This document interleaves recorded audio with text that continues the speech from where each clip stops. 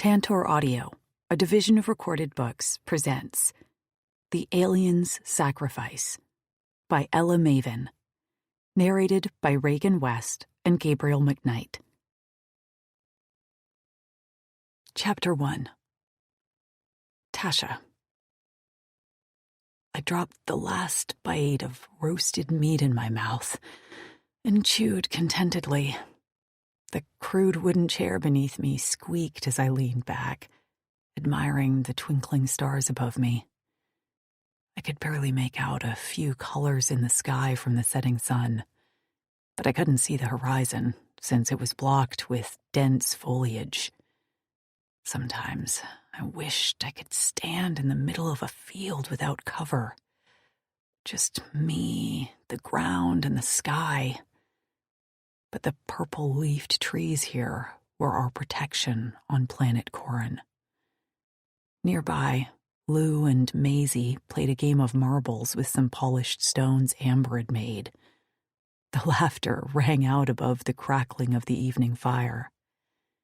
On nights like these, I could almost pretend we didn't fight every single day for survival. An actual life felt just within my grasp, dangling in front of me like a carrot. Nearby, Trix sat by the fire, sharpening her collection of weapons. She'd collected them from all sorts of places. Blades from our former captors, arrows from the grounds of former battles, knives stuck in trees. She kept meticulous care of them, which I thought had become more of a compulsion than anything. But a compulsion which made her feel calm and safe. After all we'd been through, I didn't begrudge her. Her auburn hair hung in 2 thick braids down each side of her head. Hidden inside her braids were sharp spikes to deter any enemies from pulling on her hair. One time, I'd suggested she cut her hair, and she looked horrified. Maisie dropped down to the ground at my side and held her hands out to the fire. I picked a fallen leaf out of her dark bangs that hung in a thick curtain down to her eyelashes. "Who won?" I asked. "Me," Maisie grinned. "You cheated." Lou grumped as she sat at my other side and leaned her head against my thigh. Her blonde hair shone in the light of the fire as she yawned. "Did not? Your toe was over the line." Maisie pursed her lips. "Well, you took an extra turn when I wasn't looking." Lou gasped in mock outrage. "I wouldn't dare." "Quit it, you two." I nudged both of the women with my boots. The youngest of us all, Lou and Maisie, were thick as thieves and fought like sisters. As they were still in their 20s, we all treated them like little sisters. "What's on the agenda for tomorrow?" Lou stretched her arms over her head and bent from side to side. "I'm still sore from days ago." I was sore since forever. I couldn't really remember a time where I didn't fall asleep with my aching muscles twitching and cramping. I could kill for a freaking ibuprofen. Trix had been on the hunt for something natural to drink or smoke to numb the pain, both physical and mental, but we hadn't found anything yet. Unfortunately, stone cold sober was how we all lived life on this alien planet. We'd spent months constructing a building for sleeping quarters, and we were in the process of putting together an outhouse now. I was so damn tired of digging, but I was also tired of popping a squat in the woods where anything could sneak up on me with my pants down. Corin was full of things that wanted to hurt us. Winged birds the size of emus wanted to pluck us from the ground, and fanged, furred animals like tigers wanted to eat us. A few months ago, Trix had reported seeing a patrolling alien with blue skin, dark hair, and a massive, scarred build. I couldn't imagine they'd want anyone encroaching on their territory. We'd left as soon as she'd told us about them, and I could only hope we were now outside of their boundary. This was a big planet, with a large population. Everywhere we went, we had to be careful. "Gathering material for the outhouse," Trix answered, her voice smoky and authoritative as always. Lou always joked that Trix could have made a killing working as a dominatrix phone sex worker. Maisie sighed heavily and pulled her knees to her chest. "I never thought I'd wish so hard for what's basically a porta-potty." Lou's shoulders shook with laughter. "Me either." Leaves crunched, and I turned to see Amber and Nev emerge from the dense brush. Nev carried a bundle of firewood, her knife stuck between her teeth, while Amber held a jar of sweet sap we used to sweeten our food. Nev dropped the sticks next to the fire and swiped her hands together. Small but strong, she wore her hair short, with a thick sweatband made out of a t-shirt, the last remnants of the earth clothes she'd once had. Amber lifted the lid of the crate we'd buried in the ground for storage.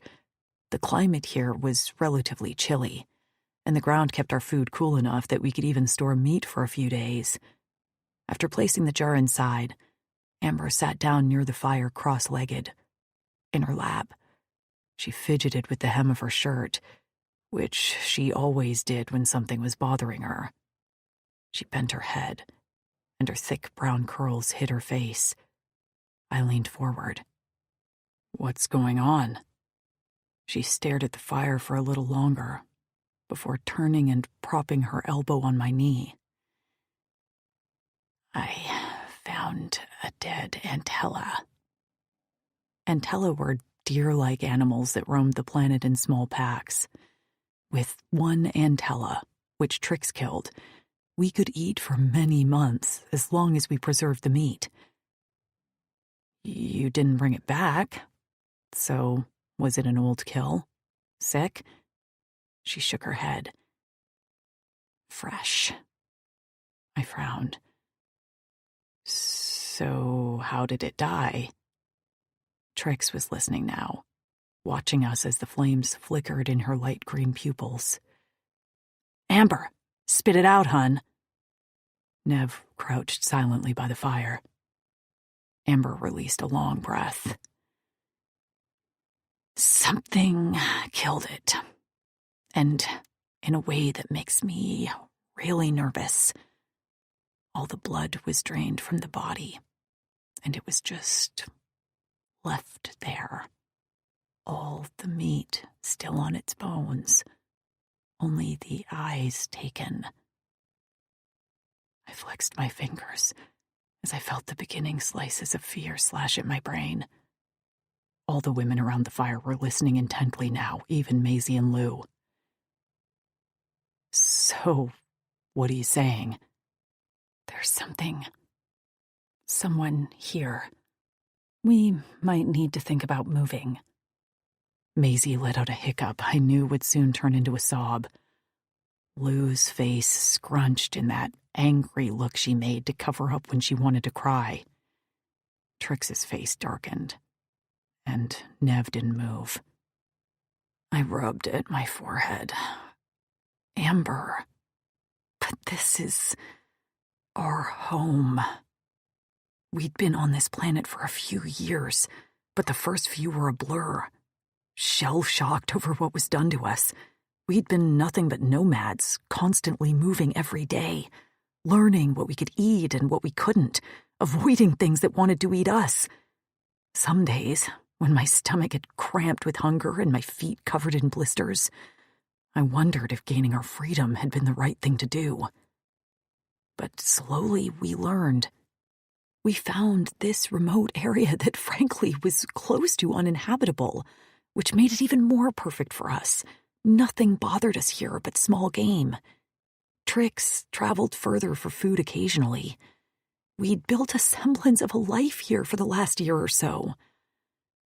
I glanced around at my friends. At first, we'd been trauma bonded, But now I couldn't imagine life without them. The thought of moving and putting them all at risk again filled me with a bone-weary dread. She swallowed. I know, Tash, but I don't have a good feeling. She turned to me with a hopeful expression. You haven't smelled anything? I shook my head. Nothing but us. I could smell anything in about a 5-mile radius. An alteration, or my altar, as we all referred to our changes, made to my body by our former captors. It was both a blessing and a curse. A lot of times, the smells were confusing and unfamiliar, but lately, all I'd been able to detect was game, foliage, and a nearby spring, along with the distinct sense of the other women. All survivors like me.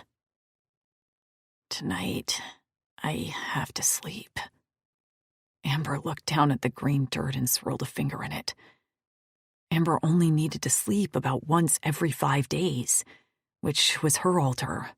In theory, it was great, but when she did need to sleep, she crashed hard and couldn't wake easily. It was when she was most vulnerable. Any other time, she was the brain of our small group. We all had our strengths. I was sort of the de facto leader because no one else wanted to step up.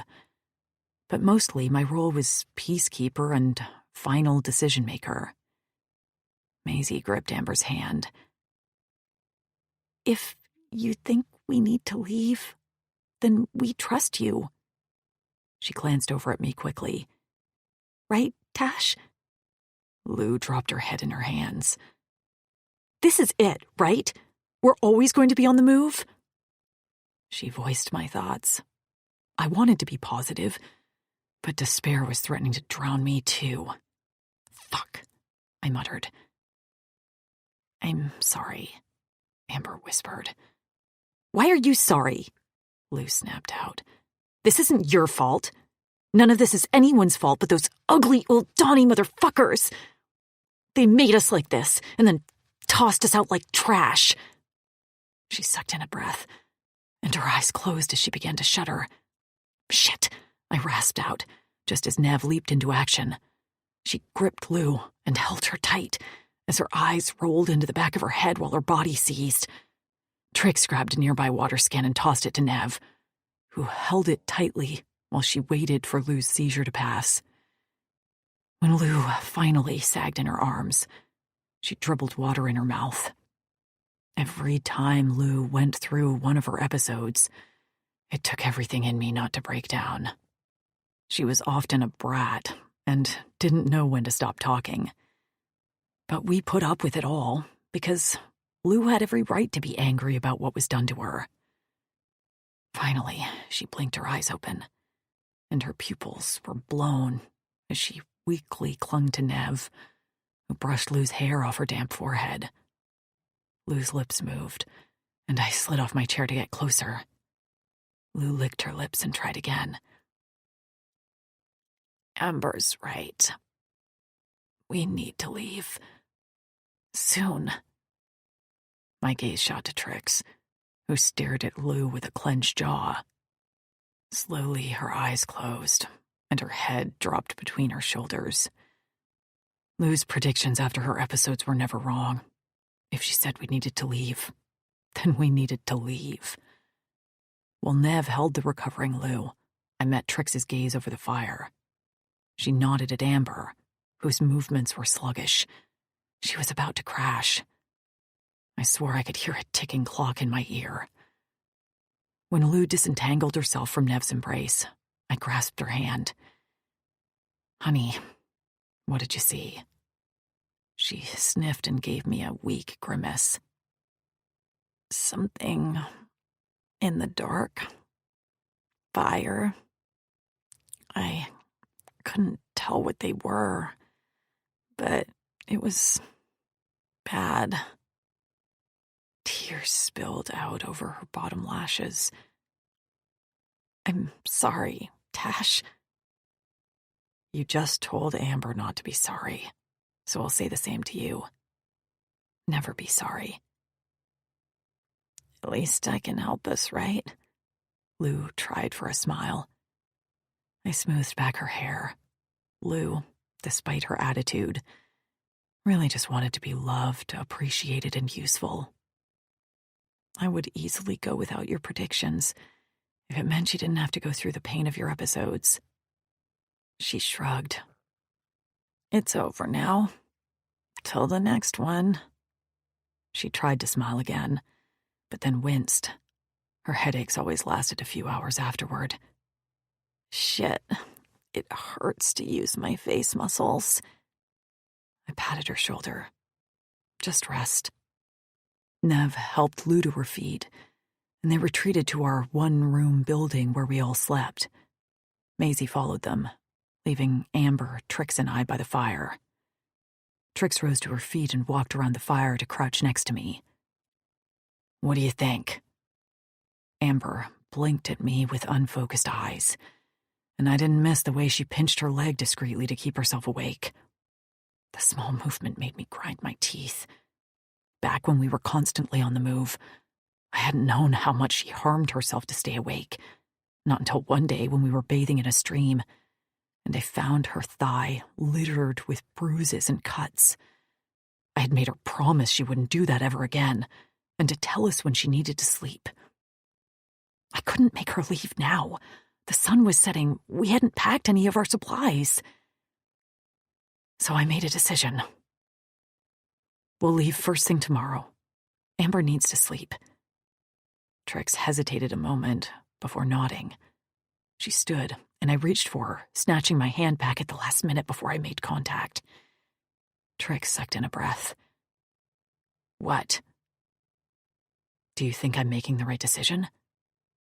Trix propped her hands on her hips. It's a decision, I snorted. That's reassuring. Her lips tilted up at my sarcasm. You're right. Amber needs to sleep. We have too many supplies here to abandon, and traveling in the dark is going to get one of us hurt, or worse. I waited. But, she sighed. But it could end up being the wrong decision. That's not very helpful. Based on the information we have now, this is the right decision. She jerked her head toward our hut. Both of you go to sleep. I'll put out the fire and clean up. I helped Amber to her feet. She swayed as we walked toward the hut. Constructed with vine roping, mud, and crude lumber, the structure wasn't airtight, but it helped with the wind and rain. We slept huddled together like a big wolf pack. Well, all of us except for Trix. As soon as I lowered Amber next to a sleepy Lou, her eyes closed. Maisie smiled at me in the light of the small, flickering lantern and curled into Amber. I joined them, settling on my back and staring at the ceiling. Spinning my ring on my thumb, my last possession from Earth. I inhaled deeply, searching for any sense out of the ordinary, but nothing filtered through that raised any alarm bells. I'd speak to Trix about a strategy. Maybe we could just stay away from camp for a few days and then circle back. We didn't mess with Lou's predictions. We'd learned that the hard way when Trix had nearly been trampled during an intellistampede. Sighing, I reached under my blanket and grasped one of the best weapons we had, a long blade, favored by the former soldiers of the Uldani, a bear-like armored species called kulks. I closed my fingers around the familiar handle and sought comfort in the weapon. In the darkness came Lou's hoarse whisper. Traffic. I had to commute into downtown Cincinnati for classes. The worst. I smiled as Maisie piped up. Vacuuming. I don't miss vacuuming all the seed my bird tossed from her cage. Neb snorted, and Amber let out a little snore. Remembering what we missed about Earth was too painful. So Lou had long ago come up with a game back when we were in the Uldani underground lab. Cold, hungry, and in pain. What did we not miss about home? My apartment, Trix muttered as she stepped into the hut and settled herself in the corner with a threadbare blanket. That place was a shithole. I'd rather sleep on green dirt under the stars. Taxes? I chimed in. Lou groaned. You're no fun. That doesn't count. What's something specific to you that you don't miss? I stuck out my tongue at her playfully. You mentioned traffic. Is there one of us here who does miss traffic? She had that spark back in her eye as she smirked at me. But I said specifically why. I rolled my eyes. Fine. I don't miss visiting my brother's grave on his death anniversary with my mom. I don't miss that at all. Lou flinched, but I held her eyes. Does that count? She swallowed and nodded solemnly. Great, I muttered. We lay in silence another few minutes when I felt a soft hand brush my arm. Lou rolled into me and was nibbling her lip. Sorry, Tash. Don't be sorry, I said. It kind of felt good to get that off my chest anyway. And it did. I still wore his ring, the one I'd given to him when he landed his first drumming gig at a local club. I would have given anything for the rest of his jewelry stash. But that had been in a safe in my townhome. Do you want to talk about it? She asked. I shrugged. My mom was always a difficult person, and she made my brother's death all about her. Visiting his grave was not about him, but about her, making a big display for attention and control. I hated the whole fussiness of it, and Nathan would have hated it too. So, yeah, not something I miss. But yet, I still feel guilty about it. Lou squeezed my hand and offered me a kind smile without her customary attitude. We can do something for him if you'd like here. And it'd be about him. I clenched her fingers in mine. I'd like that. Maybe at our next camp. The rest of my sentence died in my throat as a scent so strong flooded my senses, forcing me to double over in a cough. Lou's hand rubbed my arm. What's wrong? The women were murmuring, but I could barely concentrate through the overwhelming smell. I rolled onto my stomach, then up to all fours. The Hulk blade clutched in my hand. I lifted my head to find Trix standing at the entrance to the hut, bow and arrow poised, her gaze roaming the dark camp. Trix! I gasped. There's something. Suddenly something flew past the doorway in a blur, and it moved so fast that at first I thought it was a swooping bird. Trix! I called out, just as she lifted her bow, aimed, and sent an arrow flying. Then her body jolted as if she was struck, and she hit the ground hard on her hip, letting out a pained cry. A scream rent the air, and I whirled to find Maisie being carried away by something massive and hairy. Panic fired in my blood, and my heart dropped into my feet. Maze! I screeched as I lifted my blade. But it was already too late. Another blur, and Lou was lifted from my side and carried away. She went feral, screaming, kicking, and punching. I heard my name in the jumble of sounds, a terrified plea for me to save her, and the sound was worse than being flayed alive. Lou! I cried and stumbled to my knees as I sought to race after her. Glancing around, I couldn't see Nev, but I caught sight of Amber being carried away, her arms and head bobbing lifelessly. Trix had regained her footing and was standing right outside the hut, battling something. Whatever these things were, they were massive. Long tusks emerged from their top jaw to curl under warty chins. When one grabbed her, she screamed in pain, and I swore my heart ripped in half. I sprinted toward her, flailing my blade.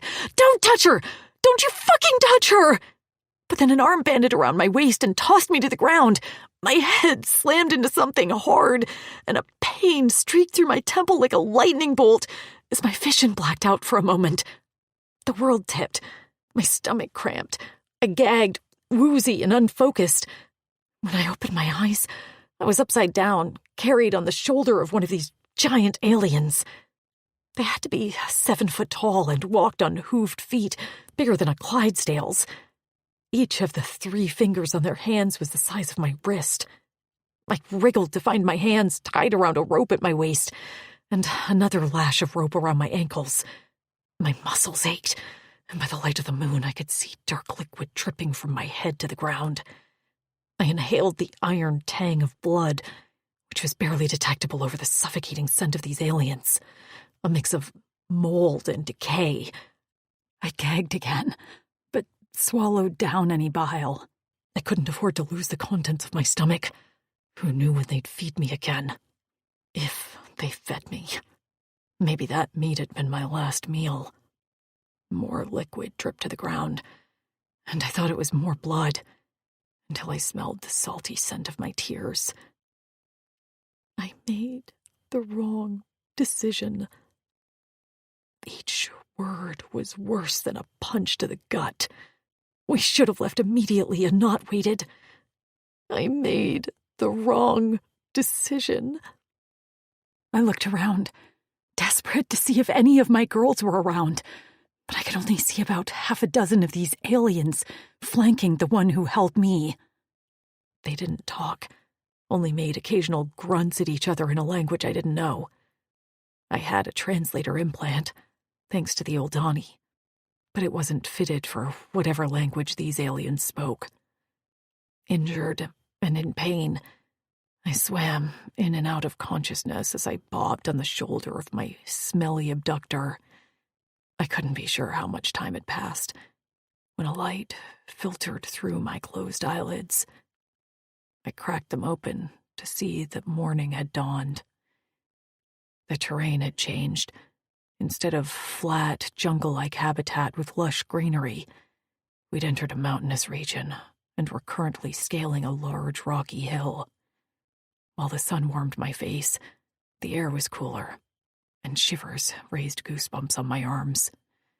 I'd lost feeling in my feet and hands long ago. Lifting my head, I could finally get a good look at my abductors. Snouts like a warthog protruded from their faces, and their face tusks looked even more deadly in the daylight. Gold rings dangled from pierced ears. Barrel-chested and muscly, they carried spears and wore necklaces made of white stones that rattled on their hairy chests. Wait, they weren't stones. They were bones. "Fuck me," I whispered as my stomach cramped again. One of the creatures looked at me with black protruding eyes and let out a snort. A few answered, and I got the sense they were mocking me. "Fuck you," I growled. I doubted they knew what I was saying, but apparently my tone was clear. The one raised a hand and cuffed me on the head so hard that I swore he'd cracked my skull. I could barely look around as my head swam, and I began to worry about severe brain damage from the recent blows to the head. Through blurry vision, I took in our surroundings as we reached the crest of the incline. The stairs, notched into the side of the rock below, led to a settlement with huts set in a valley surrounded by large rocky mountains. In the distance, I smelled salty sea air. Smoke rose from campfires below, and more of these tusked aliens stood in a cluster at the base of a mountain to our left. I blinked, trying to keep my wits about me as we descended the stairs to the settlement. I saw no other humans, Only these tusked aliens, wearing bones like jewels and armed to the teeth as if waiting for a battle.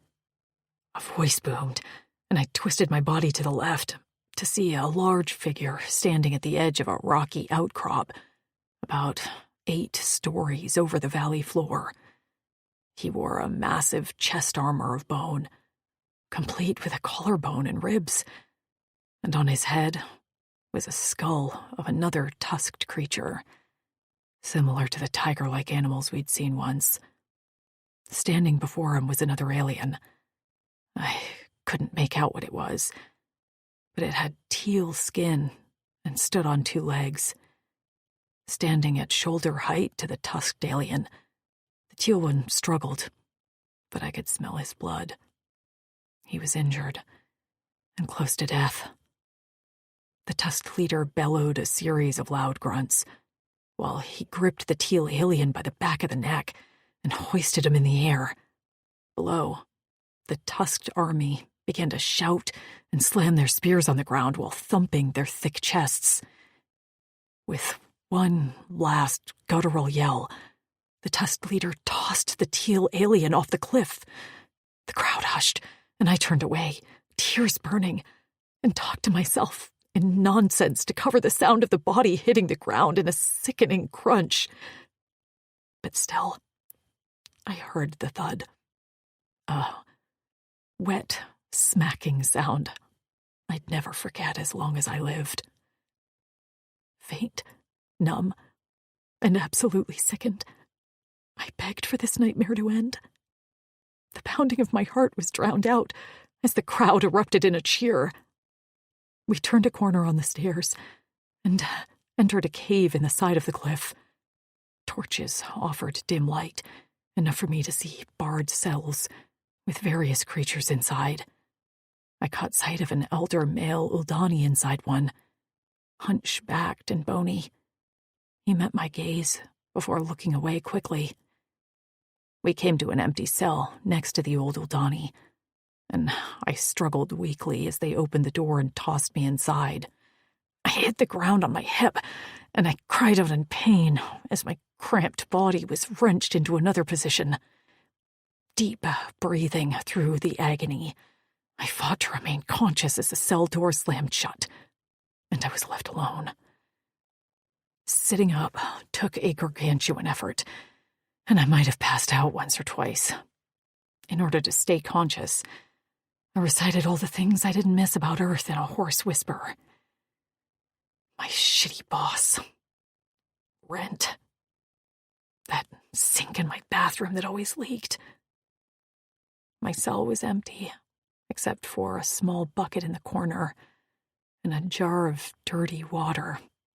Crawling on my elbows, I sniffed it and decided I wasn't thirsty enough yet to drink something that could give me diarrhea, which would kill me faster than these damn tusked assholes.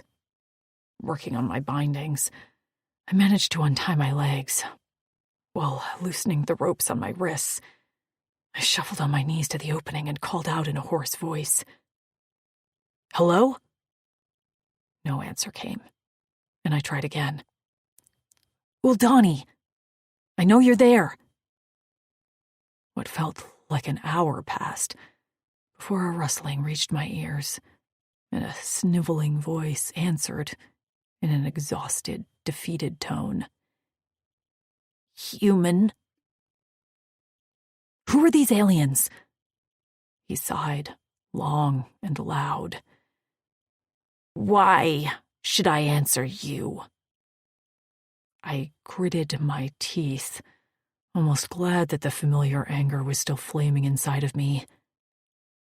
"As an Uldani, I think you know that you owe me at least a few words." A long silence passed before he spoke again. "They are Wutarks, a warrior species who recently settled on Corin." "And what do they want with us?" Another long bout of silence. "Did you see what happened out there to the Nukia?" The teal alien? I tore at my wrist bindings with my teeth and managed to loosen a knot. He was thrown off the cliff. What did he do? Nothing. He did nothing. Just like I did nothing. And just like you did nothing. Impatience spurred me on, and I yanked my wrist free of the rope. Rubbing my raw skin, I frowned. Then why are we here?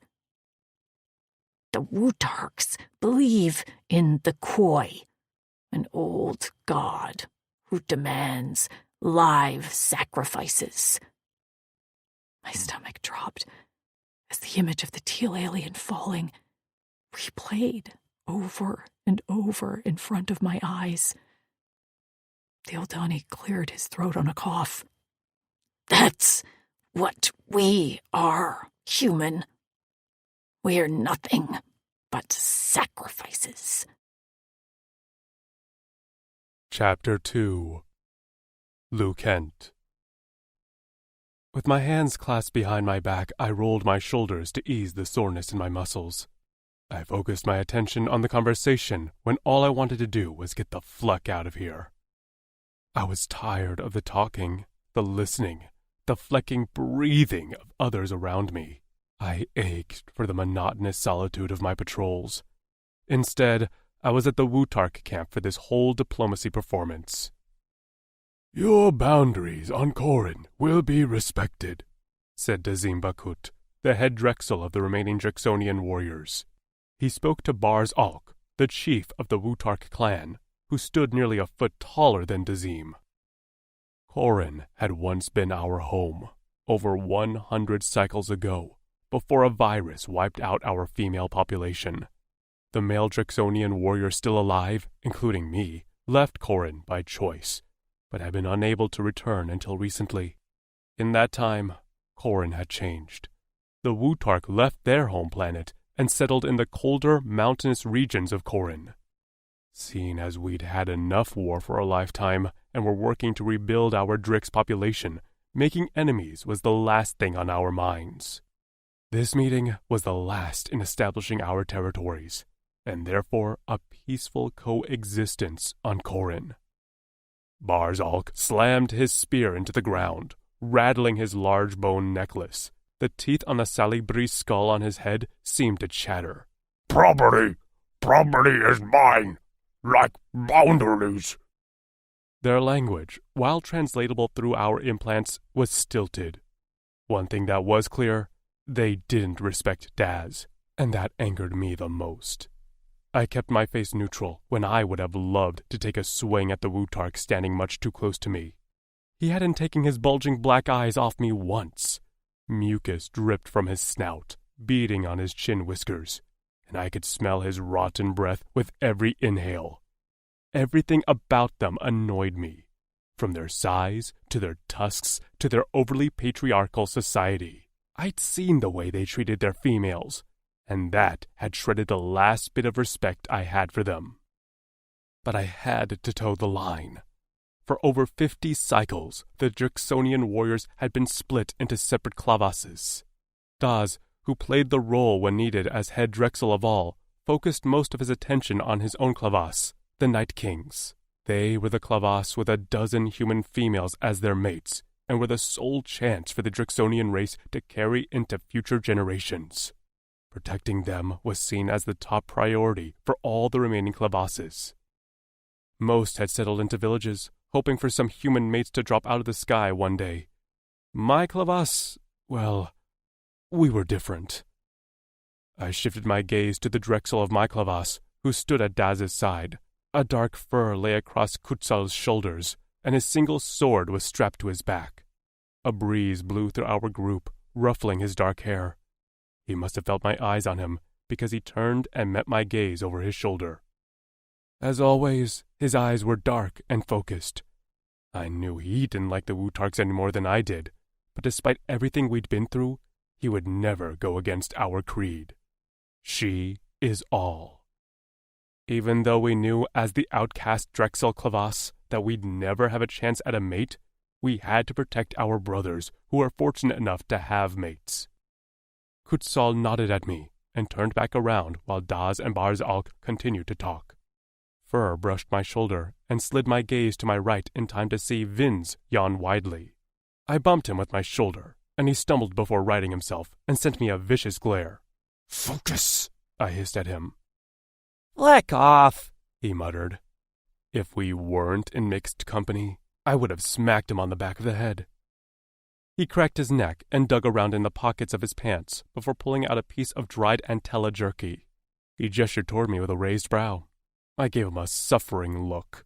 He shrugged with a "your loss" under his breath and shoved one end in his mouth. Chewing loudly, he ignored my elbow and only reacted when Axton, standing behind us, aimed a swift kick at the back of his knees. Vinz nearly toppled over, but I grabbed him and held him upright before whispering in his ear, "This is all because of you anyway. Pay attention!" He shoved me off and resettled the fur on his shoulder as the wind picked up again. "It was one little brigger, and frankly, it was tasty as fleck, and I'd do it again. I just won't get caught this time." He made a tisk sound and shot me a smirk. And that was why Vinz got away with all he did. While he was a smarmy little fleck, he was charming and had a way of disarming our anger with a flash of his white fangs and a twist of his lips. Plus, after all he'd been through, we forgave him every time. I worried that approach wasn't working, though, because Vinz had been on a downward reckless spiral for some time now. I had to have a talk with him soon. I'd never have a mate, so I at least wanted as much time with my best friend as I could get before Fatas whisked us off this mortal coil. I flicked my tail in irritation, which sent a rock skittering toward the Wutark in front of me. The rock bounced off his shin. Their hide was thick as fleck, so I didn't expect it when he let out a snort and bent down like he was going to charge me. I immediately crossed my arms at the wrist in front of my neck, machetes out along my forearms in a defensive stance. But before anything happened, Vinz was in front of me, spitting out words so fast I could barely catch them. "That didn't hurt. It was a rock, and your hide is thicker than this mountain. I guess your skull is too, to charge for something like that. Grow up, you flecking wart face, and learn how to control your anger. Do that to me, and I won't just defend. I'll slice open your neck so wide that—" "Vinz!" Kutzal shouted, his eyes firing. Vinz's nostrils flared around his gold septum ring. He rolled his shoulders and shook out his hands before stepping back into his spot beside me with nonchalance. Kutzal closed his eyes slowly before looking up at the sky as he clearly sought patience from the clouds. Daz remained unaffected, watching Vinz carefully while I could feel Axton vibrating with anger behind me. The Wutarks looked rattled, probably unsure what to make of Vinz, the smallest among us. Vinz elbowed me and leaned in to whisper. "No one told me they were so sensitive. A rock? Actually, that was a stone. A pebble. I should have used that word. Flack. I wish I could revise and yell at him again." "Vinz," I pinched the bridge of my nose. "Please be quiet." "Right," he murmured before crossing his arms over his chest and leaning back. "Quiet time." "I hope," Daz was saying, "we don't have to meet again. Territories are established. The land between each of our borders remains communal for hunting purposes. We respect each other's property, and we can live peacefully on the same planet." Barzalk lifted his chin in the air. "Dismissed." Vinz muttered something under his breath, and I didn't blame him. Dismissing Dazim Bakut like that? But we didn't have to respect each other. We just had to respect the boundaries. Those were different things that we could keep separate. As the border patrol for the Drixonians, my Clavas was most likely to encounter the Wutarks. As the high-ranking council of the Lone Howl Clavas, Vince, Axton, and I had been asked to attend this meeting with Kutzal. Our job would be to tell the remainder of our Clavas how to stay out of trouble. Well, more than that, how to stay out of a war. Our numbers were too precious to risk. Daz didn't seem to care about the lack of respect he'd been shown. He turned on his heel and motioned for us to follow him as he left the hill overlooking the settlement. I glanced below one last time to see huddled figures of female Wutarks clutching small offspring, the wind in the valley whipping at their hair and thin clothes. The female Wutarks were smaller with short tusks and thinner skin. As I turned back around, I spotted a pile at the bottom of the cliff to the left. I couldn't quite make out what it was, but I could have sworn I saw a body part, and the ground was stained dark. Had someone fallen? I glanced at Barzalk, who watched me closely. I met his eyes before looking away. I had to jog to catch up to Axton, who walked at the back of his group, twin blades strapped to his back. "Something about this place feels wrong," I said as I reached his side. "Not our problem," he growled back. We fell into silence as we continued to descend the mountain. He wasn't wrong, but I still didn't like the itch under my skin. A moment ago, I'd been eager to leave, but now I felt like every step I took was one in the wrong direction. I shook my head. Stupid. I was out of my element being around others. I'd be back to myself once I was patrolling alone. At the bottom of the mountain were our hover bikes. 2 Wutark guards stood just off to the side to escort us out of their territory. I wanted to resent the guards, but I couldn't really blame them. I'd want to see that the Wutarks left our territory as well. So we mounted our bikes and sped away quickly. I looked over my shoulder to see the Wutark guards holding long sights up to their eyes, watching us until we were over the horizon and past their border. Once in the communal land, Daz raised his arm, and we came to a halt in a field of tall grass. Kutzal stood next to his bike with his arms crossed, while Daz twisted at the waist to address my Drexel. Nearby, Vinz closed his eyes to catch a nap in his seat, while Axton dismounted and stood guard, always ready for battle. I listened as Daz began to talk. Vinz said I was nosy, but Kutzal agreed my skills for listening and retaining information would pay off one day. It benefited me on patrol. I could sit quietly for hours, listening to the wildlife and distant sounds. "Something about their absolute insistence on respecting their boundaries seems off," Daz rubbed his chin. "They were nomadic before this, yes? It makes me wonder if they are hiding something behind their borders." He shook his head. "I wish we had the warrior power to look into it, but we're stretched thin as it is. Report back to the rest of the Clavas the importance of remaining within communal land and not stepping over the border into Wutark territory." My Drexel nodded. "Of course." Daz tapped a black claw on his thigh. "You have all the supplies you need?" "Yes," Kutzal answered quickly. Daz blew out a breath and gazed off into the distance, probably wishing he was home with his mate and the rest of his family. I told myself I didn't envy him, that this life was the one I was supposed to lead. But I'd met some human females, and they fascinated me, from their skin to their hair, to the way they walked and talked. I wondered what it was like to be adored by one the way Daz's mate worshipped him. I glanced down and away, feeling a little sick at my thoughts.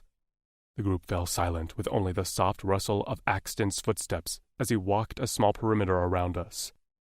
I respected Daz because he seemed to respect us, a departure from how life had been originally on this planet. I was older than Daz, so I remembered the type of life I'd been subjected to just because of who my father was. Some Drixonians like to pretend life on Corin had been a utopia for everyone, but I remembered very differently. Daz hadn't made those decisions, but the brand of who we were, my Clavas and I, was burnt into our skin. The sons of deserters. Our blood was tainted. Finally, Daz nodded and placed his hands on the handlebars of his bike. "I need to get home. My mate is expecting again." Kutzal didn't outwardly flinch. He'd never reveal that much about himself. But his fingers flexed for just a moment before he nodded woodenly. "Of course, Drexel." "Daz," he murmured. "Just Daz." Kutzal didn't answer, only stared back. Daz swallowed. "Contact me with any problems right away. I know you'll handle your crevasse well." With a nod, he sent us a solid "good luck" before his bike rose in the air and he sped away. I watched him go, and so did Kutzal, while Vince mumbled in his sleep next to us. Kutzal remained quiet, contemplative. Out of all of us in the lone howl crevasse, I suspected he was the one who most wanted a normal life with a mate. But he knew his role, and as Drexel of the Outcasts, it was to rule over the border patrols until the day he died. His head bowed, and he heaved a deep breath for a moment before he met my gaze over his shoulder. "Are you coming back?" he asked. While we all had our patrol routes, we did have a settlement base camp. It wasn't much, but some of the younger members of our crevasse had recently been making an effort to create better huts and common buildings for meals. I shook my head, eager to get out on my own. "I think it's best I start my patrol." The corner of Kutzal's mouth lifted into an almost smile before he raised his fist and slammed it into Vince's stomach. Vince shot up like an arrow, coughing and sputtering while Kutzal smothered a smile with his hand. "Let's get back. You can nap there." "I was having a great dream and you ruined it," Vince grumbled. He turned on his bike and revved it with a sneer. "Flecker." Kutzal walked over to me and grabbed me by the back of my neck. I looked into his dark eyes. He'd been by my side since we were born, as our mothers were sisters, and we'd both had fathers who'd shirked their duties, plunging us into a life of poverty and shame. Touching our foreheads briefly in the customary Drexonian display of affection, he squeezed the back of my neck. "Tread carefully. Daz is trusting us, and a lot is riding on our ability to protect the borders." "I know," I answered. Again, his lips twitched into an almost smile. "Come back soon." I noticed he didn't say home, because really, us outcasts didn't have a home. I nodded. The three of them rode away, leaving me alone in the field astride my bike. After drinking some qua and downing a quick meal of dried meats, stale bread, and hard cheese, I took off on my patrol. Now, more than ever, my job mattered. I almost didn't hear the sound. That night, sitting in front of a small fire to cook the bilket I'd killed, a faint scream reached my ears. I went still, listening carefully, wondering if it was a brigger screech, but then it came again. The scream was cut off abruptly, but the echo of it lingered in my ears like a chant. "What the fleck?" I whispered into the darkness. I knew the direction that scream had come from, and it was where I'd been earlier that day, the Wutark settlement. But that hadn't been a Wutark scream. It had been feminine, but not Wutark. I'd heard a scream like that before, long ago during a rescue on another planet. I could still feel the slim, trembling body of the human female as she'd clung to me. I remembered the utter relief and peace on her face when she'd realized her mate was still alive. The scream came one more time, weaker now, and I didn't hesitate. I kicked dirt over the fire, left the bilket carcass for scavengers, and took off on foot toward the border I'd vowed not to cross. But I couldn't make myself stop, not when I swore I could hear the racing Cora beat, pounding with fear in another's chest.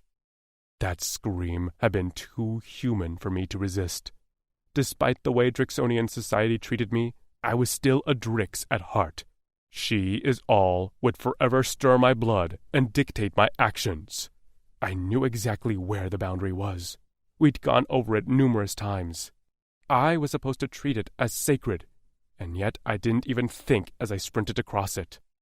I took a back way up the mountains surrounding the Wutark Valley, scrambling up the hill hand over foot as the sounds of a fight grew louder.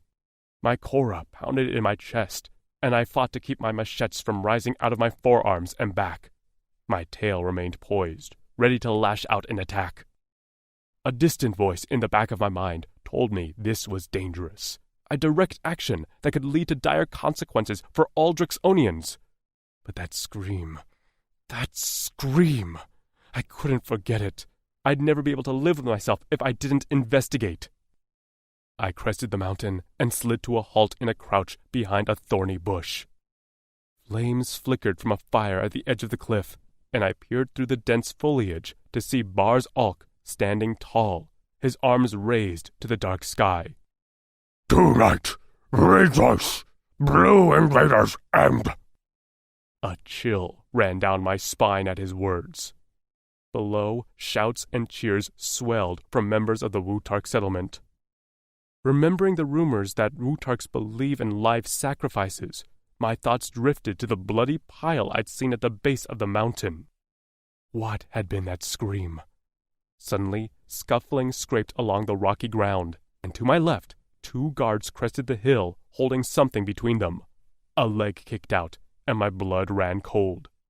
A head pitched forward, and in the light of the fire, a human female face snarled at her handlers. Time seemed to freeze as I took in her pale, spotted skin, her long brown hair plaited into a messy braid, and dark eyes, fierce and heated, defiant, not scared. Kuoi must thanks, ridding us of evil blue, Barzalk shouted as he pointed at the human female. The one guard shoved her toward the edge of the cliff, and the tip of her shoe hung over the edge, sending a shower of gravel below.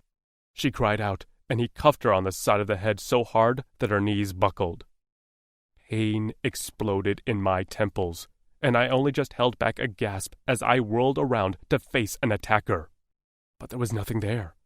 No solid object had swung at me, so why had I felt pain in my head when the female was struck? She turned her head, and in profile I gazed at the hard set of her jaw, the proud slope of her nose, and those eyes, those captivating dark eyes. One step forward would mean my certain death at the hands of a Wutark army, and worse, it would be a declaration of war. I clenched my fists at my thighs as I stared at the human. She is all. The words flew around inside my head like a windstorm.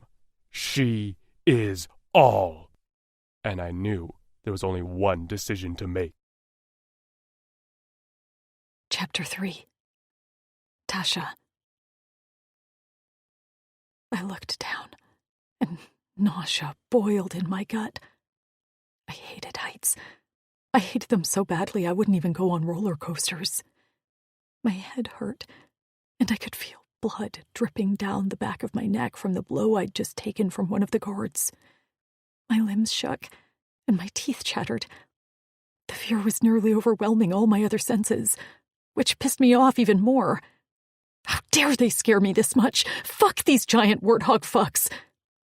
The guards holding me yanked me back from the edge, and one snorted out something that sounded a hell of a lot like mocking.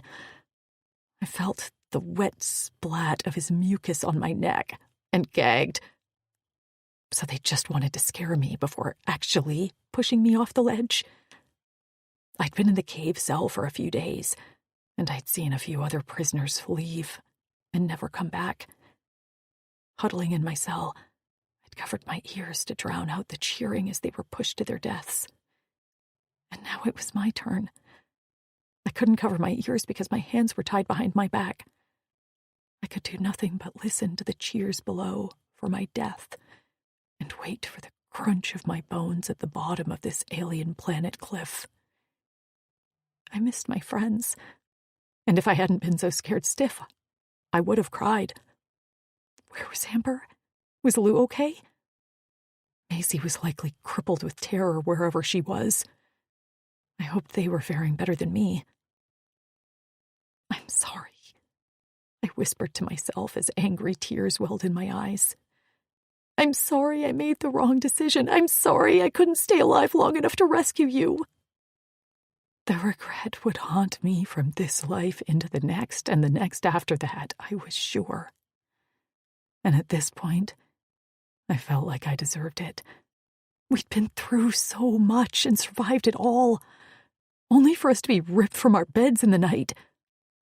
I couldn't have written a better tragedy. A guard shoved me toward the head Wutark. The elder Uldani had told me his name, but I couldn't remember. I tried to pick up the smell around me for anything I could use to my advantage, but everything was a jumble of the Wutarks, my own sweat, and the smoke from the nearby fire. My eyes watered as the Wutark leader grabbed me in a painful grip.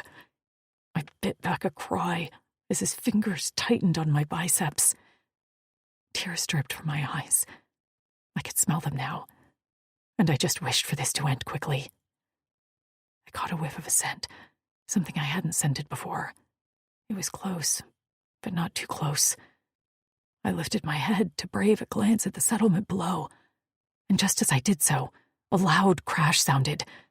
At the back of the settlement, near the base of the opposite wall, a small building erupted in flames. The crowd below went into a screaming frenzy as they raced toward the building. Some attempted to suffocate the fire with heavy cloths, while the others threw buckets of liquid onto the flames. The Wutark leader hollered a few grunts and shoved me back to the guards. I stumbled to a knee before one grabbed me by the back of my neck like a cat and hauled me into the air. They took off running toward the stairs leading down to the settlement. I could barely believe what was happening. Sure, I was alive, but the relief was short-lived.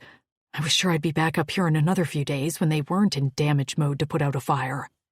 There was no joy for me as I tried to run between them with my hands tied behind my back.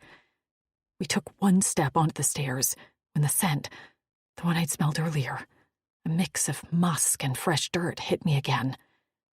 Suddenly a tree a few feet ahead of us went up in flames, and I lifted my shoulder in an attempt to cover my face from the rush of heat. The Wutark guard who'd hit me let out a bellow of rage and released my arm. He shouted a few grunts that sounded like commands to the other guard holding me before racing toward the tree. The lone guard in charge of me continued down the stairs, and I coughed as smoke filled my lungs. My eyes watered, blurring my vision. My senses reeled, and that was why the scent hit me too late for me to realize.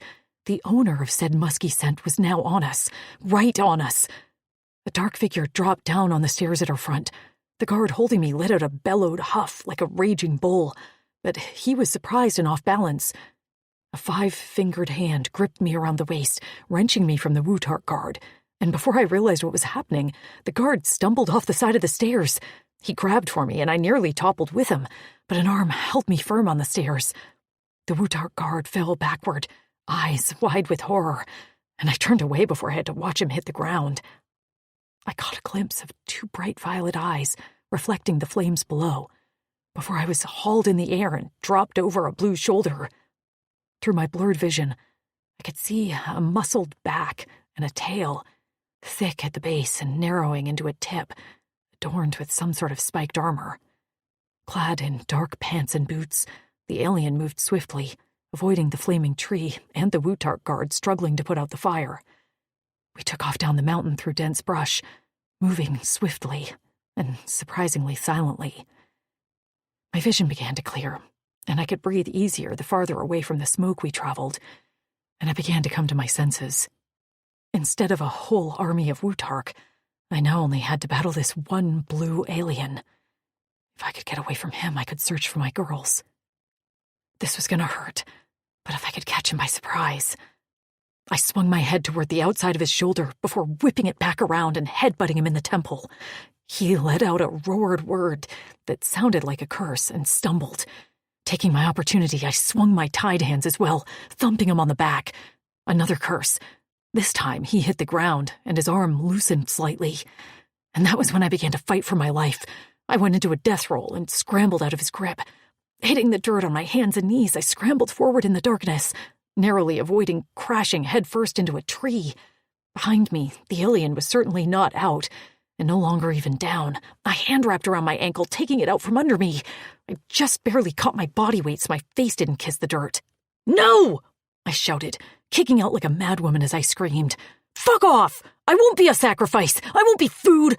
I won't be fucking anything that you have planned for me on this planet! I will live, goddammit!" I landed a heel squarely on his nose and grinned in triumph as his head snapped back. I waited for the cry, the clutching of his face, but he brought his head back slowly, controlled, to meet my gaze. No pain lurked in the creases of his face, although dark blood dripped from his nose. He didn't react, didn't make a sound, not even a wince. He just stared at me in a way that sent a chill down my spine. "Oh, shit," I murmured. Just before he pounced, I let out a scream, but it was cut off as he clapped his hand over my mouth.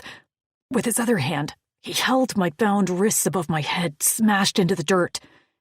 With his massive body pinning me to the ground, I could do nothing but emit muffled shouts from behind his hand, while frustrated tears squeezed out the corner of my eyes. I waited for the blow, the pain, and I hoped to hell these aliens weren't looking for breeders. I shuddered, my body going into shutdown mode as fear of sexual assault, worse than my phobia of heights, rendered me frozen. Please. I spoke the words on a choked whisper into his palm. Please let me go.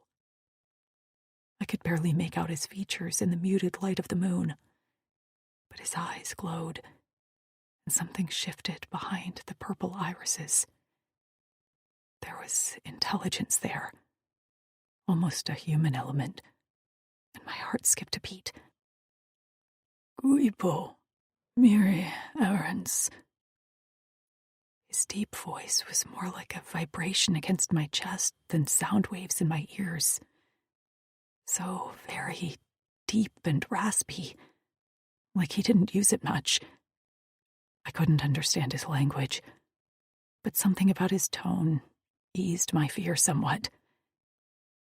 Slowly, his palm loosened on my mouth, and I stretched out my jaw as the backs of his thick fingers brushed my cheek. His warm breath heated my forehead.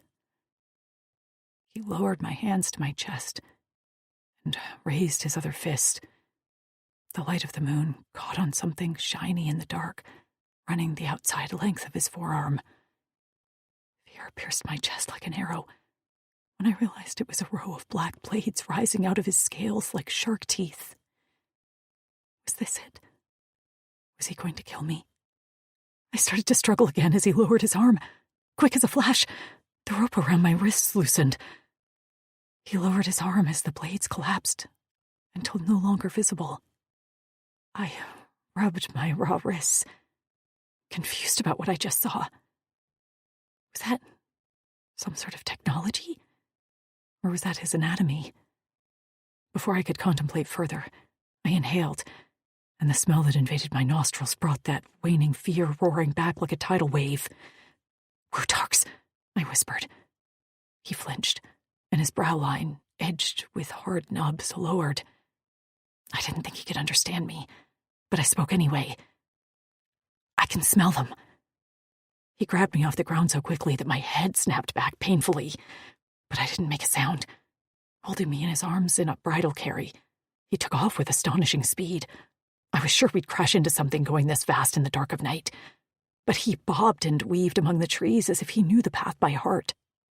The scent of the Wutoks was drawing closer, and I remembered how fast they'd been when they'd caught me. I wasn't sure of the blue alien's intentions, but right now, he seemed to be hell-bent on keeping us alive. The scent of the Wutarks became nearly overwhelming, and I flailed in panic in the alien's arms. He let out a muttered curse before we crested a small hill. Falling to his hip, we slid down among the thorns and brush before coming to a stop at the base. The scent of fresh water hit me just as we plunged into a cold stream. Shocked by the freezing temperature, I gasped for breath as he waded toward a muddy alcove in the bank of the stream. There, he shoved me toward the back of the alcove and blocked the entrance with his bulk. With his back to me, I could only lay huddled against the cold, muddy wall. I clenched my jaw so my teeth didn't chatter. Still, I couldn't control my shivering, and trembled despite the warmth of his big body.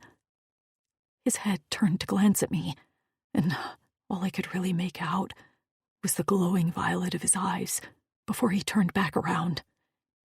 Wrapping my arms around myself, I closed my eyes as the stink of the Wutarks drew closer. Over the babbling of the stream, I could hear them walking around amongst the foliage, grunting in their unfamiliar language and stomping their spears. I couldn't be sure how long we huddled in the cold mud until the scent of the Wutarks faded. After that, the blue alien still didn't move, and I began to doze off just as he jostled me. I let out a small moan of protest as he crept out from the alcove and once again gathered me in his arms. Scaling the bank in a few giant leaps, we were once again on the move, running to an unknown destination. I tried to keep my eyes open, but with my adrenaline waning, sleep caught up to me. Sun rays shone bright and warm behind my eyelids. For a moment, I could have sworn I heard Lou's laughter and Trix's voice, but when I opened my eyes, all I saw was a small fire. I sat up, groaning as I tried to get my bearings and remember where the hell I was. A stick poked the fire, a stick held by a blue, 5-fingered hand, and the owner of said hand was a crouched blue alien. Oh, right. My rescuer. At least he'd saved me from the Wutarks, but saved me for what purpose? I hadn't been able to see much of him last night in the dark, so I took the time to study him now, sizing him up as an opponent. His skin was mottled with varying shades of blue, and long dark hair hung in waves down his back, accentuated with a few braids. Below, large black horns curling from his head. His large ears were pierced with a series of gold rings. A large fur pelt lay draped across his shoulders. His tail rested on the ground behind him, the tip adorned with a spiked ring that was likely a weapon rather than jewelry.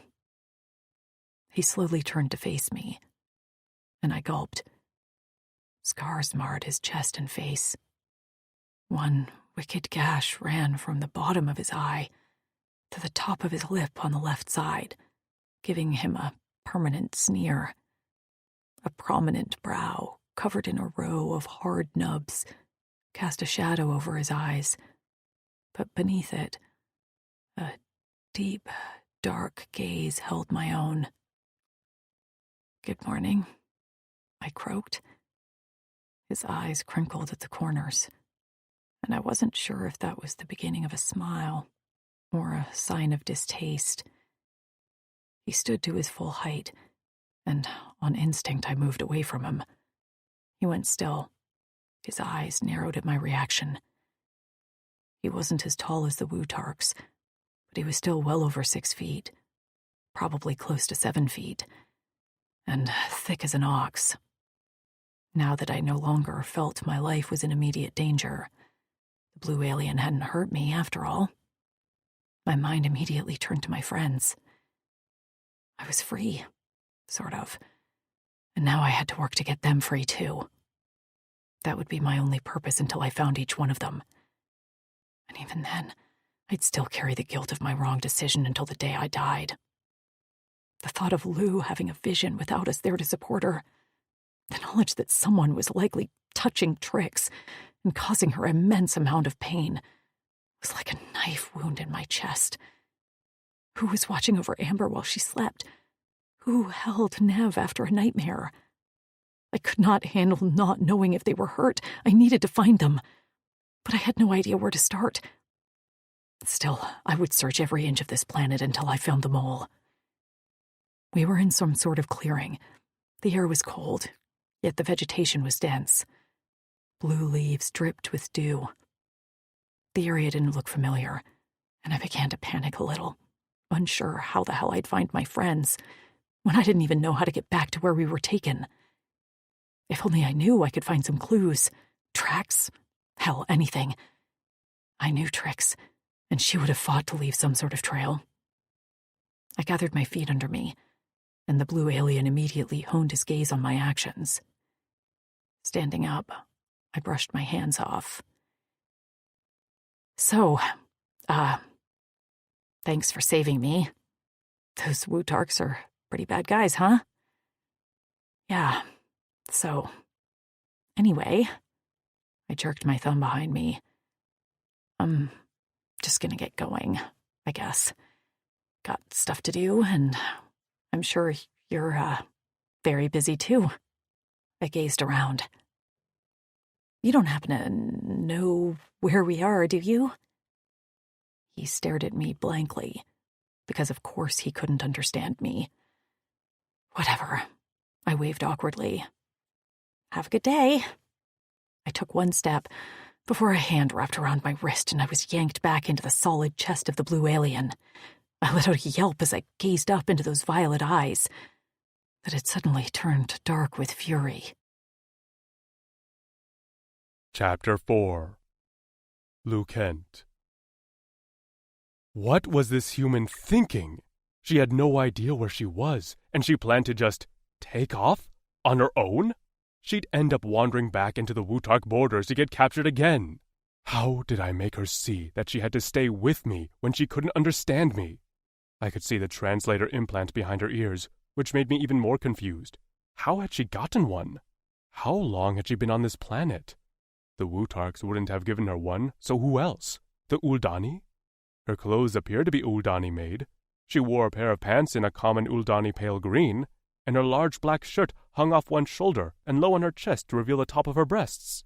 Her shoes were a soft sole commonly worn by Uldani children, and it was clear they'd been patched many times and reinforced by strips of leather. But it made no sense. How had she gotten to this planet when the Uldani were on our sister planet, Torin? Most of all, I needed a flecking implant updater so I could download our language to her implant. My implant had been downloaded with the Earth languages long ago, so I could understand everything she said. I growled, irritated at the situation, and she let out a shuddering breath. The smell of her fear angered me, but I couldn't use words to comfort her. Even if I could, well, I'd never been comforted in my life. How did I comfort her and let her know I'd never hurt her? None of this was in my skill set. "Oh fuck, now he's pissed," she whispered, and I let out an annoyed huff, which didn't help the situation. She flinched and struggled against my grip. "Please, let me go." I only held tighter. Her eyes studied my face in a way that made me uncomfortable. I knew how my scars marred my face and twisted my lips into an ugly grimace. I'd never been self-conscious about them until now. In fact, my scars were a great deterrent to prevent unnecessary socialization. But now, I found myself, for the first time, not wanting to be ugly. I wasn't sure what she saw in my expression, and just when I was about to shove her away, her muscles went slack in my grip. I hoped that meant her decision to leave was waning. I didn't want to have to fight her, but I'd tie her to me, kicking and screaming before I let her endanger herself alone. The Wutarks would be searching for her, and if they didn't catch her, there were numerous other beings on this planet that would eat her for a meal. I released my grip on her, and she let her hands fall limply to her side. I turned to pick up my pack from the ground, and that moment of distraction was all she needed. She took off like laser fire, bolting into the dense undergrowth faster than I thought humans could run. "Fleck!" I roared, and took off after her. She was quick and weaved back and forth like a bilquette to avoid my grasp and slow me down. Her lithe form cut through the brush faster than my bulk, and I was impressed she had managed to put some distance between us. Changing tactics, I bolted to my right and scaled a tree quickly with my claws. With my tail, I swung on the lowest, strongest branch to the next tree, and then the next, avoiding all the messy vines and plants impeding my progress.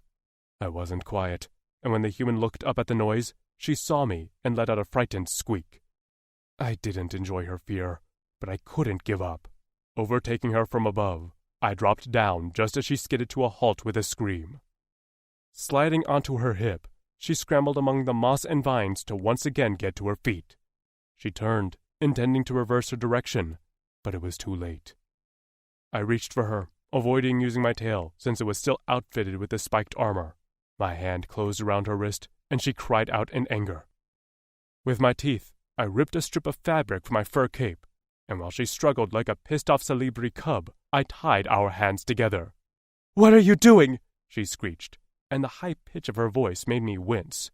"Oh, you don't like that sound, huh?" Her eyes fired at me, her cheeks were a flushed pink, and the tops of her breasts bobbed with each breath. In short, she was flecking captivating. Until she opened her mouth and let out another high-pitched scream that I felt down to my bones. I lunged at her, clapping my hand over her mouth. She tried to bite my palm, but her blunt teeth gnashing at my calloused skin was ineffectual. "Stop!" I barked at her, and she went still, eyes wide with fright. I knew she couldn't understand me, but I talked anyway. "You will not win this battle with me. I'm doing this for your own good. I'll take you to more humans like you. You will be safe. One day, maybe, you'll thank me." Her eyes, swimming with confusion, fear, and anger, narrowed at me. "Fuck you," she spat from behind my palm. My chorus squeezed painfully at the poison in her voice.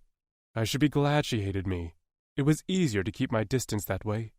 Yet her hatred rankled. I was not a hero, and yet for her, I wanted to be. Tasha. This fucker. He tied us together. With a dirty strip of fur, my right wrist was lashed to his left, rendering me even weaker because I was right-handed. I could barely even hold a fork properly with my left. I debated struggling further, just to see how far I could push him. He hadn't hurt me yet, but there was time. He was a warrior, that much was clear. I'd seen the blades in his arms, his fangs, and that spiked armored tail that waved behind us as we walked, menacingly like a scorpion tail waiting to strike. I sneered at it from over my shoulder and trudged on. I had to take 2 strides to equal one of his, but I didn't complain at the pace. He'd already showed me he could manhandle me easily, and I wanted to hang on to what dignity I had left. Soon, though, my stomach began to growl. My throat dried up, and before I knew it, I was nearly doubled over with hunger cramps. I stumbled, falling to one knee. My shoulder nearly wrenched out of the socket as the alien took 2 large steps forward, not realizing I was no longer walking. "Ow!" I cried out weakly. "Please stop!" He turned and stared down at me with an unreadable expression. I hated to have to ask him for anything, but I was going to be a corpse tied to his wrist soon. I mimicked drinking and eating. "Qua," I murmured, using the word that the Uldani had for water. Well, it was a form of water, a little vinegary and kind of thick, but it was this planet's form of water. At the sound of the word, his body jerked, and he crouched down, his bulk nearly blotting out the sun. "Qua?" he whispered. I nodded. "Qua, please?" He drew a crudely sewn cloth pack off his back and dug around in it until he pulled out a canteen. I snatched it out of his hand, ripped off the stopper, and downed a few gulps. The liquid did wonders to soothe my parched throat and fill my stomach.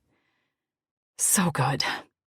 I swiped the back of my mouth and reluctantly extended my arm to hand him the canteen pack. He wasn't paying attention to me. On a large purple leaf, he'd laid out an array of food. Some sort of hard bread, nuts, and some dried fruits, as well as some brown strips that looked like jerky. He mimicked eating by pressing his pinched fingers together near his mouth and pushed the leaf in front of me. "I can eat this?" I asked. He didn't answer me, because of course he didn't. He only watched me patiently before taking one strip of brown jerky and shoving it into the corner of his mouth. He chewed on it and continued to stare at me. Starving, my stomach still cramping, I forced myself to eat slow. First, the dried fruits, which were both sweet and tart. Then some nuts that reminded me of dried soybeans, and the flavorful jerky. While in the Uldani's possession, I'd only been fed a tasteless gruel. The girls and I tried to eat what we could, but we were limited in what plants we ate, as we didn't know what was edible and what would kill us. Soon the leaf was empty, my belly was full, and I could barely believe that this alien had actually fed me from his own food stores. I rubbed my mouth, worried I had crumbs all over my face. I'd sort of eaten in a trance. "Thank you," I whispered, He didn't answer, only ripped up the leaf and stood. I had no choice but to stand with him. And then we were walking again. I watched him closer this time as we walked. His pants were a dark leather, and a clasp above his tail worked like a backward belt. His laceless boots appeared held onto his feet by a sort of stretchy material, while the sole looked thick and tough. With the fur wrap, long dark hair, and curled horns, he was like some sort of blue alien Viking. And the scars. This alien had seen battle. He caught me looking at him out of the corner of his eye and sneered at me while jerking our tied hands. I stumbled and glared at him before focusing on where I walked. Okay then, no staring. Noted. The brush began to grow less dense. The scent of fresh water wafted on the breeze. It was somewhere close by, probably within a half-mile. What I would have given for a bath. I'd been stuck in that damn Wutark cell for days. I could smell myself over the freshwater scent, and it was not good. I couldn't believe this blue alien wanted to be tied to me. That's how bad I stank. Meanwhile, he'd been walking as long as I had been. He'd fought the Wutarks and me. And there was nary a whiff of body odor to be found. Those were some genetics. Then another scent hit me. This one was similar to the Wutarks, but also not. It was a scent I recognized, and I wanted no part of. Especially the scent was also rank with distress. I stopped, and the alien, seemingly more in tune with my actions now, stopped as well. I lifted my nose in the air. Wait. Just on the breeze, I heard it, snorting. A faint rumbling on the ground like hoof stomps.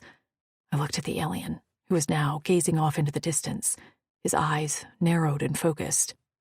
He took off sharply to the left, and I could do nothing but follow, seeing as we were tied together. Except he was walking toward the sound, and self-preservation had me desiring to run in the exact opposite way. The source of that smell was not something I wanted to get near.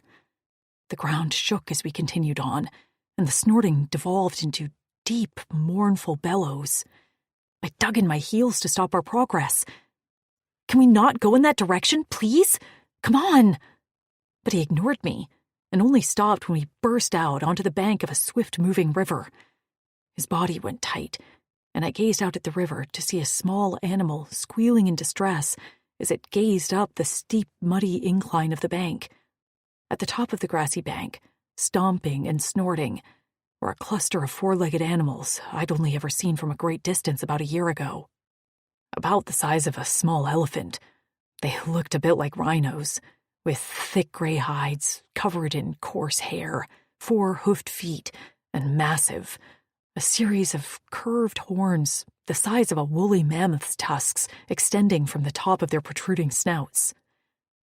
Holy shit, I whispered, tugging on our tied hands, as one rhinophant, as Lou had called them, turned its head and settled its beady eyes on us.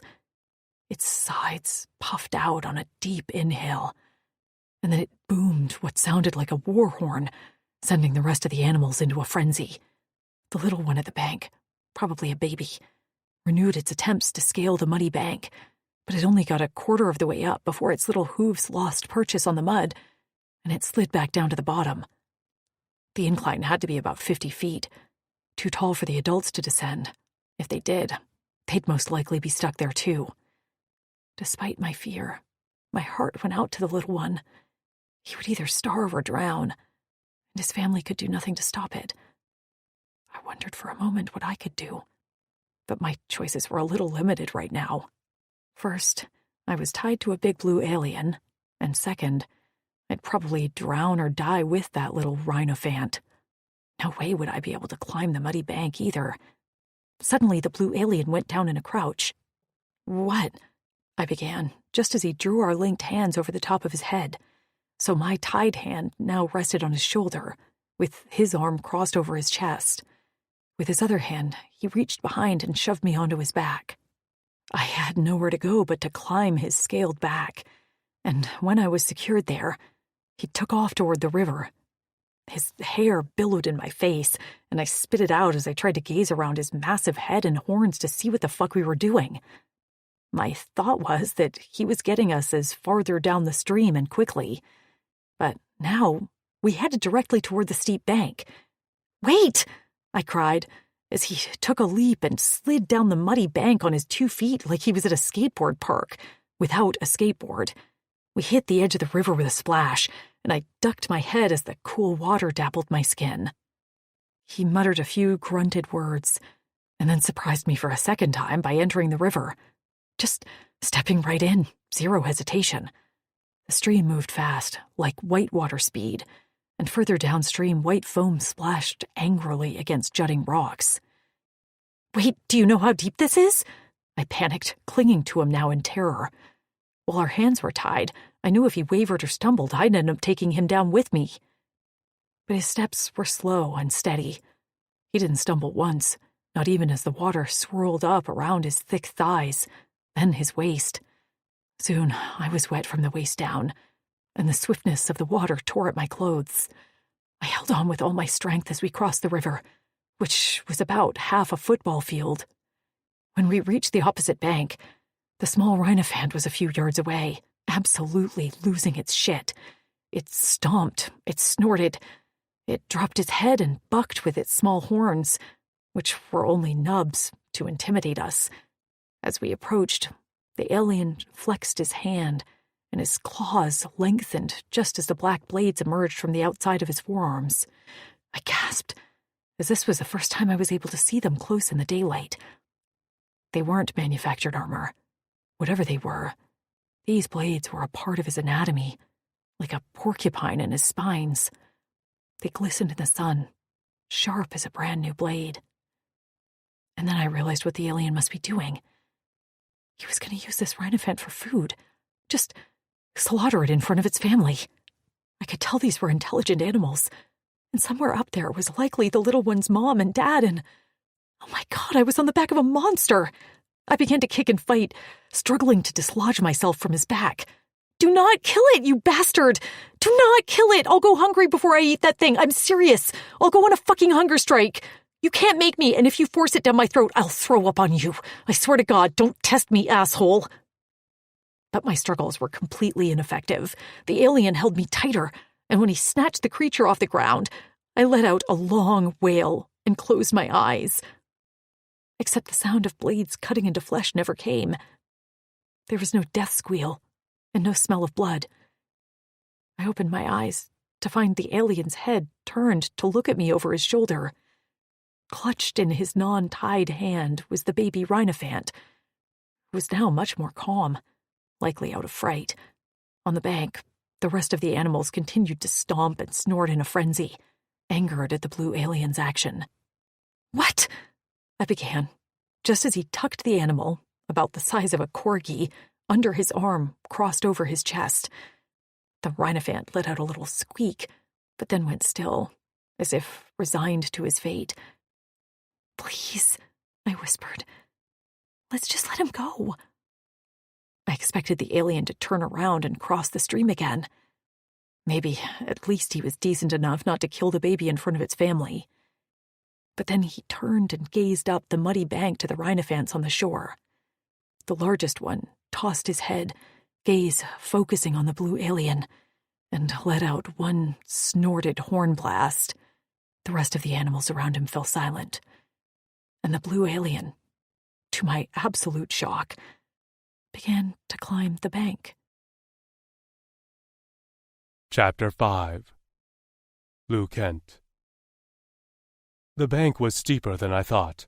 My thighs ached with the effort of carrying the female on my back while also holding onto the baby rhiscus. At the top of the incline, the alpha rhiscus, the eldest female of the herd, watched me carefully. The Outcasts of Corin were a non-meat-eating animal who only harmed other animals in self-defense. Their fight skills were formidable, and I'd been on the receiving end once or twice of their horns. I had the scars to prove it. However, they were a vital part of the ecosystem here on Corin. They were only to be killed if it was the last resort, a decree from Daz, and one I agreed with. They spread plant seeds in their dung and provided a food source for briggers in the insects that nested in their coarse fur.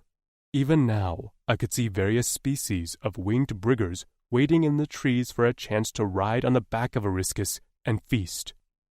This was an old herd. I recognized the alpha female, and since they mated for life and only procreated once every few cycles, leaving behind a young one to die was not acceptable. The human huffed at my back, clearly confused, but she'd at least fallen silent instead of screeching at me. I understood why she was worried that I'd kill the animal. I had extended the machetes in my arms to help dig into the muddy bank as I scaled the steep incline. It took longer than I would have liked, but at least the two beings I carried didn't fight me on the way. When I reached the top, panting and sore, I swayed and dropped to one knee so I didn't topple over and crush the female. She didn't let go of my back, and I slowly loosened my arm until the rhiscus calf dropped to the ground. Squealing, it careened into the herd, disappearing to find its mother. I expected the human to drop off my back, but instead she held on tighter, her warm thighs around my waist and her quick breaths in my ear. I stayed where I was to catch my breath and slowly retracted my machetes to show the rhiscus alpha that I wasn't a threat. She stepped forward and snorted, and I remained crouched. Rhiscus were intelligent enough to understand my actions. While we were mostly on friendly terms now with them, that hadn't been the case when we'd first arrived on the planet. We'd assumed they were like a larger version of the pivers on Corin, a species who wanted nothing more than to eat us. The rhiscus female, scarred with a chipped second horn on her snout, stomped once and bowed her head. "You're welcome," I murmured. Her gray eyes blinked at me, and then she let out a short horn blast before turning on her hoofed back feet and directing the herd to carry on.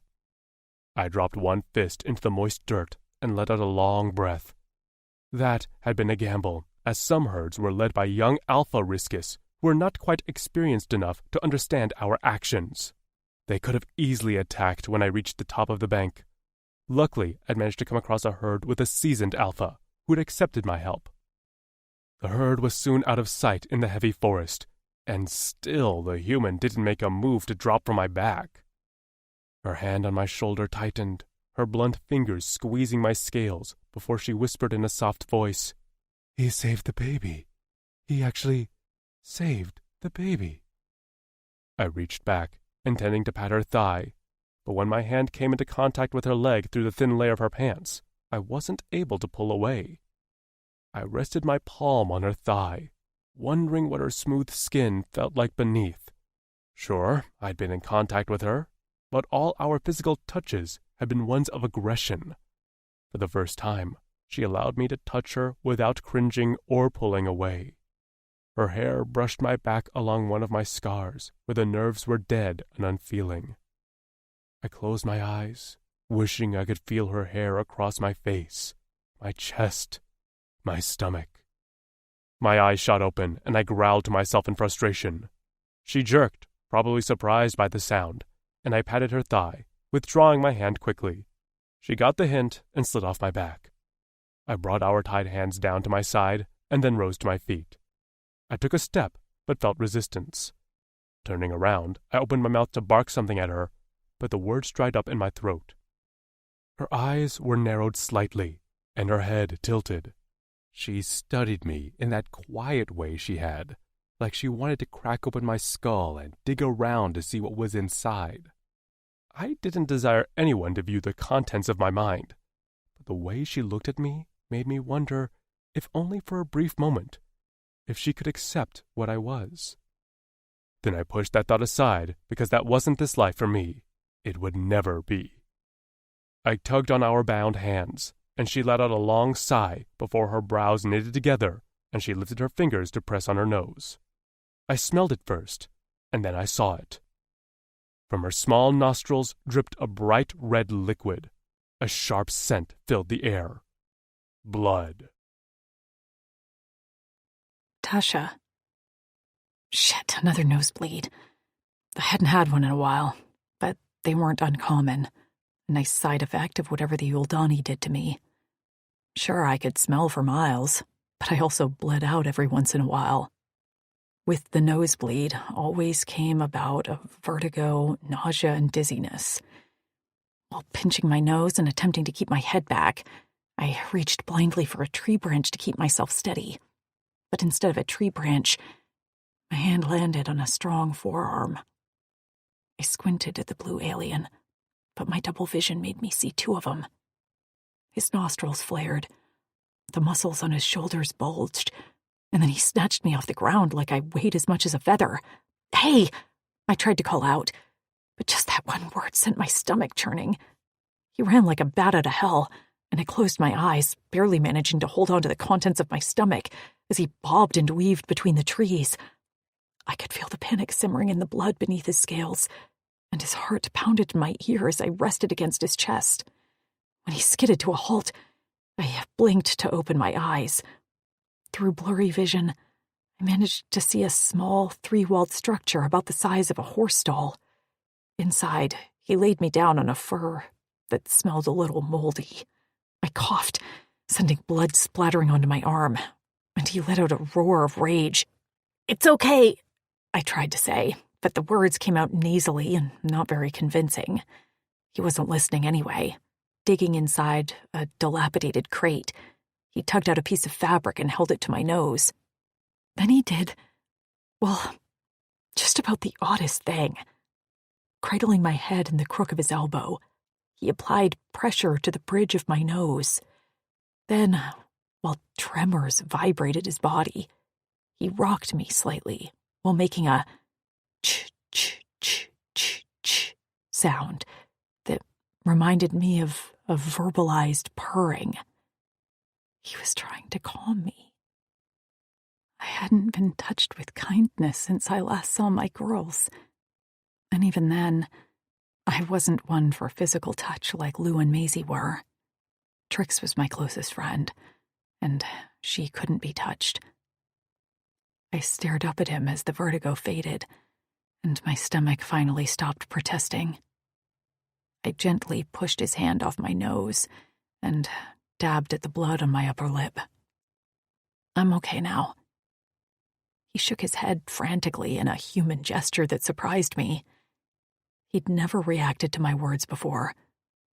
He barked out a word, panic dripping from each syllable. "I'm okay," I said again, watching his reaction. I hadn't missed the translator implant behind his ear, but I just assumed he couldn't understand my language, just like I couldn't understand his. "I get nosebleeds every once in a while." He exhaled roughly, and his muscles went lax. With one clawed finger, he prodded at the tip of my nose. Finally, he removed his arm from behind my neck and laid me gently on the fur. It was the closest to a bed I'd slept on in longer than I could remember. There was some padding beneath the fur, and I pressed down to savor the softness. Sure, the fur was musty, but it was soft, and I didn't smell like a peach either. The alien draped a fur over me, and then sat back, our tied hands resting on his leg. With his free hand, he rummaged in his pack and brought out more food. Opening my palm, he placed a handful of dried berries and nuts inside. I tossed them into my mouth and allowed him to dribble some water between my lips from a new skin. I watched him the whole time, my mind unable to settle. I'd been wrong about this alien, hadn't I? He was rough, scarred, and only spoke in harsh, guttural tones with minimal words. But he had saved that baby rhinophant, and my nosebleed had sent him into a frenzy like a concerned mother. He ate himself now, staring at the ground between his feet where he sat with bent knees beside my bed. "Can you understand me?" I whispered. His movements stilled. That was really all the answer I needed. "What's your name?" He still didn't look at me, but his ears twitched, and the row of gold rings pierced through the lobes clinked. Ooh, Kent. I assumed the ooh meant I'm or something. Kent? Finally, his head turned to me, and there was a long pause before he nodded once. My stomach bubbled with excitement. If he understood me, that meant he'd seen humans before. I'm Tasha, I said quickly. So you've met humans before? Another slow nod. Hope flared in my chest. That had to be my friends, right? Maybe more of his kind rescued them and they were safe like me. Will you take me to them? He answered in his language before growling low to himself and nodding once. He then gazed out of the small structure and I followed his gaze. The sun was setting, and now that I was laying down, fatigue weakened my muscles. I hadn't had a remotely peaceful sleep in longer than I could remember, probably since I'd been with my girls. In the Wutark cell, I'd woken up at every little sound and scuffle, convinced they were going to drag me out of my cell in the middle of the night to shove me off a cliff to my death. Had taking me to humans been this alien's plan all along? He'd saved me, hadn't hurt me. And while I had hated him for tying us together, maybe this was his way to keep me safe. You're not so bad, are you? I whispered. The muscles of his back clenched, but other than that, he didn't react. I tried to keep my eyes open as my mind whirled with more questions to ask him, but settled in the soft fur. Sleep won out. At one point, I felt my body being jostled as something warm settled behind me. My head was propped up onto something soft, and I snuggled into what felt like a big pillow.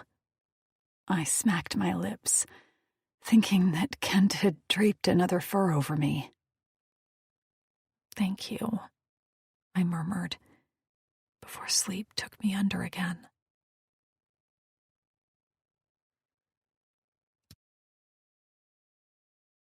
Chapter 6. Lou Kent. Sleep did not come easily for me.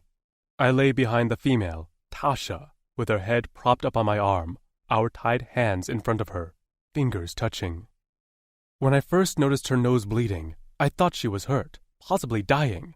Humans were small, and I assumed they couldn't lose much blood without also losing their lives, but she hadn't seemed worried despite my sheer panic.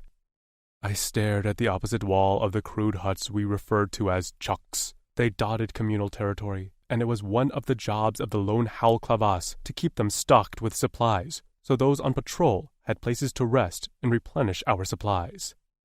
I hadn't planned to bring her to one, but I hadn't known what to do as she lay woozy and bleeding in my arms. Thank Fatas she was okay.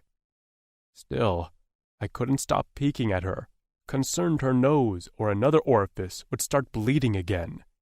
Yet she slept on, and sometimes her lips moved soundlessly. I couldn't forget the way she'd said the shortened version of my name. I'd never really enjoyed hearing my name. It was given to me by my father, so when she'd uttered it as Kent, I felt renewed. Yes, I was Kent now. And I'd do anything for this human named Tasha. You're not so bad, are you? Her words repeated on a loop in my brain. Did that mean I'd gained her trust? She seemed less scared of me now, and even tolerated sleeping next to me. In fact, she slept soundly now. She twitched in her sleep occasionally, and each time her plump backside rubbed against my groin.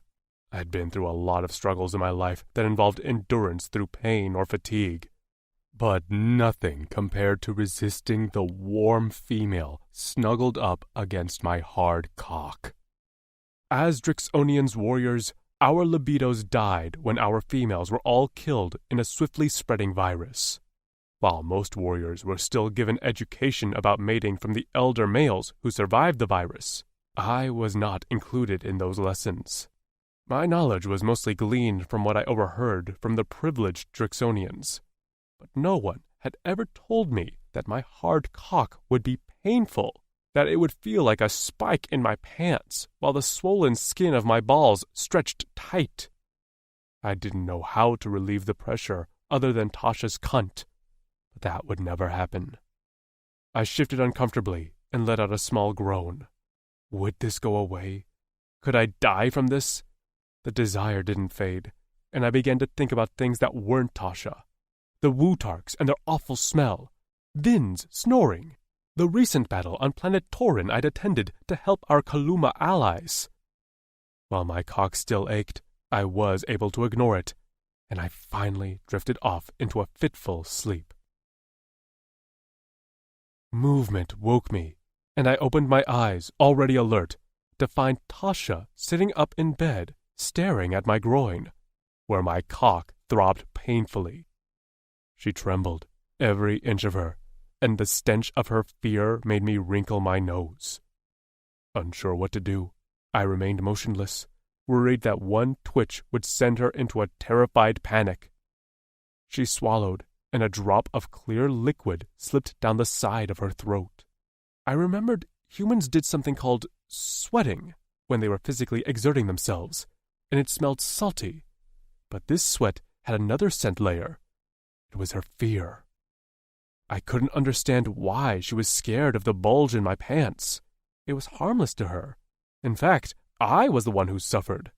Annoyed, in pain, and eager to get away from her, I flicked open a claw and slashed at our bindings before slipping off the fur and moving as far away from her as I dared.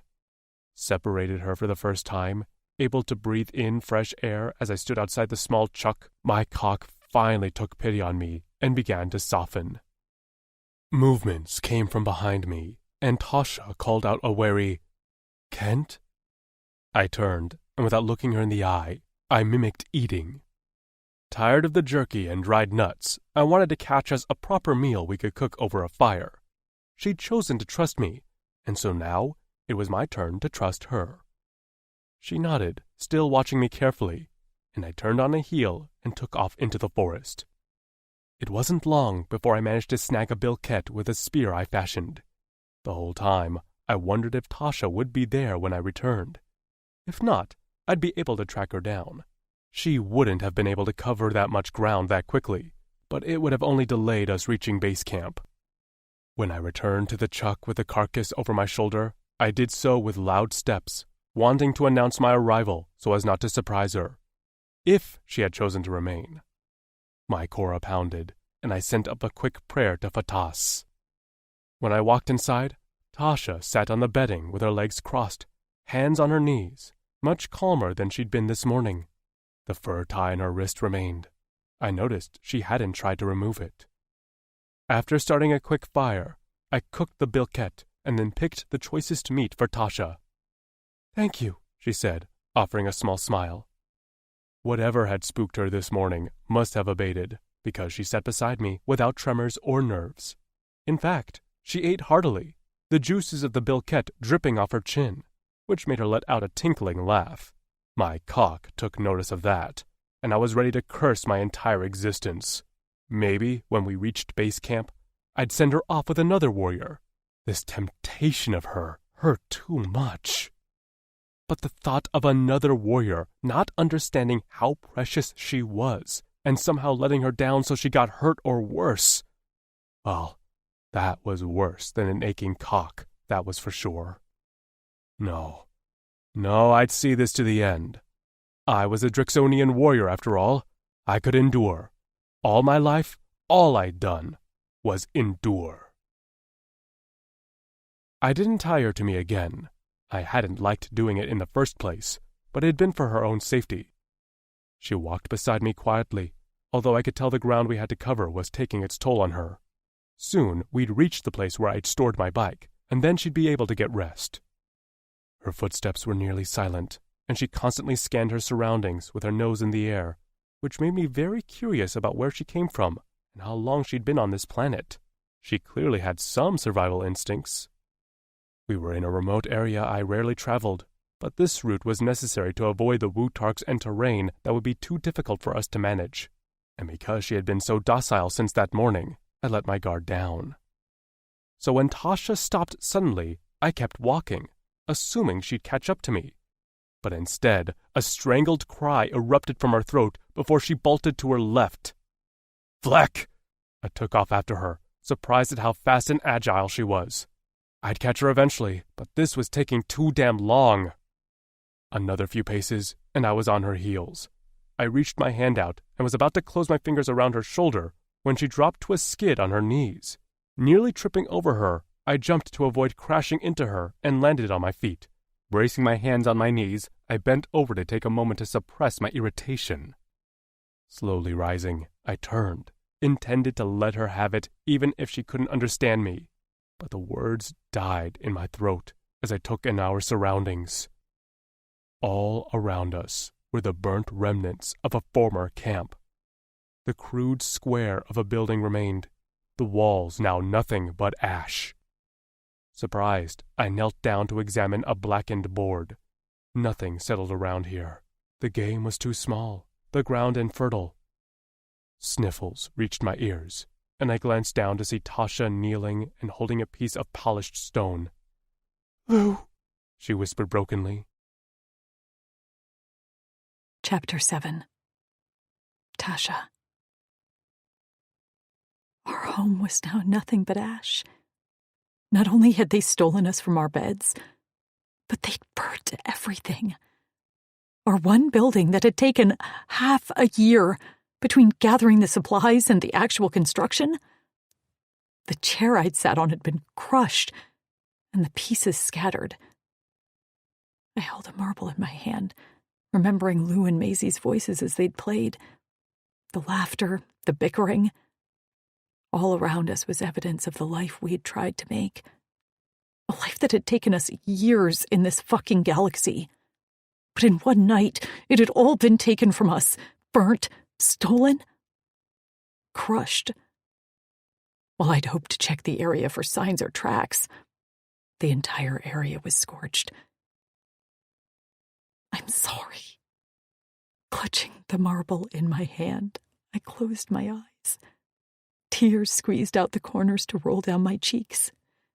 The quiet cry turned into sobs as the grief boiled up and over. I'm so sorry, but I will see you soon. At least, I hoped. If I understood Kent right, he knew where more humans were. But I didn't want to get my hopes up too much. And if not, I'd find them. I wouldn't rest. We'd rebuild ourselves after what the Oldani did to us, and we'd do it again and again. I blinked my eyes open at the sound of movement nearby. In a crouch, Kent gathered the rest of the marbles and deposited them in a small leather pouch on his belt. When it was full, he handed the pouch to me wordlessly. I had nearly forgotten he was there, but I didn't have the mental energy to be self-conscious about my breakdown. And then his chest began to vibrate, and that steady sound he'd made before, back when we first met, rumbled from his chest. Choo, choo, choo, choo, choo. I swallowed around the lump in my throat as I dropped the last marble inside and pressed the pouch to my chest. They weren't anything fancy. Just various colored stones rounded into balls. But they were one of the few things that remained. Among the building ashes, I caught sight of a few charred blanket threads, and our fire pit remained untouched. I could still see the sticks we'd used as a spit to roast our dinner. But the purring that Kent continued seemed to go a long way to calming me like an invisible massage. I shoved the pouch into the pocket of my pants and forced myself to my feet. Kent stayed crouched, his violet eyes never wavering as I wiped my face. I stared back at him, seeing our camp in this state. The result of my decision was making me question everything. Was I right to trust Kent? Should I just blindly go with him? I'd been a leader because the women had made me one. Without them, I was a lonely, scared human on an alien planet. You won't hurt me, right? You'll help me?" Kent's nostrils flared. Then he lifted his arms and crossed them at the wrist in front of his neck. Eyes on me, he nodded once. I didn't know what the gesture meant, but the careful way he did it, with a proud jut of his chin, made me think there was some respect to it. I hoped. "Fuck. I don't know what to do," I whispered, more to myself than him. "Just please don't let me down." He rose to his feet and gestured for me to walk. As much as I didn't want to leave camp, being here was nothing but heartache. I was making the decision to trust Kent, so I followed him out of the camp. As we walked, I stared at my wrist. Still in shock, he'd severed our ties this morning. He actually left me this morning, just walked out, without barking at me to stay or tying me to that crude hut. He'd returned with food, and I hadn't missed the way his muscles seemed to relax with relief when he'd found me where he'd left me. I had thought about running away. In fact, I'd sat there debating the entire time and barely made a decision before I heard his returning footsteps. It was hard for me to believe there were species on this planet who respected the lives of others. The Uldani had treated my body like a lab rat, and to the Wutarks I was nothing but a sacrifice to their gods. But Kent, he was different.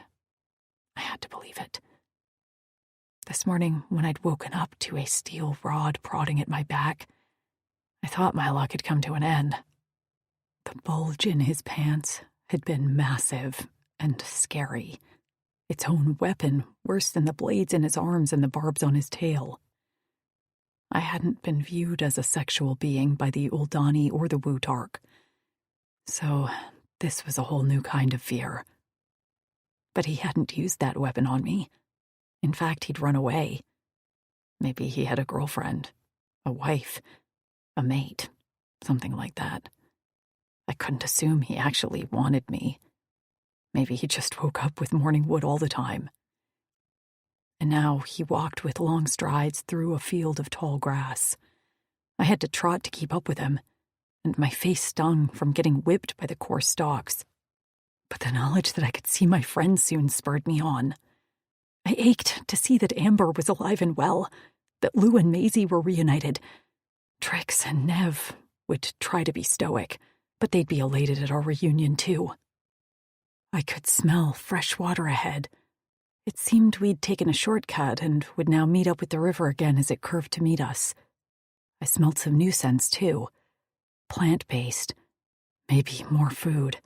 I could go for something fresh rather than the dried fruits Kent had been giving me. Not that I wasn't grateful. Without him, I would have been hard-pressed to know what was safe to eat. Eventually, we entered a tree line and came out the other side to a riverbank. The stream was wider here, but the current moved much slower, rippling slowly over a rocky bed that was calm enough for me to swim through. There was also a break in the bank, in what was likely made by animals as they descended the bank to drink, where the water lapped gently onto a shore of small rocks. I made a motion to enter the water, eager to clean the days of crud from my skin, clothes, and hair. But Kent directed me to sit, with one point of a clawed finger. With a pout, I plopped myself on a mossy rock and propped my chin on my fist, while I stared wistfully at the water. Snapping a stick from a nearby tree, Kent shaved the tip into a point, with a few flicks of his arm blades. Then he waded into a deeper, shady spot under a low-hanging branch and stood there, poised. He remained as still as a statue, and I was impressed that such a large guy could freeze his body for that long. His chest barely moved as he breathed. Suddenly he sprang to life, stabbing into the water. When he lifted his spear, a fish about the size of a trout flapped weakly on the end. He tore it off, tossed it to shore, and went back into hunting mode. I watched the fish flop around, its gills moving. It had 2 tails and a blunt head. Spikes ran along its back, and it clicked sharp black teeth as it gasped for breath. Honestly, it didn't look appetizing at all. But my stomach had been cramping for the last hour or so. I would eat just about anything right now. I glanced around as the plant scents I'd smelled earlier grew stronger. Farther up the bank was a cluster of large yellow flowers that I'd never seen before. The blooms the size of a small child. They were closed, and I wondered why, since the sun was out and most other flowers around were open to catch the light. Kent was still motionless above the water as he sought to catch more fish. I rose from my mossy rock and strolled toward the flowers. As I drew closer, I saw that hanging from the stalks, about the size of a cantaloupe, were soft, fleshed fruits. I reached up to pick one, intending to show Kent and inquire if they were edible. They smelled delicious, like a sweet strawberry.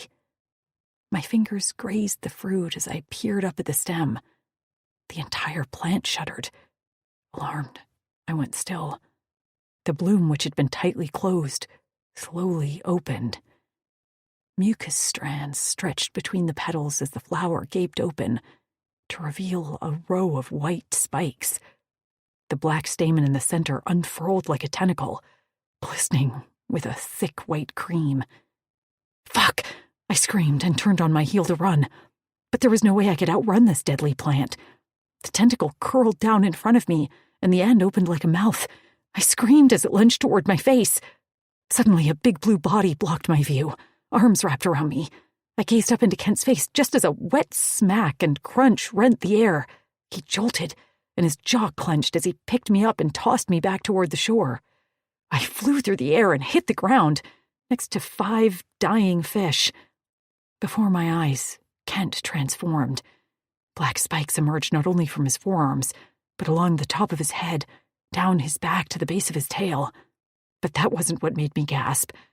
It was a foot-long, bloody gash in his back, pulsing black blood. The mouth of the plant, black with his blood, screeched. Kent let out a roar and slashed with his spikes, severing the plant's stamen. The end sprayed white cream, and Kent brought up one arm to block the stream from hitting his face. Whatever it was, sizzled as it hit his scales. Blisters immediately bubbled across his shoulder and biceps. The stamenless bloom writhed in the air, and the once vibrant yellow petals wilted to an ashy gray. Slumping over, the plant went still, while all the others around it shuddered. I scrambled to my feet, feeling helpless, and glanced around for something to help. His fishing spear lay nearby. I grabbed it as I ran toward Kent, afraid every bloom around him, there had to be a dozen, would open to unleash their venom stamens on him. But the blooms remained still, closed. Kent turned, and I slid to a halt at the expression on his face. Blank. Dull, nearly black eyes. The only sign of his pain was his clenched jaw. He stumbled toward me. "Tush!" he mumbled. "Kent!" I rushed to his side, just as he went down to one knee. His blade slid back under his scales, but the damage was immense.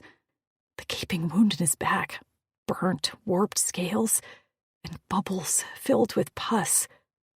Tears dripped down my cheeks. "I'm so sorry," I sobbed as I clutched at his shoulders. "This is all my fault." Again, I made a shitty decision, and look what happened.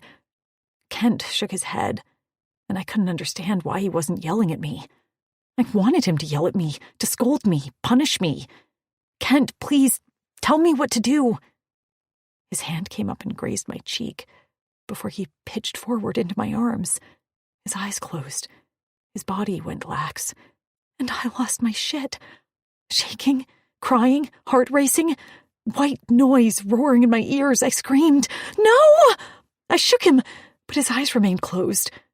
Panic overtook me, and I froze, with terror and guilt, unsure what to do in this situation. Kent would know what to do, but Kent wasn't answering. I had only me now, and Kent had only me. I'd relied on him enough, and now it was my turn to do something for him. I tried to think about what Amber and Trix would do in this situation. Careful of his back, I rolled him onto his non-damaged side and checked his breathing. Puffs of air left his lips, and somewhere in his massive chest a heartbeat. He was alive, so now I had a mission: keep him alive. His bulk was massive, and it wasn't easy to drag his dead weight toward the water, but I was fueled by anger over our situation that I'd caused, and sheer determination to pay him back for saving my life. Twice. When I reached the shallow edge of the stream, I laid him gently on the rock. After filling one of his empty skins with water, I set about cleaning his wounds. The gash on his back had stopped bleeding as the black blood clotted in the cut. I also poured the cold water on his blisters, which had already begun to deflate. Every few minutes or so, his entire body would shake, and his teeth would clack together in a way that reminded me of a seizure. The muscles in his face were pulled tight into a grimace, and I would have given anything to relieve his pain. I wasn't worried his wounds would kill him. I was worried about what poison that plant had injected into his body and his bloodstream. Would he ever wake? I had no medicine, no antibiotics, nothing. All I could do was keep his wounds clean and protect him from anything else that could try to kill us while he was unconscious. Eventually, the sun began to dip, and my stomach, which had already been empty before this, protested loudly. The fish which Kent had caught lay dead on the bank in a cluster. I was no good to Kent if I was starving, and the heat of a fire would be good for him, as his skin felt cool in a way that alarmed me. Being in close proximity to him for a full day showed me he ran pretty hot, at least hot compared to my body temperature, whereas now he felt slightly cooler than my own forehead. In his pack was a flint stick, which I'd seen him use to light a fire. Trix was the fire expert of the bunch, but we were all capable of starting a fire. While we designated jobs based on our skills, we made sure everyone knew how to do everything in case we lost someone. We never actually voiced those thoughts, but it was an unspoken understanding. I gathered some dried wood and made a small fire, a little higher on the bank away from the water. I refused to let the fish that Kent caught go to waste. And when he did wake, I wanted there to be food available immediately. Wary of touching the fish, since apparently touching anything around here was a risk, I used the fishing spear to cook them over the fire, like a row of marshmallows. When the skin curled, crispy and burnt, I poked at the pink flesh. Tasting it, I had to admit the flavor was good, like a sweet salmon. I ate one and wrapped up the rest to save for Ken. I dribbled a few drops of water in his mouth, and he swallowed reflexively a few times before stopping. His breathing seemed to be more even now, and he'd stopped shaking so much. Letting him rest on the bank, I entered the shallow edge of the water to rinse myself off. Dirt and scum sluiced from my body and swirled around me in the water before slowly drifting downstream. My hair was next, and I did my best to finger comb through the tangles. As for my clothes, I rinsed off my shirt and pants and set them on a rock nearby to dry in the sun for the rest of the day. Wearing only a band across my breasts and a pair of panties, I tugged on my boots and returned to Kent's side. I took his large fur and draped it across my shoulders before placing his head in my lap. When I did so, his body shuddered, and I worried I'd caused him pain when I'd moved him. But then he let out a long breath, and the pain lines in his forehead smoothed out. His breathing deepened, his fist unclenched, and he seemed to have fallen into a deep sleep rather than passed out. The fur was large enough to cover both of us, and I curled around him to offer him my body heat.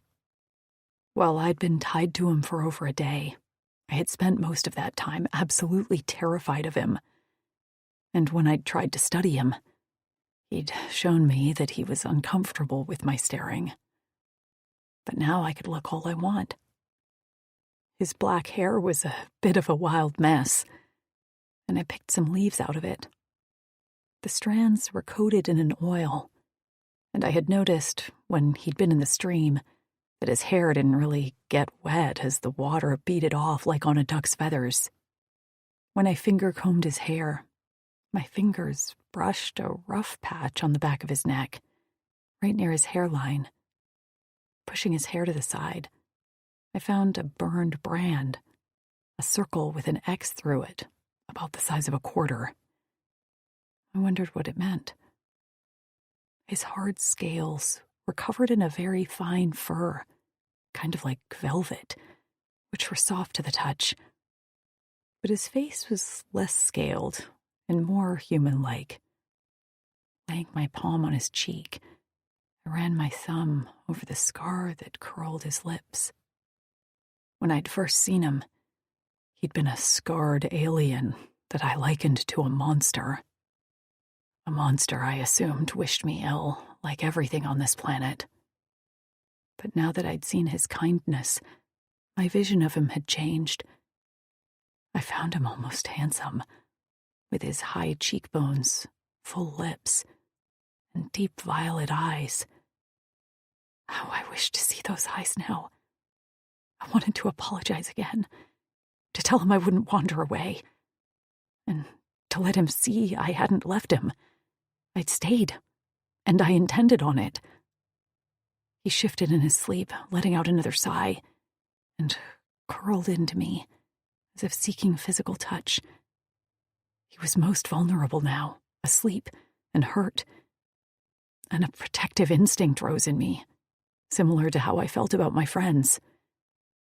Was Kent a friend? His breath warmed my thigh.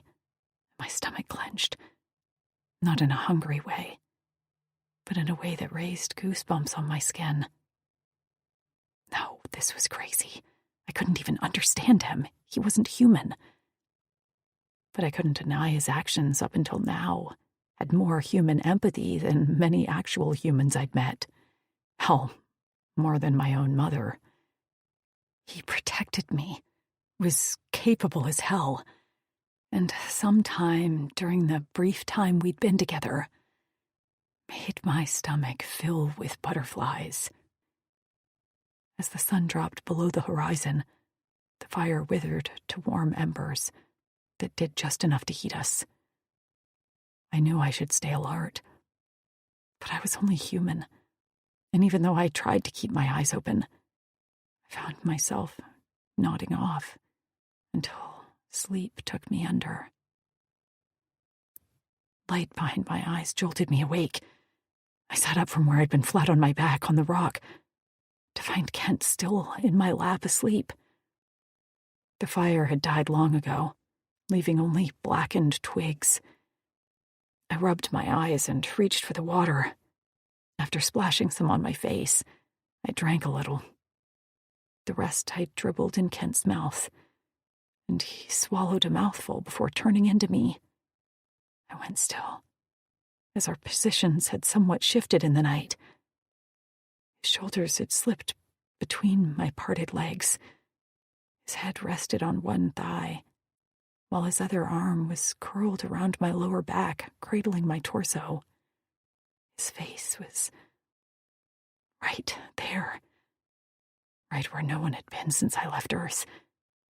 And while nothing was necessarily sexy about this situation, his long exhales warmed my sensitive skin through my very thin layer of panties. The butterflies returned, and my stomach clenched again as my mouth went dry. His arm around my back held me immobile, and the way he smelled, the scent of blood was gone. It was just him now, that musky dirt scent I was now associating with strength and safety. I gently rested a hand on his head and combed my fingers through the hair at his scalp. This large alien, who didn't know me, had done nothing but save my life. Even when he'd been slashed by that evil plant, his first reaction was to turn to me and check if I was okay. I could still hear the relieved way he'd said my name, as if he'd done his job in protecting me. "Please be okay, Kent," I whispered. "I really want to hear your voice again, even if I don't know the words." I traced the scar on his face, and then peered at his wounds. The one on his back was still angry, and it wept slightly. In a moment, I'd have to dislodge myself from his grip and clean it. The good news was the blisters had burst, and new skin seemed to be growing beneath. He'd be scarred, but the healing relieved me. When my gaze returned to his face after the study of his wounds, my hand hovered above him, as his expression had changed. His face wasn't creased with the pain of the previous day, but something was happening. His eyeballs worked from behind his eyes, and his nostrils flared as he inhaled deeply. "Dash," he murmured. "Nazaru y pecado." I didn't know what the last words meant, but his arm around my back tightened, and his nose brushed my inner thigh before coming to rest on the front of my panties.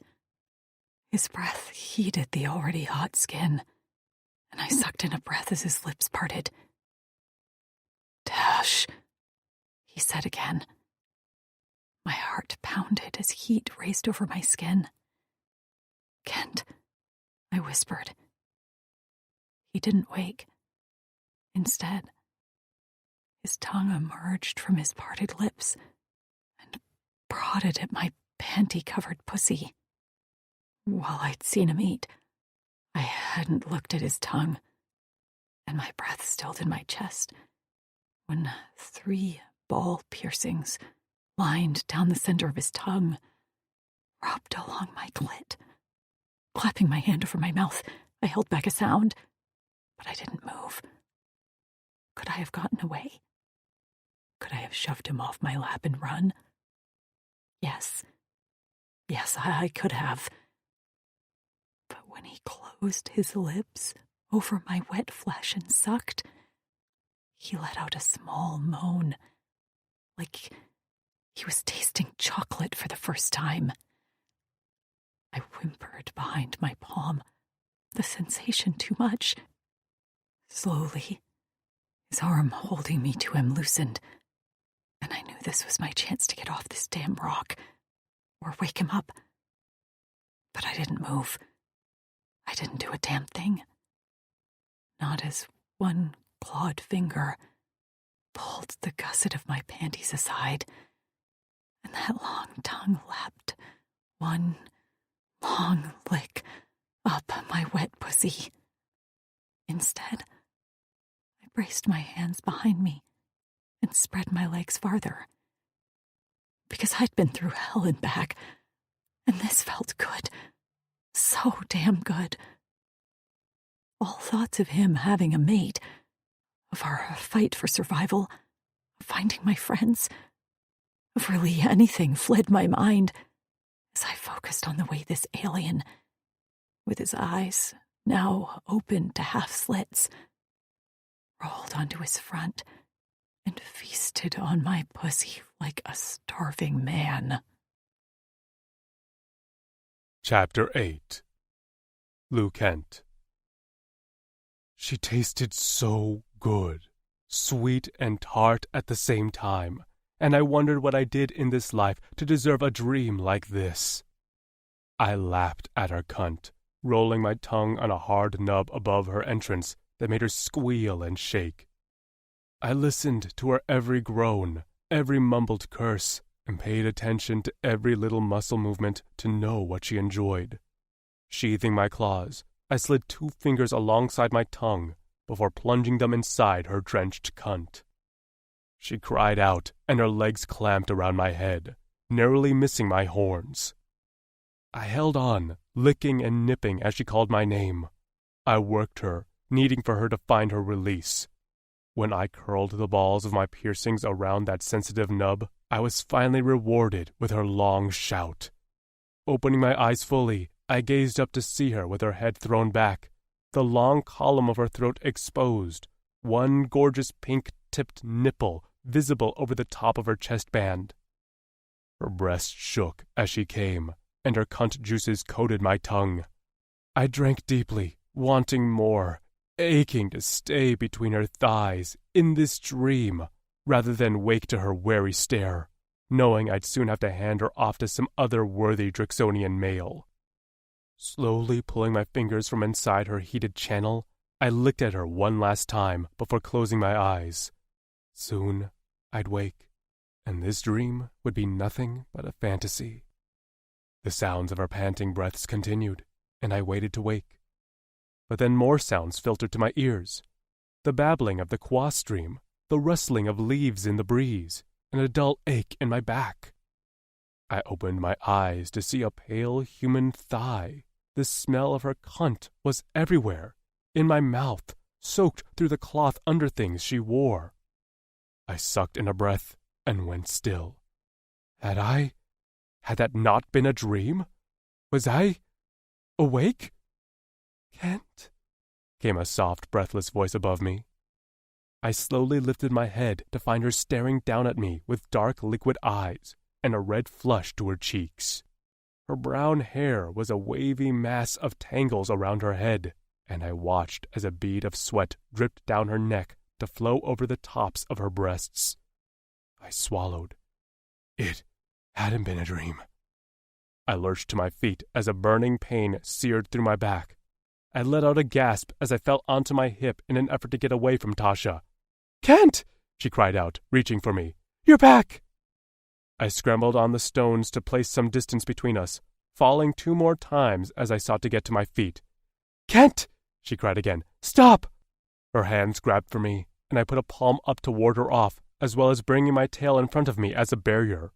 She stopped quickly, her forehead wrinkling in confusion. Wearing nothing but small scraps of fabric to cover her breasts and cunt, she stared at me. "You're hurt," she said quietly. "Please, don't be spooked." I don't know what spooked meant. It took every ounce of my strength not to take off running. I'd touched her without asking. She was likely terrified and let me enjoy her body so I wouldn't be angered. "Fleck!" I cursed. She flinched at my shout, and I covered my face, unable to see her, because even now I wanted her more than anything. My cock ached painfully, and my balls felt full to bursting. The crunch of rocks made me open my eyes. Tasha stood with her back to me, pulling on clothes that had been drying on a rock. My gaze fell to my arms, where my scales were healing beneath broken blisters. I drew my tail back behind my body and winced as the scales on my back pulled painfully. I remembered now. We'd been attacked by the Harukan plant. The fruit was delicious, but the plant was so deadly we rarely tried to harvest it. The stamen had whipped me in the back, and I was lucky I wasn't dead. Tasha turned around. The glow of her eyes was gone. Her face had returned to its usual pale color, and her jaw was set. She looked more like the Tasha I'd first met, wounded, angry, and mistrustful. "Yes, I took care of you. I'm sorry because it's my fault that you were injured. I'll be more careful in the future." She crossed her arms over her chest and avoided my eyes. "I cooked some fish for you. You should probably eat." I'd betrayed her trust. That much was now evident. I'd vowed never to hurt her, and I'd done just that. She picked up a wrapped leaf and tossed it at me. I fumbled it before I caught it, and again, without making eye contact, she said, "That's the fish. You need to eat." I wanted to explain to her that I was sorry, that it would never happen again. But even if I spoke her language, I wasn't sure what good the words would do. I'd show her in my actions she was safe with me. That would never happen again. I ate dutifully, and noticed she kept glancing at me out of the corner of her eye and rubbing her legs together. Occasionally, she'd make this annoyed huff through her nostrils and shake her head. "Man," she muttered one time, almost too softly for me to hear. When I finished the fish, I wrapped up the last 2 I didn't eat and shoved them in my pack. The good news was my bike was parked nearby, which meant the last distance we had to travel to camp would be short. The bad news was that we'd be in close proximity to each other on the seat. Well, it couldn't be helped. And if she refused to get on it with me, then we'd walk. Whatever it took to get her to look at me without anger. Tasha. I wasn't proud of the way I'd reacted that morning with Kent. He was clearly very conflicted about what he did, and I didn't know his customs. I had no idea if he had a mate, or what. Was I hurt by how he seemed to regret what had happened, and also now avoided me like I had a very contagious disease? Yes, I was hurt. I was human, after all. A few times as we walked, I tried to brush my arm with his, just to see how he'd react, and every time he jerked away from me like I was going to stab him. Maybe he'd been imagining I was someone else, and that made me sick to my stomach. I hadn't pulled away when I had the chance.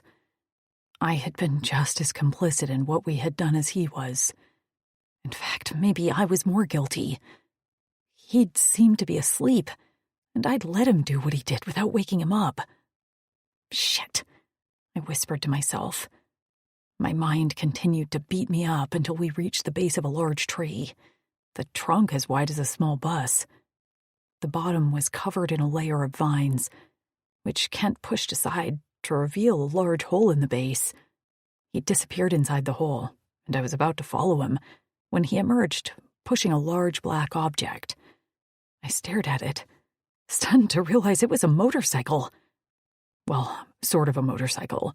There were no wheels, but there was a seat and handlebars, and it looked wide enough to seat one Kent-sized alien. He flipped a switch, and the vehicle roared to life before lifting in the air a foot, powered by large round discs on the bottom that expelled air. A hoverbike? I asked. For the first time that day, Kent looked something other than miserable. Not quite happy, but hey, I'd take what I could get. He nodded, his chest puffing out with pride before he hopped astride the vehicle. Then he leaned down and reached out one giant clawed hand for me. We're both getting on that thing? He nodded again. I bet it goes fast, huh? His lips quirked, and I swore he was trying to smile, so I grinned back at him. Okay, let's do this. I grasped his hand and he hauled me onto the seat in front of him. Gently clasping my wrists, he showed me where to hold onto the handlebars. With his hands out wider on the grips, he lifted the bike higher into the air. I let out a little whoop as my hair swirled around us, and then we were off, speeding out of the tree line and into an open field. In the grass below, I spotted a herd of antella running, and I could almost pretend I was on some sort of safari as I ogled the flora and fauna below. The bike was surprisingly smooth, and Kent was a gifted driver, cutting over fields and then weaving in and out of dense forestry. We seemed to be rising in elevation along with the land. The air began to grow a bit cooler, and I couldn't help but snuggle back into Kent. He must have noticed, because a moment later, his fur was draped across my shoulders. I snuggled it around me tighter, content that the fur was warmed already from Kent's body heat, which was back to normal. I worried about the wound on his back, and hoped when we stopped again he'd let me look at it. I'd plead with him. It was only for his health, after all. I'd keep my pervy hands to myself. I hoped, wherever we were going, I didn't have to meet his mate, or worse, his mom or something. An alien mother-in-law? I shuddered. That would be terrible. I smelled salt water and campfire musky scents similar to Kent's. I also smelled what seemed like food, and my salivary glands activated on instinct at the scent. What I didn't smell was any humans. Maybe this was a type of alien rest stop. It would have places to pee, wash up, and vending machines full of jerky and stale snacks. The trees became less dense, and then we roared out onto an open rock before careening down a ravine. There, standing tall and holding deadly weapons, were a line of aliens who looked a whole lot like Kent. One stood slightly in front with a long, broad sword slung to his back. On his shoulders settled a similar fur, and his torso was corded with muscle. He watched us approach, and I realized the moment the gathered aliens spotted me. They broke formation, shifting closer, their mouths moving. I couldn't make out the sounds over the roar of the bike, but as soon as we touched down and Kent shifted the engine off, they surged forward. After a bark from Big Sword, they reluctantly moved back into position, but a few didn't look happy about it, particularly a shorter, stocky alien with wild eyes and a large ring in his septum. Like Kent, they all had some sort of piercings, mostly in their ears, but a few on their nipples, noses, and lips. They were all scarred, wore fur, and stared at me like I was an alien, because to them, I was. So I stared back, trying my best to remain calm and in control. But when the leader stepped forward, his nubbed brow lowered so far over his eyes in a scowl I could barely see his violet eyes. My instinct had me backing up into Kent's chest. There, I stopped, heart pounding, as the leader continued to advance. His gaze shifted from me to Kent, and then he barked a few words that didn't seem to be welcome or happy to see you. Kent spoke in low, measured tones. I didn't like the look of the gathered aliens. Their expressions shifted quickly from curiosity to a hostility that sent a bolt of fear skittering down my spine. Was this not a safe place? Why would Kent bring me here? Goosebumps broke out all over my skin. Kent had been a safe place for me all this time. So if he wasn't safe, what would I do? Would I run? These guys were twice the size of me and could cut me down with their claws in seconds. They wouldn't even need these fancy, massive weapons. Kent, who are these guys? I whispered.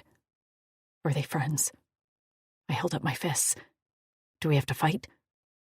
Kent shot me a look like I was losing my mind, which was a fair reaction, and spoke a few more words to the leader before gently pulling my hair to the side over my left ear. He turned me slightly to show the leader my translator implant that rested there. One of the aliens turned on his heel and jogged away. I watched him go, and noticed for the first time that this was some sort of settlement on a cliff, similar to the Wutarks. This cliff didn't lead into a valley, but rather a large sea. Stairs carved into the side of the cliff face connected ledges of living spaces. A common area with a fire sat on the largest ledge near the top of the cliff, and the alien returned from a small hut there, carrying a gun-like object. I flinched, until I recognized it for what it was, a translation implant updater. If they were updating my implant, then maybe they wouldn't kill me. He approached me, the one with the nose piercing and crazy eyes, and his lips twisted into a fanged smile. I tried to back up, but there was nowhere to go with Kent's bulk behind me. Still, I didn't like the look in this guy's eye. Was that actually an implant updater? I'd seen a laser gun before, and this wasn't that. Kent reached around me and snatched the updater out of Nosering's hand. He barked a few words at him, and I could have sworn Nosering pouted. But then he held up his palms and backed away a few steps before shooting me another wicked grin.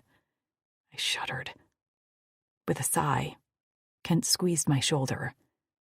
He met my eyes, his violet ones shimmering in the sunlight. He said a few words, and I got the feeling he was reassuring me. I nodded, still a little scared, and closed my eyes as he raised the implant updater to my ear.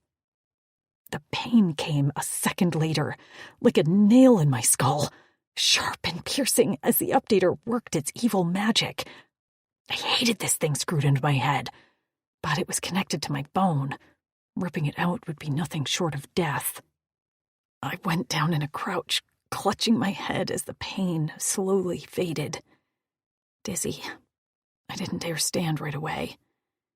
Opening my eyes a crack made my stomach protest, so I squeezed my eyes shut to focus on breathing and not throwing up. "Little dramatic, don't you think?" said a deep voice with a smirk. "It was just an update." "Vince, I swear to Fatas, if you don't shut up, I'm going to break your jaw." Another deep voice, not Kent's. A hand settled on my shoulder, warm and strong. His scent hit my nostrils next, and then his voice rasped in my ear. "Tasha, are you okay?" I blinked my eyes open, and while my stomach churned, I didn't feel like I was going to lose my breakfast. I stared into Kent's violet eyes and swallowed. I am okay." His hand on my back flexed, and then slowly he drew it away. "Can you understand me?" "I can," I whispered. He let out a slow breath full of relief. "Thank Fatas. Axton, get her some warmer clothes and something to eat." I glanced up to see the leader directing orders. A massive alien stepped forward, even bigger than Kent, with 2 swords strapped to his back. I toppled over as he took a step toward me. "Wait!" "Luke Kent, come with me. Our conversation isn't over." Kent hung his head and then rose to his feet. I scrambled to standing and grasped onto his arm as he dared to take a step away from me. "Wait!" The leader had already begun walking away. He turned and eyed me. "What did you say?" "What?" I was hyperventilating. Fear seized my lungs, and terror froze the words in my throat. I swallowed as I looked helplessly at Kent, who wouldn't meet my eyes. The massive warrior took another step, and I threw out my hand. "Stop!" He stopped so suddenly that his boots connected with a chunk of rock, sending it skipping across the flat rock ground. The sound echoed around us in the silence before the rock went sailing off the cliff. I didn't hear the splash below. "Wait!" I tried again. "Why are you separating me and Kent?" That must have been the wrong thing to say, because the leader's eyes swung to Kent with a ferociousness that nearly made me piss myself. "What did you do?" he said in a low tone that promised violence. I didn't understand. I was missing something here. Maybe this leader was his brother-in-law or something. In fact, where were all the female aliens? "I feel safe with him," I said quickly. "I prefer to stay by his side." The leader kept his gaze on Kent for a long time, before finally returning to me. "My other warriors." "Respectfully, your other warriors are not Kent, who has saved my life twice now," I said, and by the tenseness in Kent's body, I got the impression that interrupting the leader was not a wise choice. "I trust him, and I'm sorry to say, but I trust only him. I don't care if you look like him or not. He's proven himself to me. No one else has." The leader looked like he was barely containing his rage. I shifted my weight from foot to foot and added belatedly, "Sir." The leader's spine snapped straight. "Did she just curse me?" Nose ring. I was pretty sure the leader had called him Vince, snorted. "Nah, that wasn't a curse. Maybe an insult?" "It's a term for someone in a superior position," I answered quickly. The leader continued to hold my gaze, clearly not impressed. "Hey, sir," Vince joked, and I had to assume he was certifiably nuts. The tension was so thick I could barely breathe, and he was acting like this was a day at the park. "I kind of like it, don't you?" "Shut up, Vince," the leader growled. Benz threw up his hands. Fine. Drexel it is. I didn't move from Kent's side, and he remained motionless as well. His chin lifted and jutted out. Finally, the leader let out a long sigh and rubbed his head. Fine. Fleck me. Bring her with you, and she can listen when I tear into you. He turned around, and I didn't like the sound of any of that. Wait! I pulled on Kent's arm when he took a step. Whispering feverishly, I asked, Is he really going to hurt you? We can leave. Your bike is right there. I'm sure we can outrun them. Kent patted my hand before dislodging them from his arm. I grimaced when I noticed that my nails had made crescent-shaped marks in the newly healing scales on his arm. It'll be fine, he said. And I found I liked the way he spoke. I'd always liked his voice, but without understanding the words, I could only focus on the tone. Now my implant translated his words, and I found that they matched his demeanor. Kuztal has a reason for being angry. I'm the reason? I squeaked. I can leave then. Please, Kent, you're already injured. He dipped his head. Your care is appreciated, and you're not the reason. He stopped and squinted. Well, you kind of are, but not for the reason you think. It's complicated. But are we safe here? He nodded solemnly. This is one of the safest places for you on this planet. This is the Lone Howl Camp, and we are Drixonian warriors. Chapter 9. Kent. In hindsight, I shouldn't have told my Drexel mere rotations after an important meeting about respecting borders that I'd rescued the human female from the clutches of the main Wutark settlement. I could have left that part out, or at least a little bit. When Kutzal had directed Axton to take Tasha, I'd felt a momentary flash of pure violence, but I knew it was the right thing to hand her off to someone else. Except my Tasha had chosen me. I had tried not to show how much that meant to me. If Kutzal had any indication that I was attached to her as anything more than a protector and guide, he'd have my head. For a good reason. As we walked toward Kutzal's hut, Tasha jogged at my side to keep up with our strides. Her head was on a swivel, taking in our camp. I wondered what she thought of it. It was nothing like the village where Daz had settled with his Clavas for a while. They lived in the restored city of Granite now, and the mated Drixonians resided in the Hall, the former home of our all-female council members. None of the huts at our camp were large. They were mainly large enough for one Drixonian warrior, and they were made of stacked mud bricks to withstand the breeze from the churning freshas below. Kutzal's was a little larger, and when we walked inside, he lit a small lamp and then pointed to a bench.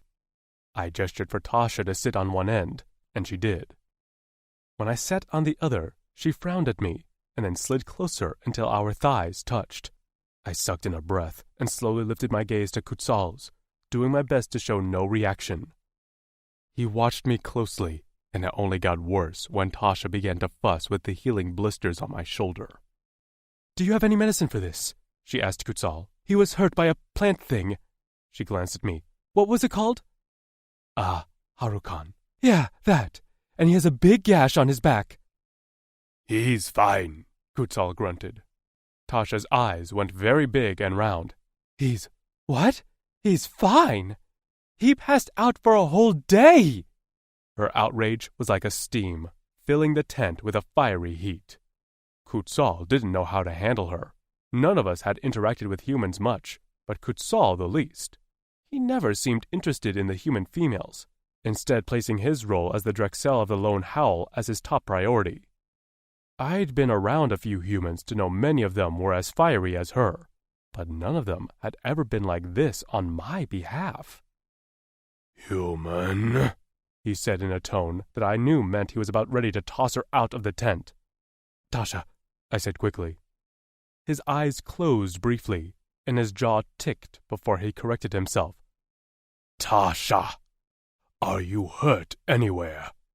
She shook her head. Then let me be the authority figure on the health of a Drixonian warrior. I can assure you he is fine, and he will heal. If you hadn't noticed, he's been through worse. Her hands fisted on her thighs, and I saw she wanted to protest, but instead she let out a huff and her shoulders dropped. At her silence, Kutzal sank down in a chair opposite us. Leaning forward to brace his elbows on his knees, his gaze swung to me. Did they see you? No, I answered quickly. How do you know? The only one who saw me is now dead at the bottom of the cliff, I answered. That's true, Tasha quipped. I saw it. She was trying to be helpful, and I appreciated her confirmation of the events, but Kutzal was reaching his level of tolerance. Look, human.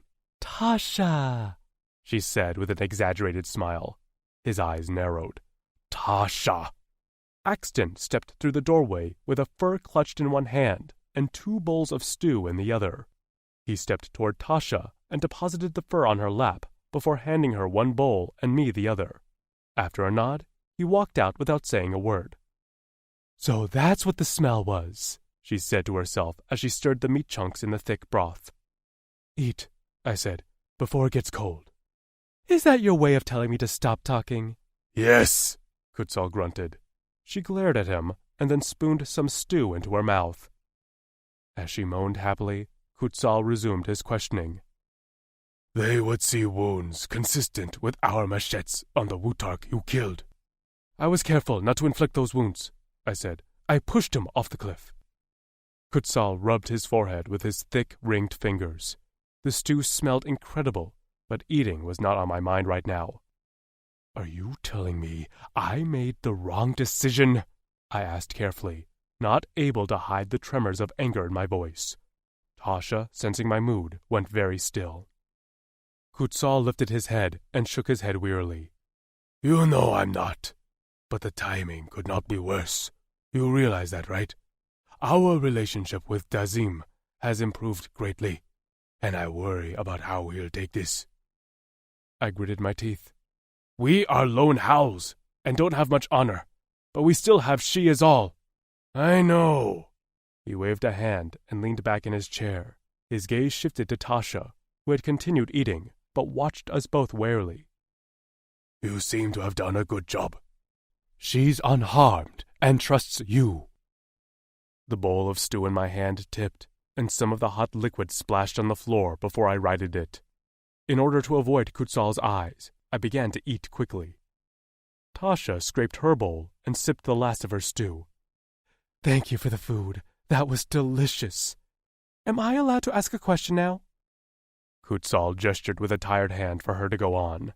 She placed her empty bowl on the bench beside her and leaned forward. Are there other humans here? Kutzal went still, and she glanced at me nervously before continuing. It's just that Kent understood my language, so I assumed he'd met humans before.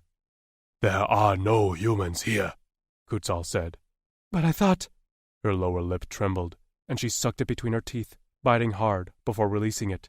Her eyes shifted to me, and I could see the beginnings of anger swirling there. I thought you were taking me to them.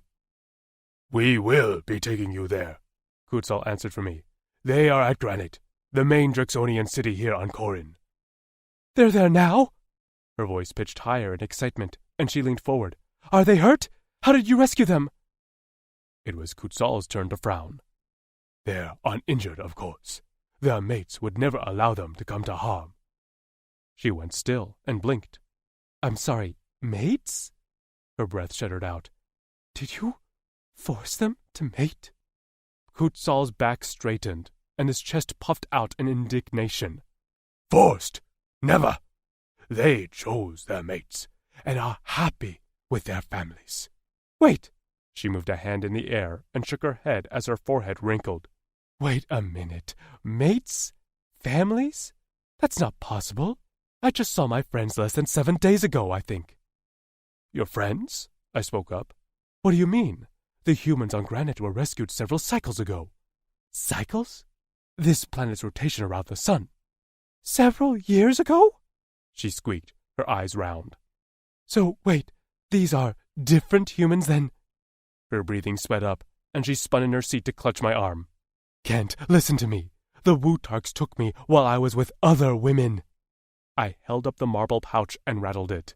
That was our camp they burned. There were 6 of us, including me. They weren't taken to the Wutark settlement where I was, but they are out there. 5 more humans, and we have to find them. I thought... She shook her head as her eyes grew glassy. I thought, or at least I hoped, those were the women you meant. Shit, she whispered, looking at the ceiling of the hut and blinking her eyes rapidly. We have to find them. I met Kutzal's eyes, and he nodded as he stood. I'll contact Daz right away. You'll what? Her voice shook as she rose to her feet and took a step toward my Drexel. Who is Daz? What's going on? Kutzal turned to open his mouth, but this was a question I wanted to answer. I stood next to her and wrapped my fingers around her small wrist. She glanced down at where I held her before looking up at me helplessly. I could see it in her eyes. She was waiting for me to disappoint her. We are Drixonian warriors, I explained, and we live by the creed, she is all. Females are to be protected at all costs, and that includes humans. This camp is only a small portion of the remaining living warriors.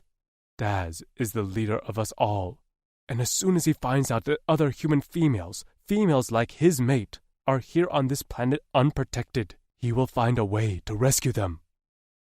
As I spoke, her mouth went slack, and when I finished, she stared at me for a long while, before whispering in a voice full of restrained hope. Really? Yes, I answered. Really? She looked to Kutzal for confirmation.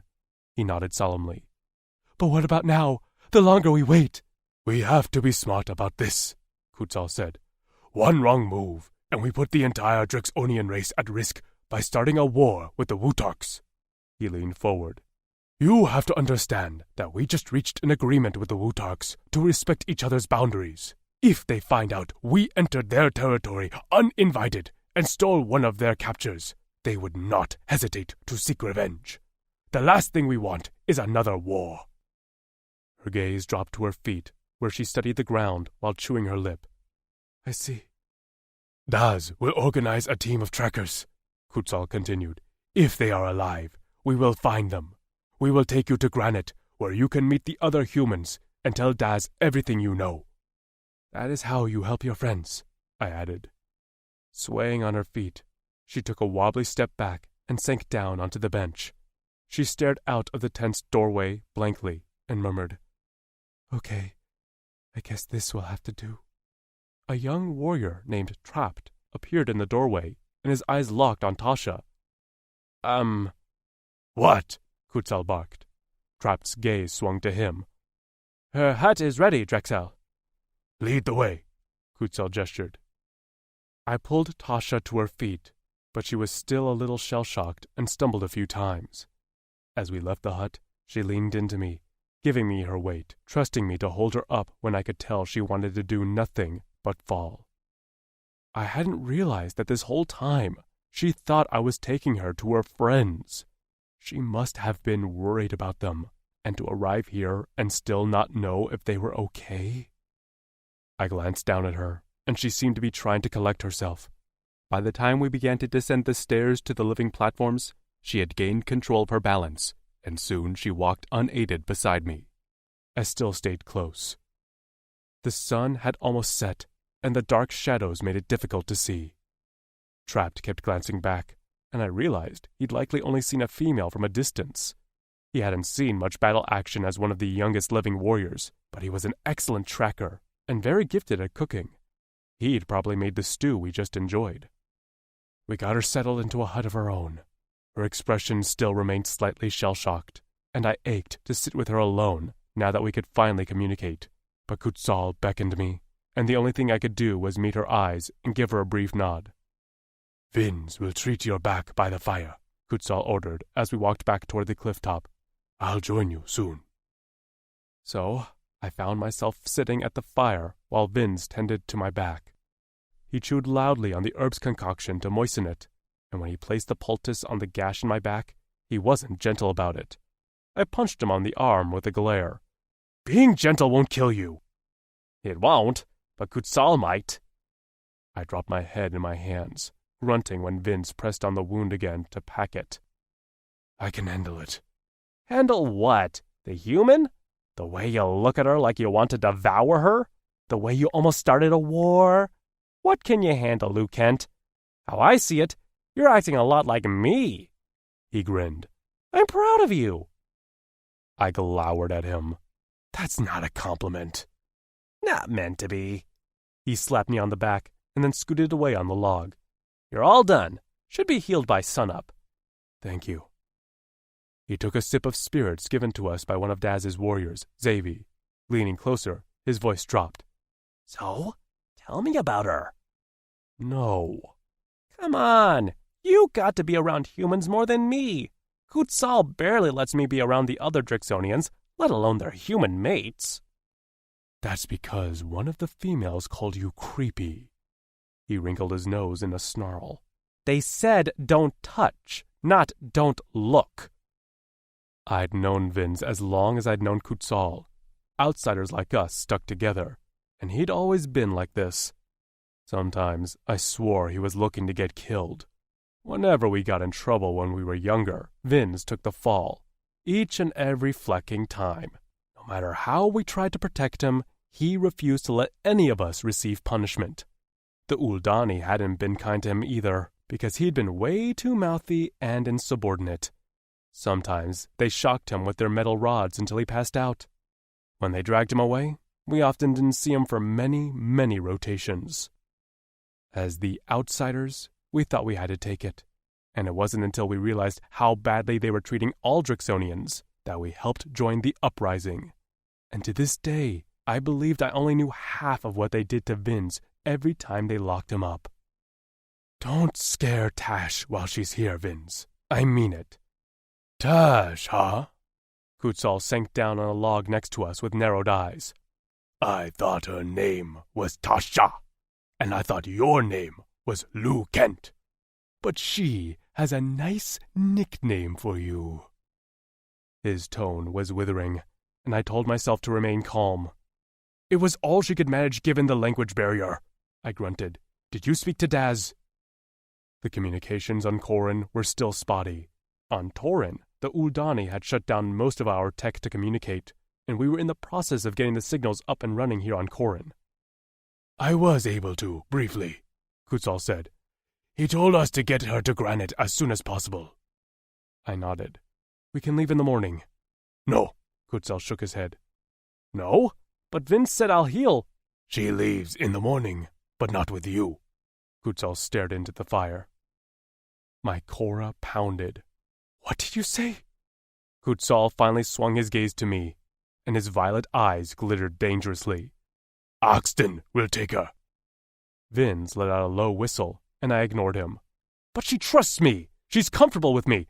Did something happen?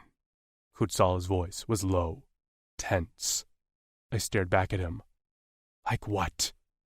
A muscle in his jaw ticked. The humans are not for you. They are not for me. They are not for any of us here. You understand that, right, Lou Kent? Using my name in that threatening tone was like plunging a shard of ice in my ear. Next to me, Vince shifted uncomfortable and kept his mouth shut for once. I forced myself to remain calm. I understand that. She needs to become less attached to you. By the time she arrives in Granite, you will be just another Drixonian face who she knows will protect her. The rage in my belly grew teeth, gnawing at my insides. Is this some sort of punishment? Is it a punishment to get some time to rest and heal? Is it a punishment to not have to risk your life to take a human to Granite? I hated the way Kutzal was feeling me out, but he had every reason to. I just didn't want to admit it. Deep in my sola, I knew he was my ally, that he was looking out for me. But in that moment, all I wanted to do was make him out to be the enemy. I didn't have anything else to be angry with other than myself. No, Drexel, I spoke through clenched teeth. Axton will collect her in the morning. You will be hunting for game then. That was the final dagger in the gut. He wasn't going to let me say goodbye, and he wasn't going to give her the opportunity to make a scene and cling to me like she'd done earlier today. This is cruel, I whispered, for the first time admitting what Kutzal had sniffed out. His eyes closed, and he bowed his head. This is a good life, better than we could have ever hoped, and I'm determined to be content with that. He lifted his head and met my gaze steadily. In a rare moment, I saw compassion in his eyes. Maybe a little wistfulness, too. Please be content too, Lukent. Kutzal had saved my life countless times, just as I'd saved his. The peace we had now was the only we'd had in our lifetime. I couldn't fleck it up for him, for Vince and Axton, for the young warriors like Trapped, who carried the same brand I did on the back of our necks. I had done my duty and gotten Tasha this far. Axton would handle the rest. She would be safe, and that had to be my priority, not personal glory or desires. Swallowing around my dry throat, I nodded and spoke one of the only lies of my life. I'm content. Chapter 10. Tasha. I awoke to pitch black. For a moment I panicked, not remembering where I was. It had been a whirlwind the last few days. And then I remembered. Kent and two of his fellow warriors, Drixonians they called themselves, had put me to bed like a child. I'd resented it, and then I stewed for probably 1 minute before fatigue took me under. Now, despite the warm fur draped over me, I was cold. There was no warm body next to mine. I'd grown so used to gravitating toward Kent's body heat. Except, as I shivered in the dark, I realized it wasn't just his heat I missed. He was safety to me, a capable force that could hunt, survive deadly plants, and save baby rhinophants all in the same day. An empty hole in my gut reminded me that my friends were not here. They weren't somewhere called Granite. I had no idea where they were. I suspected part of me thought it was too good to be true to be rescued and taken to all my friends, where we'd have a lovely little reunion. Still, hope was a hard fire to put out, and it had raged in my heart this whole time. It was still there, just merely an ember. The task of finding my friends would be challenging as hell, but I had to believe the Drixonians would help me. I was eager to meet these other humans they spoke of. I smelled a campfire, and among the many musky scents, I could pick out Kent's. Since we'd arrived here, the atmosphere between us had changed. He acted stiffly around the leader of this clan, and now that I knew exactly what he'd risked saving me, it was clear to me that this entire situation was so much bigger than just the two of us. Near the bed pallet was a wooden cup of water. I downed it, and then wrapped the fur cape around my shoulders. After clasping it to my chin, I ventured out of the hut. The ends dragged on the ground, so I picked up the cape ends like a skirt and ascended the stairs to the top of the cliff. The moon offered a little bit of light, but I still went very carefully as not to fall. There, I found a campfire, with one lone figure sitting in front of it, his back to me. From the smell of him, I knew who he was. As I drew closer, I let the cape ends fall to the ground where they dragged on the rocks. He whirled around and his violet eyes glowed in the near darkness. I lifted a hand in a wave. Hello? I felt almost nervous. This was the first time we were alone since we could communicate properly. What are you doing? He seemed slightly anxious too, and his eyes darted to take in our surroundings. When he found we were alone, he relaxed slightly, and his gaze returned to mine. With his head cocked, he scanned my body. Are you all right? He always worried about me. I'm all right. I just woke up and was cold. Cold? I stepped over the log he sat on and sank down next to him, scooting closer until I was plastered against his side. Leaning against his arm, I sighed. I missed your big warm body. He held himself stiff, and I tilted my head back to see his face. He sat staring into the fire, his jaw clenched. I patted his hand. What's wrong? He blinked and cast a quick glance at me. Are you warmer now? You answered my question with a question. He didn't respond, and I rolled my eyes before resting my head back on his arm. Between you and this fire, I'm warm now. How did you know I was here? I could smell you. He snorted, and I knew he didn't believe me. He had no reason to. One day, I'd explain, but I wasn't in the mood to relive the trauma right now. Thank you, I said softly. I hadn't realized all you risked saving me from the Wutarks. You don't have to thank me, he said. I would have made that decision every time, in every life. Those words weren't a funny quip. He meant them. I peered up at him, but his gaze remained on the fire.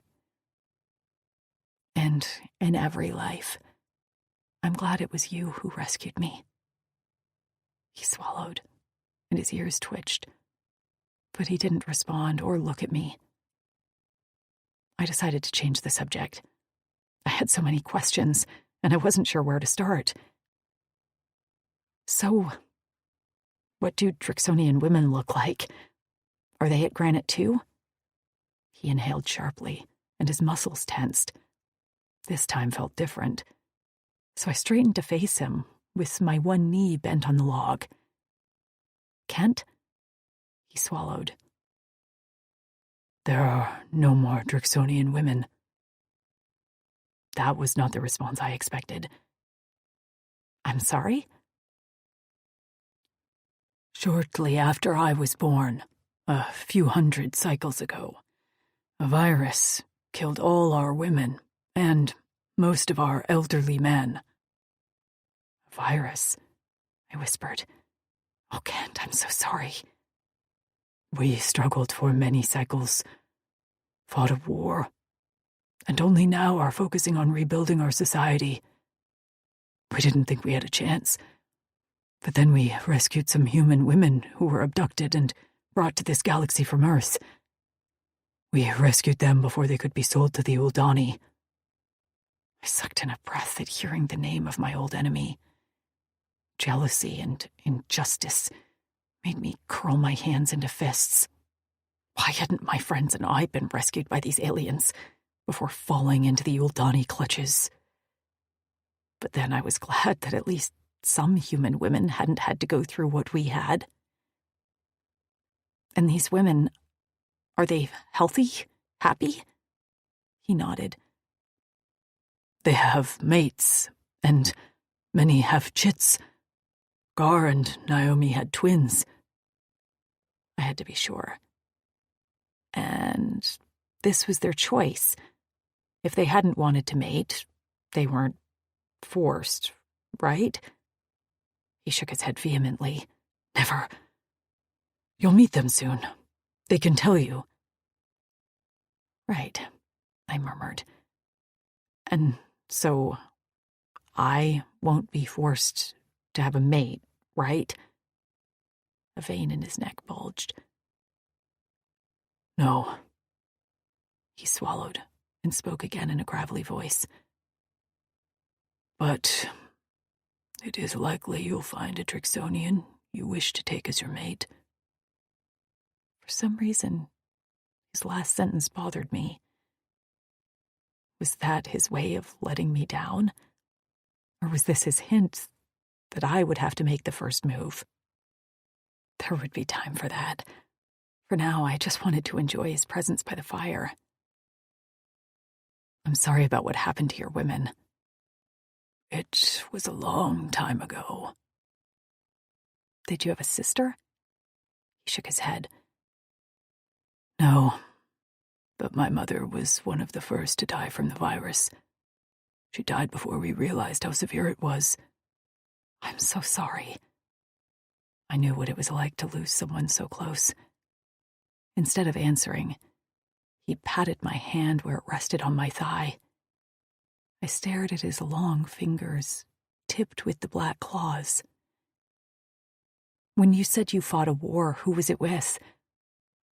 The Uldani. We learned later they started the virus to crumble our society, and then they forced us into subservience under the guise of helping us rebuild. We hadn't realized how badly we were treated until it was almost too late. We rose up, fought for our independence, and lived on Corin for about 50 cycles. It wasn't until the women arrived that we realized the Uldani would not stop taking advantage of others. We fought them, installed new leaders, and formed a truce. After that, we finally returned home to Corin. The final war must have been after my friends and I escaped. I would have longed to see the Uldani city walls fall. I was surprised I hadn't learned of the Drixonians, but then it wasn't like I had much of a social life as a lab rat. I was now gladder than ever that I hadn't blurted out earlier why I could, in fact, smell him. Would these Drixonians accept me, knowing that the Uldani had tainted me? I could easily hide what they'd done to me, but not Trix or Lou. I was now grateful I hadn't said a word about my altar, in case the Drixonians decided they wouldn't rescue tainted human women. Still, at least I knew now the Uldani weren't poking at any other humans. I'm glad you won. I spun my brother's ring on my finger. Ken plucked at it with a claw. This is the only ring you wear. Why is that? My brother died while I was still on Earth, and this is his ring. I'm sorry about your brother. Did he die a warrior? My throat closed up, and I gazed up at him. He asked the question so innocently, not knowing anything about Earth society, and certainly not knowing how my brother died. Tears pricked my eyes, and I felt my chin wobble as I answered honestly.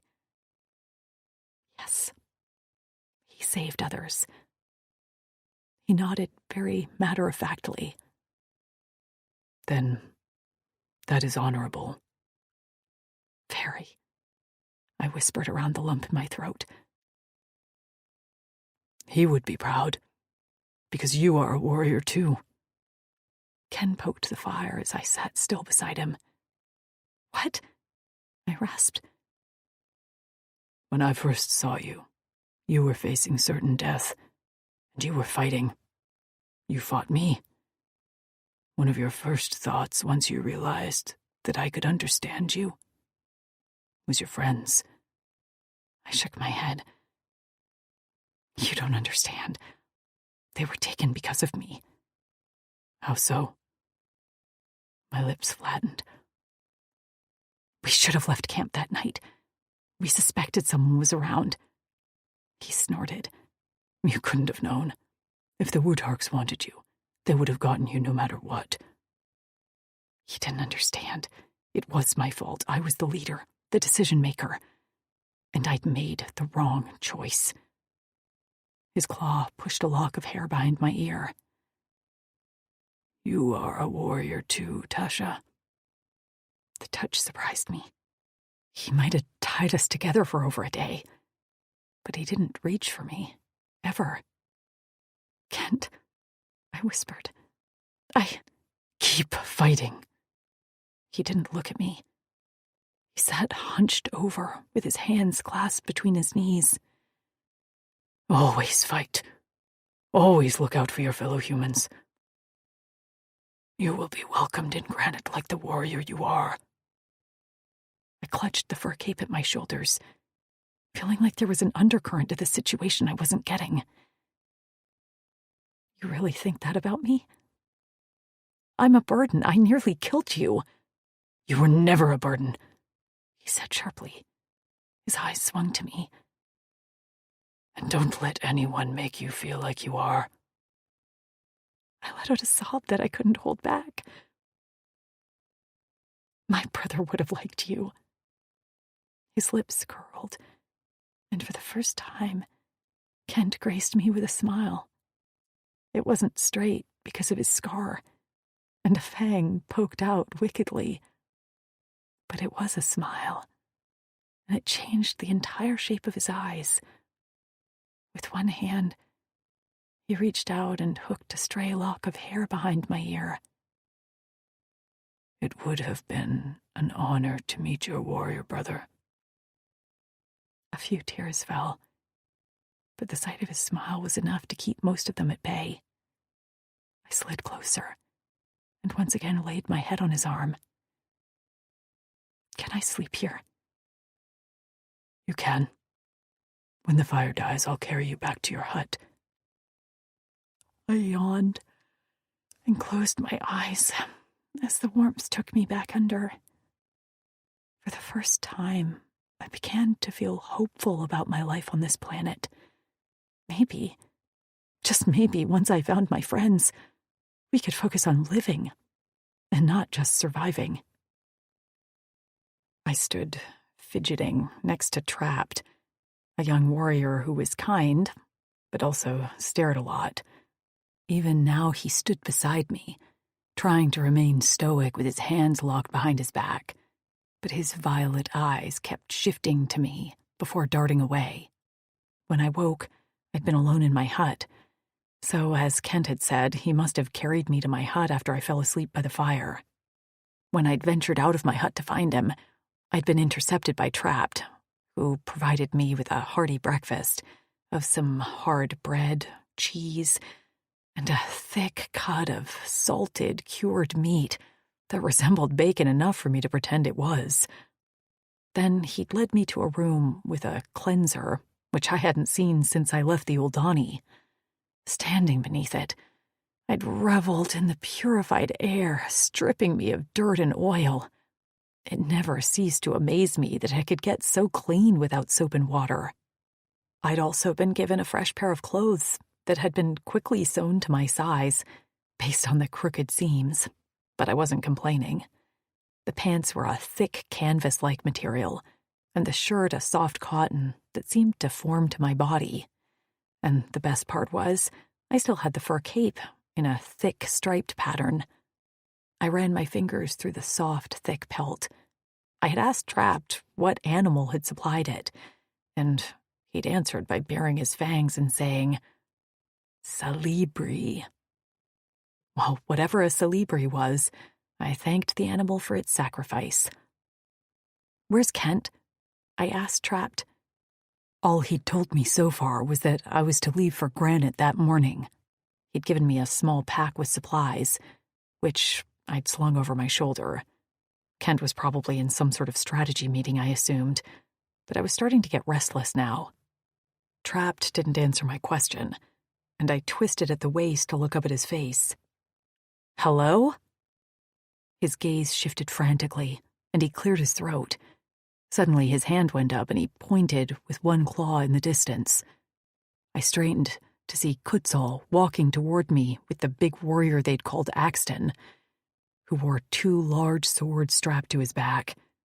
He also had a pack slung over his shoulder, and the sight of it made me sweat. Trapped, I said again. He flinched when I spoke his name. Where is Kent?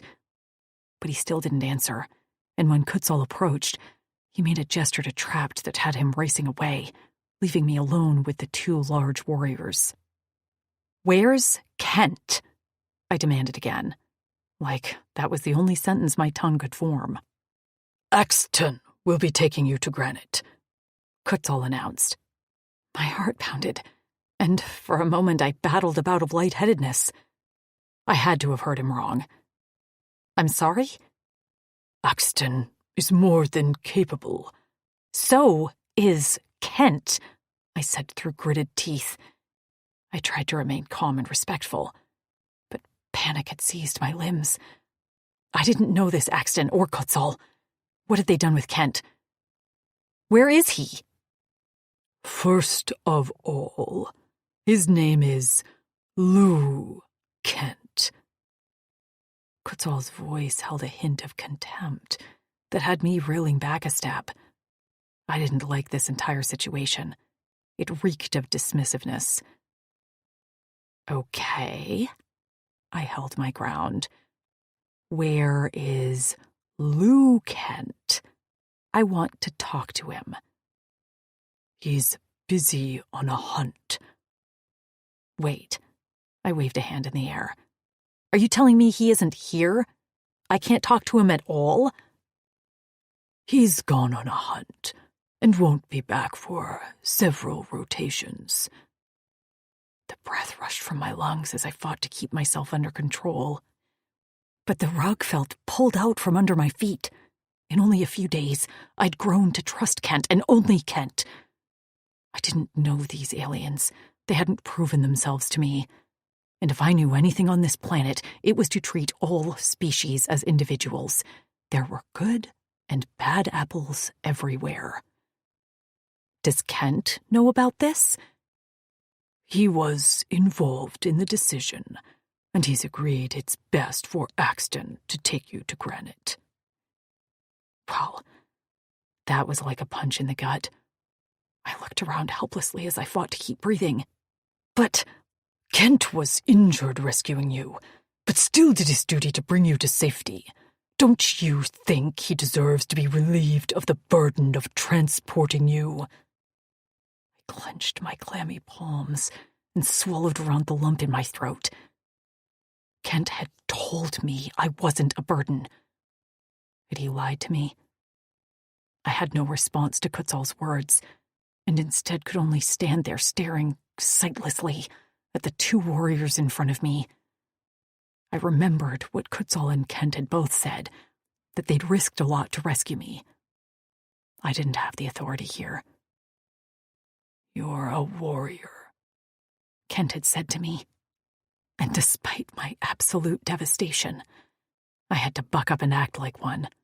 Rescuing my friends was my top priority, and that meant getting to this Granite place come hell or high water. So I had to follow Kutzal's plan. That didn't stop my heart from bleeding out in my chest. I hadn't even been able to say goodbye. Not to my brother. Not Kent. Spirit broken, I whispered. Yes, he deserves to be relieved. Axton gazed at me emotionlessly, and I wished for the expressive eyes of Kent, his crooked grin and deep, raspy voice. The shards of my heart poked at my ribs. That time I'd spent with Kent last night. He'd known then, hadn't he? Why hadn't he said goodbye? It's important you leave now, in order to report to Daz the details about your friend's abduction. Kutzal spoke in a slightly softer voice. I met his gaze. Behind the purple shards, there was some warmth there. But as soon as the heat flickered, it was gone, replaced with the stoic leader mask. Right, I murmured as I bit the inside of my cheek to ground myself. That was my purpose now, rescuing my friends. Being a warrior didn't involve mooning over an alien I'd developed feelings for. Because that was the truth. I had to acknowledge that I'd begun to view him not as an alien, but as a complete whole soul, a teammate, a partner, maybe even, in my most delusional dreams, a lover. Losing him felt a bit like losing an arm, but I'd metaphorically lost a limb before, when my brother died. I'd grow a new one. I'd done it plenty in this lifetime. I swallowed and nodded. Okay, let's go.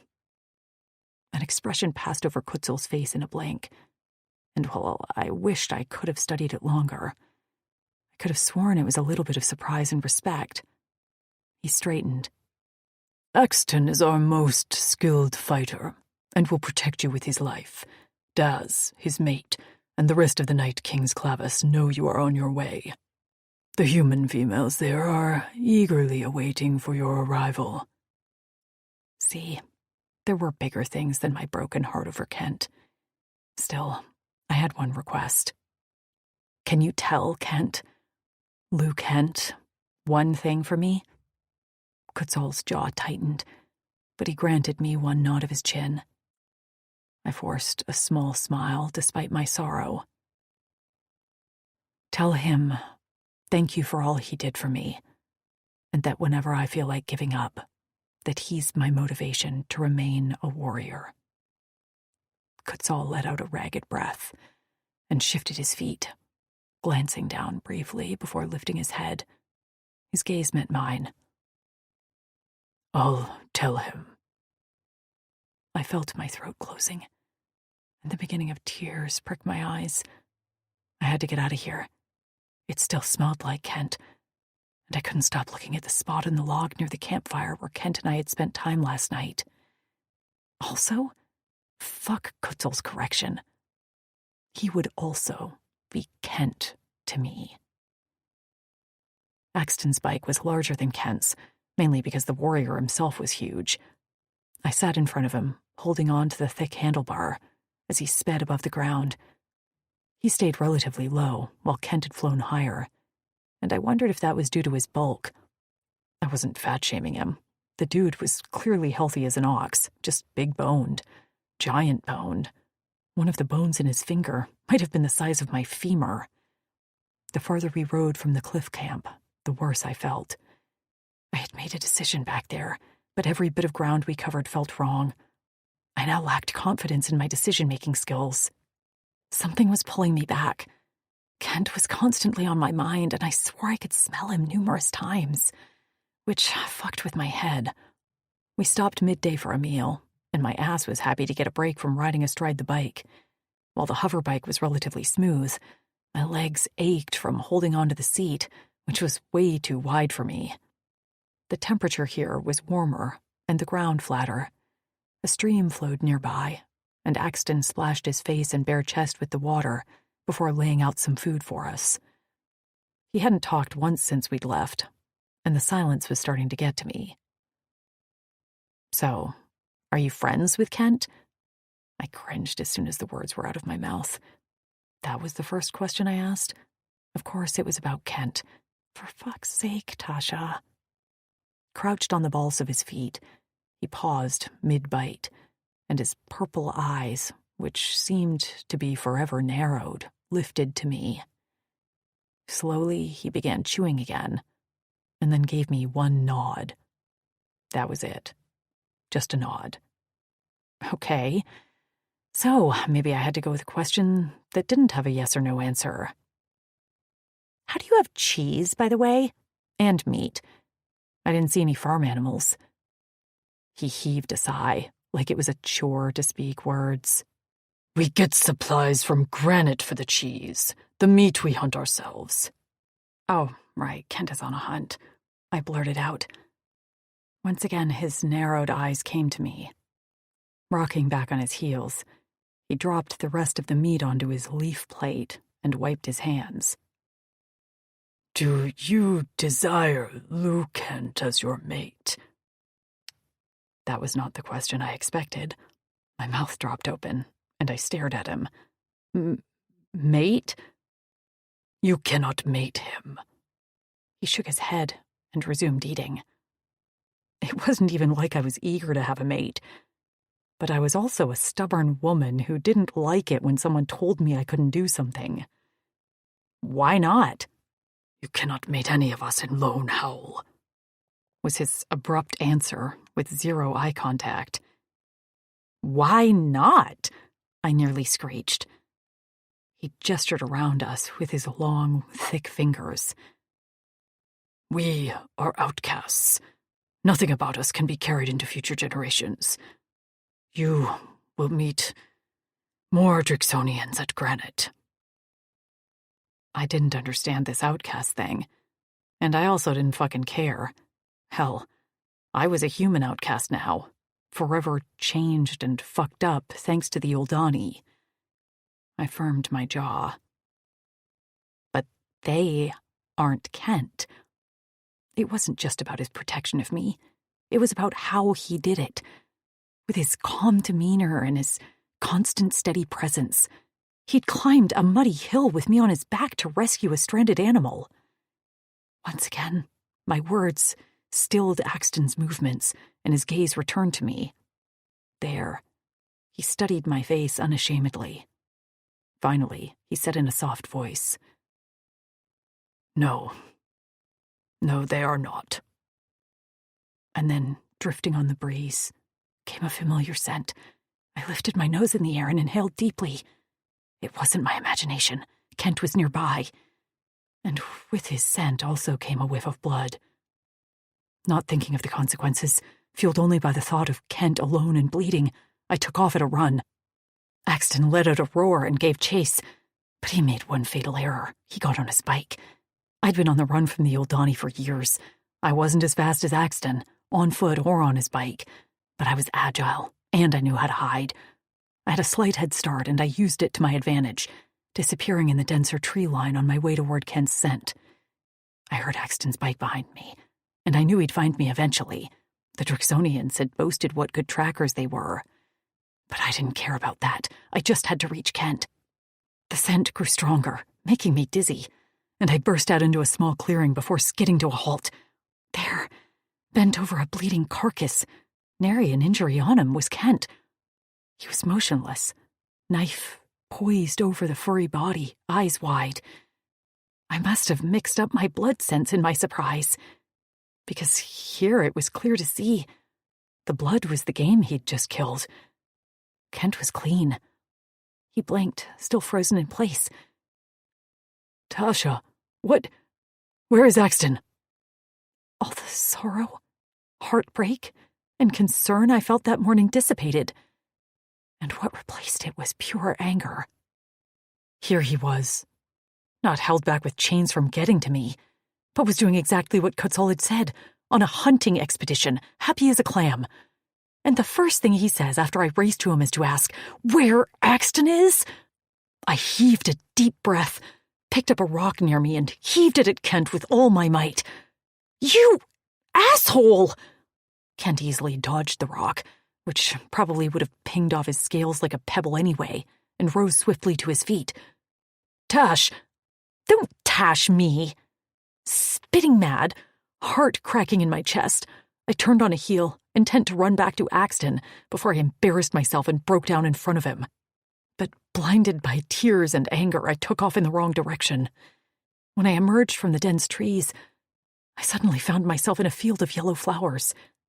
In front of me rose a large, rocky cliff, and from the cracks grew sprouted grasses, moss, and wildflowers. The beauty took my breath away, and I swiped at my eyes to get a better look. A hand settled on my arm and spun me around. I looked up into the face of Kent. The fucker wasn't even breathing hard. Explain the reason for your anger. Anger roared to life in my gut. Explain the reason? You don't know why I'm angry? Disbelief pitched my voice to a shriek. I stabbed a finger at his chest, ready to unleash. I trusted you. You are the only non-human I have trusted since I got to this damn galaxy. And I thought... I shook my head. I thought I meant to you what you meant to me. This morning, I felt abandoned. Heat flooded my face and I looked away. I couldn't believe I was admitting this to him. Why hadn't I just stayed put with Axton? This was mortifying. You don't know what you mean to me. His voice was deadly quiet, and I risked a glance up at him to find that my normally placid and controlled Kent had morphed into an intense threat. Stunned at the purple storm in his eyes, I took a step back. He took a step forward to close the gap. We did that dance until my back hit the cliff wall behind me, and I had nowhere else to go. My bravado faded as Kent slapped a palm over my head with a smack. Again, he spoke in that deceptive, calm tone. You think you don't mean anything to me. I tried to recall the courage I'd felt when I'd confronted him. Swallowing, I forced out a few words. Was I just a duty to you? His body trembled, and I winced when his nails scraped the rock wall as he curled his fingers in a fist. Nostrils flaring, he bared his teeth. "Everyone sees it but you!" I bit my lip. Kutzel said, "Flick, Kutzel!" He saw it the moment we arrived. So did Vince. So did Axton. Everyone saw it but you. And that's the reason Kutzel forbade me to take you to Granite. Why he banned me from camp this morning. So I didn't take you and flee. I was missing something. Head spinning, dizzy with his scent and words. I shook my head. I don't... You want to know what you mean to me? I sucked in a breath and met his heated gaze. I can't control myself around you. Your scent makes me crazy. All I think about is if you're safe. All I want is to watch you smile and be the reason you're happy. He stepped closer. That was when I felt the bulge in his pants, pressing like a brand against my stomach. I already lost myself once in you, and not a moment goes by where I don't still taste you lingering on my tongue. I crave you, Tasha. I crave your moans, your cries, and the way your cunt squeezed my fingers. His cock pulsed against me, and my knees went weak as his voice deepened to a rumbling growl. Is that what you want to hear? About how badly I want to ruin you for anyone but me. Chapter 11. Kent. I'd gone insane. That was the only explanation for talking to Tasha the way I did. Her scent invaded my nostrils, shooting straight to my brain like an arrow. All morning I'd tortured myself. Instead of staying within the confines of my normal hunting grounds, I'd followed the path Axton and Tasha would take, remaining a fair distance behind, but unable to help myself. It wasn't that I didn't trust Axton. It was that I couldn't seem to keep myself from following Tasha. My life had been reduced to wanting nothing but to serve her. Now she stood in front of me, chest heaving, a bead of sweat dripping down her slender neck. In a moment, she'd slap me, run, scream, all things she should be doing, instead of standing there, staring at me, smelling like a flecking temptation. She swallowed, and I watched her throat bob. Why did you act like nothing happened beside the stream that day? My gaze darted to hers. That wasn't a question I had expected. Because I touched you without permission. I could have said no. Her tone was soft. I could have pushed you away. I felt safe enough with you to turn you away, but I didn't say no for a reason. My Cora pounded, because the words she spoke ignited an ember of hope that could be very dangerous. I was a moment away from doing something Kutzal would nearly kill me for. Tell me no now, Tasha. My voice shook as my body fought with itself. You can feel how badly I want to touch you. Push me away. She reached up with a shaking hand and unclasped the fur cape at the base of her neck. Yes, she whispered. My cock strained in my pants, and my balls felt full to bursting. I pounded the rock wall with my fist. Say no! She inhaled sharply, and then with a quick sweep of her hands, tore off her shirt to reveal her bare flesh with only a thin band wrapped around her breasts. From beneath the fabric, her nipples pebbled. My mouth watered as I remembered the sight of the pink buds that nearly begged to be sucked. Tasha, why can't we do this? With a flick of her thumb, she released the clasp on her pants to reveal a tantalizing strip of skin. Her scent of arousal reached my nose, and I swallowed. You have no mate, right? I shook my head, words now failing me as she reached for my free hand that hung motionless at my side. I've been denied anything resembling pleasure for a long time. Her eyes were wide and glassy as she drew my hand toward her. Has it been that way for you? I didn't even know what pleasure meant. I'd never had a release in my life, and I resigned myself to never smelling, feeling, or touching a female. My hand brushed smooth skin, and my gaze dropped to where she placed my palm between her legs. My fingers cupped the heat there. "You promised to ruin me." Her eyes held mine. "So, ruin me. Fleck it." Dizzy with her scent and heat, I dropped to one knee and slid her pants and underclothes down her legs as I did so. She let out a gasp of surprise as I tossed the clothing to the side, leaving her standing bare in front of me. Her smell was everywhere, sending my head spinning. All I could think about was tasting her again. It had been nearly all I thought about since. Hooking one leg over my shoulder, I dove down between her legs to lick up her essence. In this position, she gushed on me. Her juices dripped down my chin, flooding my nose, and I would have happily drowned in her. "Kent!" she gasped, and I looked up at her body to see both her breasts spilling over the thin fabric as she strained and heaved. With one hand, she braced herself above her head on the cliff wall, and the other sank into my hair, where it pulled tight at the roots. I snarled triumphantly, feeling victorious that she was losing control just as much as I was. Curling my tongue around the sensitive nub above her entrance that she seemed to love so much, I teased it with my tongue piercings. Her legs started to tremble, and her blunt nails raked my scalp.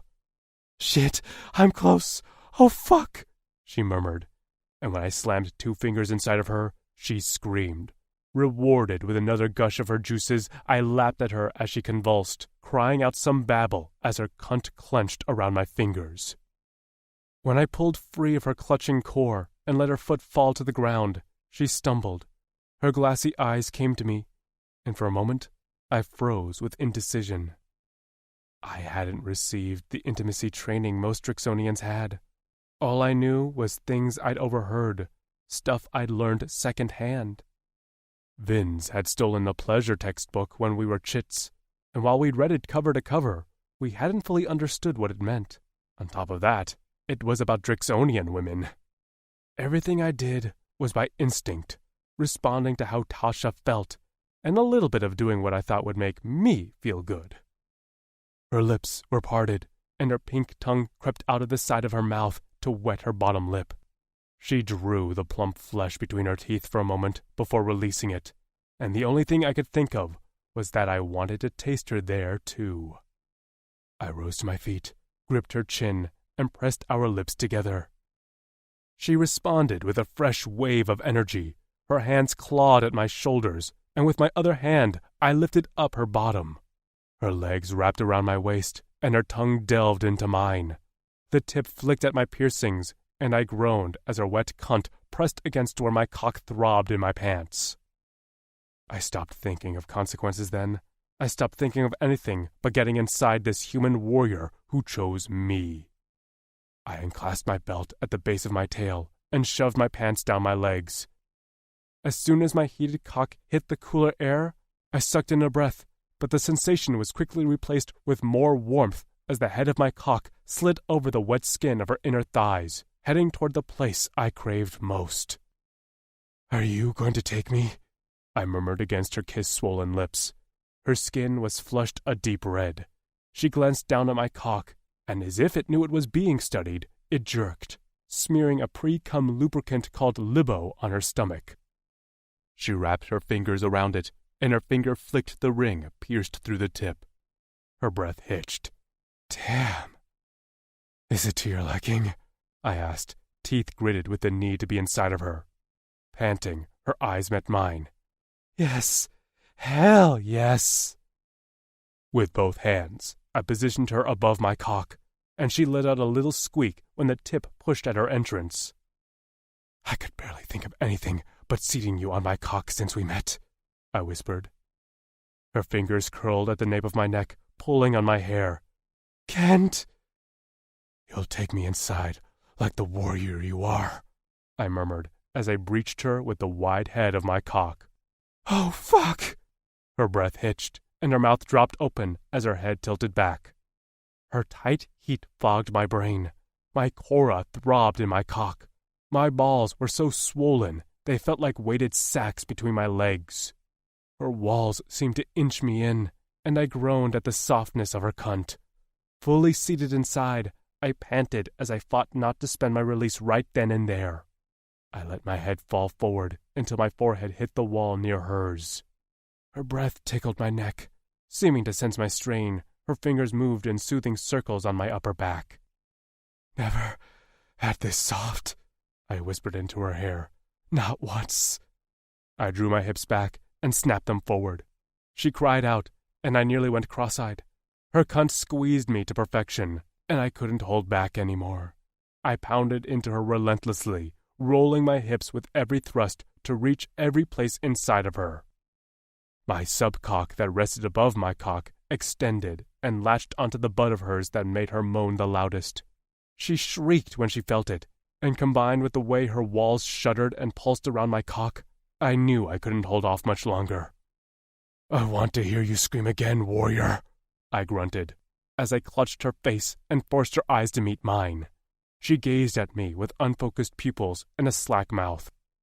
Suddenly, her eyes rolled, her body shuddered, and that was all it took for me.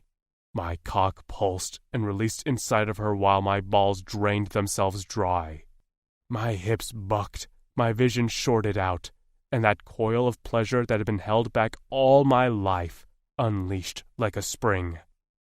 I threw back my head and roared. Tasha. With my fur cape thrown over my shoulders and Kent's head resting on my lap, I sat against the rock cliff trying to catch my breath. I hadn't thought of what Kent would be like post-coital, but I hadn't expected this. If anything, he looked shell-shocked. Every once in a while, a shiver shook his big body, and I found myself holding his massive head, careful of his pointy horns, and soothing him as he pressed his face into my stomach. He hadn't said a word since he came. He'd let out a roar of what sounded like anguished release, and then hit the ground on his knees like he could no longer support his own weight. I was trying to sort through my own feelings about what we'd just done. This time, he didn't run away or act like it didn't happen. He clung to me, his arms wrapped around my waist, while I combed my fingers through his long hair. We were twisted together like two halves of a pretzel. He seemed to like the silence. Eventually his shivers faded, and he let out a long, contented sigh before soft violet eyes lifted to meet mine. He didn't smile, but the tense lines in his face, caused by his usual shrewd concentration, were now smooth. "I haven't ever mated a female before," he said quietly, and the puzzle pieces of his behavior began to fit together. My hand stilled in his hair as he continued in a low voice. "I hope I didn't fail in giving you pleasure. I am not well versed in it." He did all that by instinct.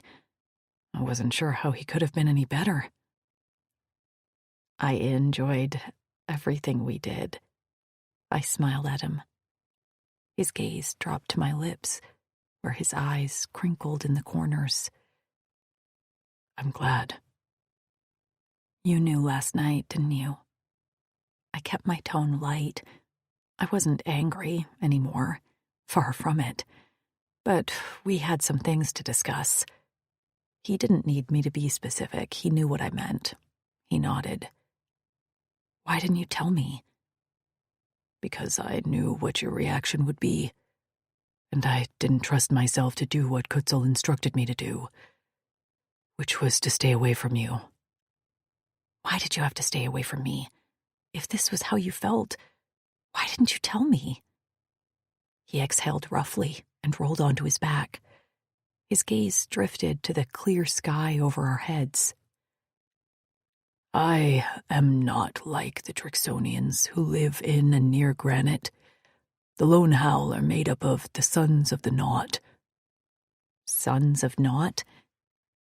His long tongue prodded at his fangs as his eyes swung to mine. Every male Drixonian up to a certain age is a trained warrior. Our females held positions of importance in society, and the men were land and space defenders. It's a duty taken very seriously, and if any warrior deserts his position, they are the Naughts. My stomach dropped. So, your father? He was a deserter. My mother was pregnant with me when he deserted, and he knew the consequences I would face, which was a rule of our society. It wasn't enough for him to stay. I cupped his cheek. What consequences did you face? I did not receive the same training others did. Same with Vince, Quetzal, Axton, and all the others in the Lone Howl Clavis.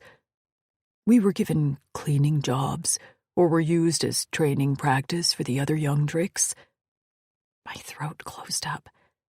I couldn't imagine a young Kent being punished for something he didn't do. That's horrible. He placed his palm over mine where it rested on his cheek, and then slid our combined hands to the back of his neck, where my fingers brushed the burned mark I'd discovered before. This is the brand of the Sons of Naught. They'd fucking branded him?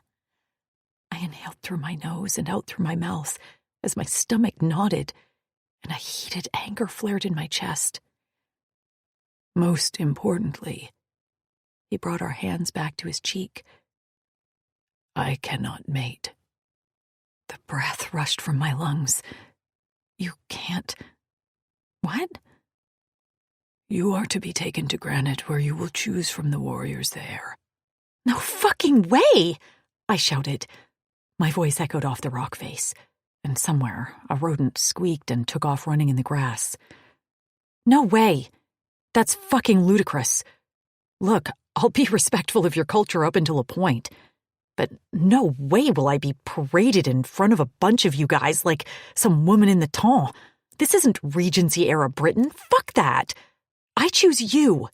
And if that Daz guy won't help me look for my friends, then I'll do it my fucking self. I swallowed, suddenly losing steam. I can, right? I can find them? Kent sat up and reached for me, wrapping his big hand around my neck. We have to go to Granite. No, I barked in a pout. And watch them treat you like shit? No way. What's shit? Poop. Excrement. Bad stuff.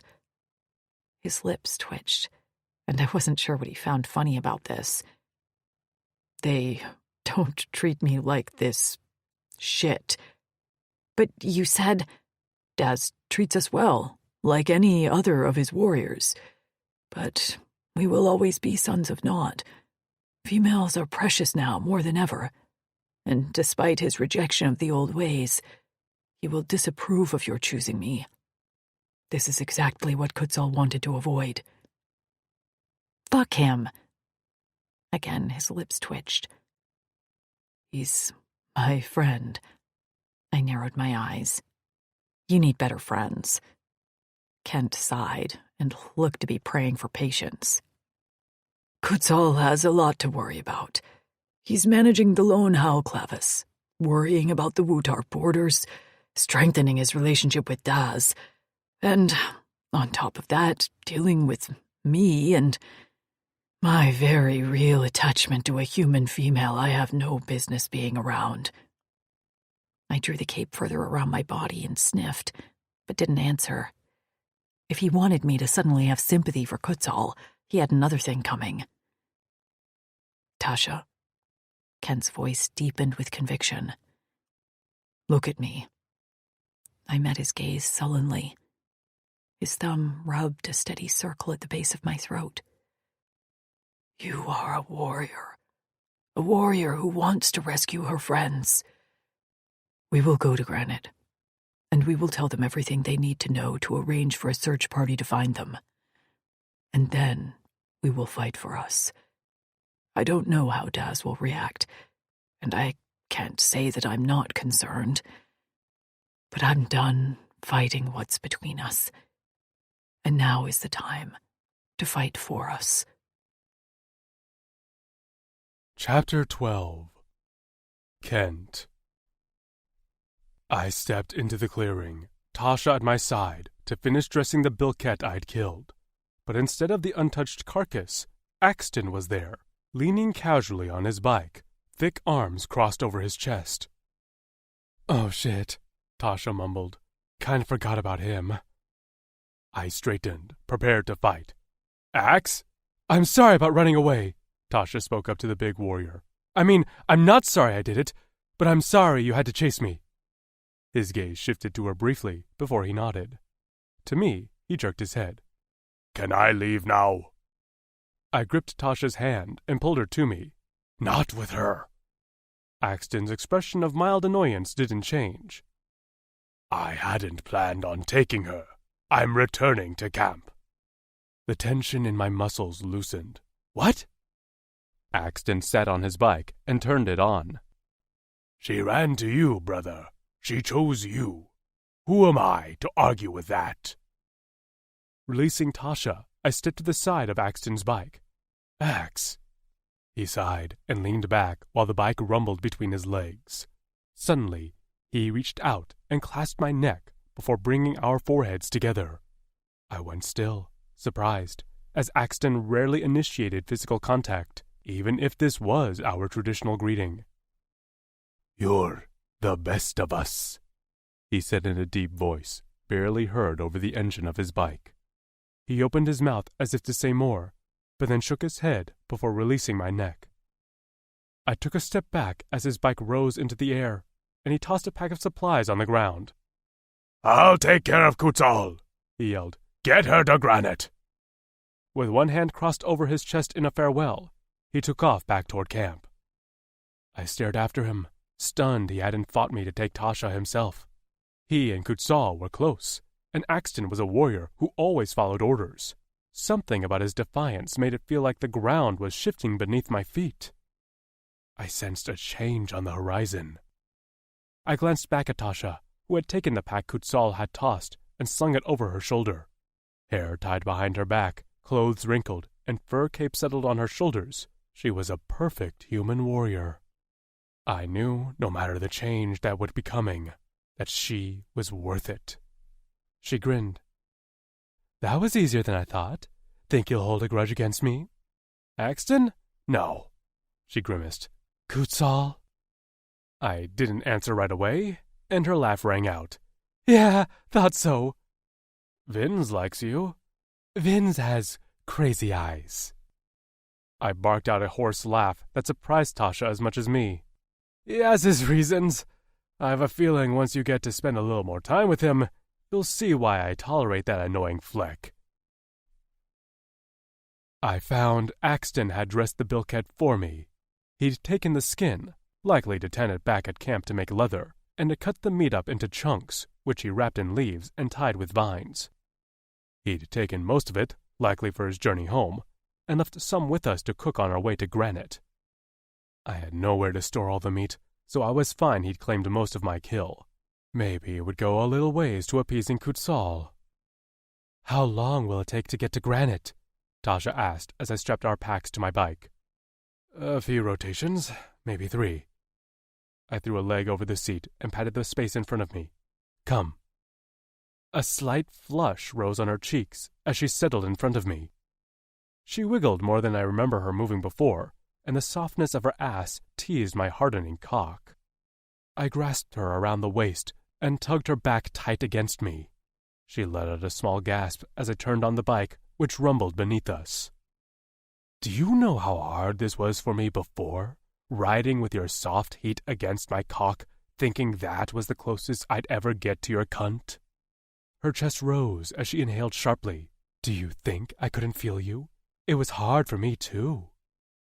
I groaned, wishing I could take her here and now, but we had to get going, and the blood on the ground from the bilket I'd killed would soon attract predators. "Well then, we both get to be tortured now, because I don't have time to take you." "Jesus," she whispered, gripping the handlebars in a white-knuckled grip. "I created a monster, didn't I?" When I nipped her ear with my fangs, she squeaked, and a shiver ran down her spine. I could smell her, and knew this entire ride until our first break was going to be flecking miserable. "Try not to move too much," I growled as I lifted the hoverbike in the air. She let out a happy shout as we sped out of the clearing and went on our way to Granite. Tasha. The rest of the day was a battle of wills, and I couldn't really be sure who was winning, or if we were just being masochistic. Kent drove with one hand, sticking close to a stream of water that flowed downstream. Here the land was flat and the vegetation less dense, allowing for an almost leisurely drive rather than breakneck speed while dodging thick tree trunks. His other hand was a torture device. He roamed my front, sometimes slipping under my cape to playfully roll a nipple between his fingers. Other times, he dipped lower, sliding into my pants to toy with my drenched pussy. Even I could smell how aroused I was, and it got worse when he'd pull his fingers away and noisily slurp them into his mouth. His cock was like a steel rod between my ass cheeks, and I did my best to torture him right back, rolling my hips as we basically dry humped on the bike. The sun had just touched the horizon when he let out a growl that vibrated my bones and steered the bike to touch down onto the riverbank.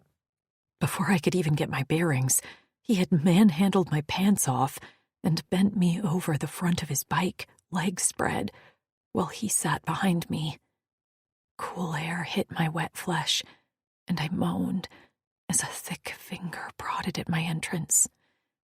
Folding my arms under my head, I lay, stomach down, ass up, exposed to an alien male who had very quickly become my entire world. "Your cunt soaked through your pants, and through mine." He squeezed my ass hard, and I gasped. "Do you know how much your scent drove me crazy?" I'd been primed all day, and if he didn't fuck me soon, I was going to scream. You think I wasn't suffering? Oh, fuck. He lifted up my pelvis, and with my legs spread on his thighs, speared me with his thick cock. The delicious, thick ring pierced through the tip, slid over my inner walls with pleasure-inducing precision. The air rushed from my lungs, and I swore for a moment I could feel him in my stomach, his long shaft seemingly endless as he filled me. I scrambled for purchase on the bike seat as my toes curled and my sensitive nipples pressed against my chest band. "That's it," he rasped. "Take all of me." Fuck, I moaned as he grasped my hips and fucked me on his bike. My entire body was wound tight, and I felt the beginnings of an orgasm flare in the base of my spine, just as he went still. What? Suddenly, my world was flipped, placed on my back on the bike seat. Kent rose over me, plunging inside me again, just as that node above his cock, I'd assumed was innocuous, latched onto my clit and started its mind-melting suction. Whatever biological reason it had, praise this planet's gods, because it was amazing. Above me was the orange sky, Kent's violet eyes, and his dark hair in a cloud around us. It seemed to be floating, reaching for me. And then, as the orgasm hit me, I threw back my head and closed my eyes on a wordless shout. Kent kept thrusting, fucking, growling, and straining until he pitched forward with a hoarse cry. His cock pulsed inside of me, filling me for the second time that day, and I could feel the overflow leaking out, spilling onto the bike seat. Chest heaving, I blindly reached for him, feeling like a million scattered pieces of human flesh. Panting, he drew me up and into his lap, where we stayed connected as we sought to catch our breaths. When he held me like this, surrounding me with his strength and tenderness, I almost felt like a whole, untouched person. In Kent's eyes, I wasn't a victim, an experiment, or refugee on the run. To him, I was Tasha, his warrior. I should have fed you first, he said softly. I huffed a tired laugh. No, this was perfect. Now we can take our time eating, rather than rushing through it to get to dessert. Dessert? I pulled back slightly and shifted, feeling uncomfortable full. What we just did. Dessert, he murmured. I like that word. I sat back slightly in his lap until his cock slipped free of my body. Looking down, I grimaced. We made a mess. I like it, he whispered, swiping a finger through our combined juices until they were smeared all over the seat and my inner thighs. He cupped my pussy, his hand gentle, and pressed a soft, hesitant kiss to my lips. Thank you for running to me. I won't let you down again. I cupped his face. Hey, you didn't let me down. Now that you explained, I understand. I patted his face. But don't do it again. His lips twitched, and his large facial scar tugged at the skin. I won't. I ran a finger over the scar carved into his cheek, and while he flinched, he didn't pull away. How did you get this? Coke in the uprising. I remembered the Colks. They were like armored bears who the Uldani used as their protection. We usually took the front lines of all battles. The Drixonians who were properly trained and knew formations, as well as other skills like piloting, were protected. I hated that for him. I couldn't imagine what it was like for him to, time and time again, be sent to the front lines, forced to sacrifice himself for a society who had always treated him like an outcast. Everything I know about how to fight was gained from experience. He flexed his forearms, and the blades rose slightly before settling back down. Now I'm as deadly with my machetes as any other Drixonian. And those machetes are a part of you? He nodded. Our best defense. So, despite everything, you still fought for the Drixonians? Why didn't you and Kutzel just leave? Some Sons of Naught did, but that was never an option for us. We wanted to contribute to remaking the Drixonian society, and we decided to trust Dazim. His father often fought against the way generations of Naught were treated. So, there's hope he will accept us? There is hope, he said tentatively. But the future of the Drixonian race is at risk now. Right, I murmured. He drew me to him, and I snuggled into the warmth of his chest. We can eat now. Get some rest. I was reluctant to move. I was cozy where I was. I need to clean up. He huffed. Don't. I like your smell. I'll wait until morning. Is that a compromise? His chest rumbled, vibrating like a purring cat. I accept that. What is this sound you do? I pressed my hand at the base of his neck. It's called prushing. I haven't ever done it before, but it's instinct when we are with our mates. We use it to soothe, and also when we are happy. I remember he's used it on me before to calm me down, and it had worked like a shot of good whiskey. So you can brush me to sleep? If you wish. I do wish. I wish very much. I opened my eyes with a twitch of my nose. The extinguished fire smoked gently near us, and the sun had just begun to rise over the horizon. Behind me, Kent slept quietly with his big arms clutching my back to his chest. My nose twitched again, and that was when I smelled them. Wutarks. The stench was unmistakable. I sat up, and my action woke Kent immediately. "What?" he barked, eyes wide and alert already. "Wutarks," I breathed. Maybe a mile away, moving fast.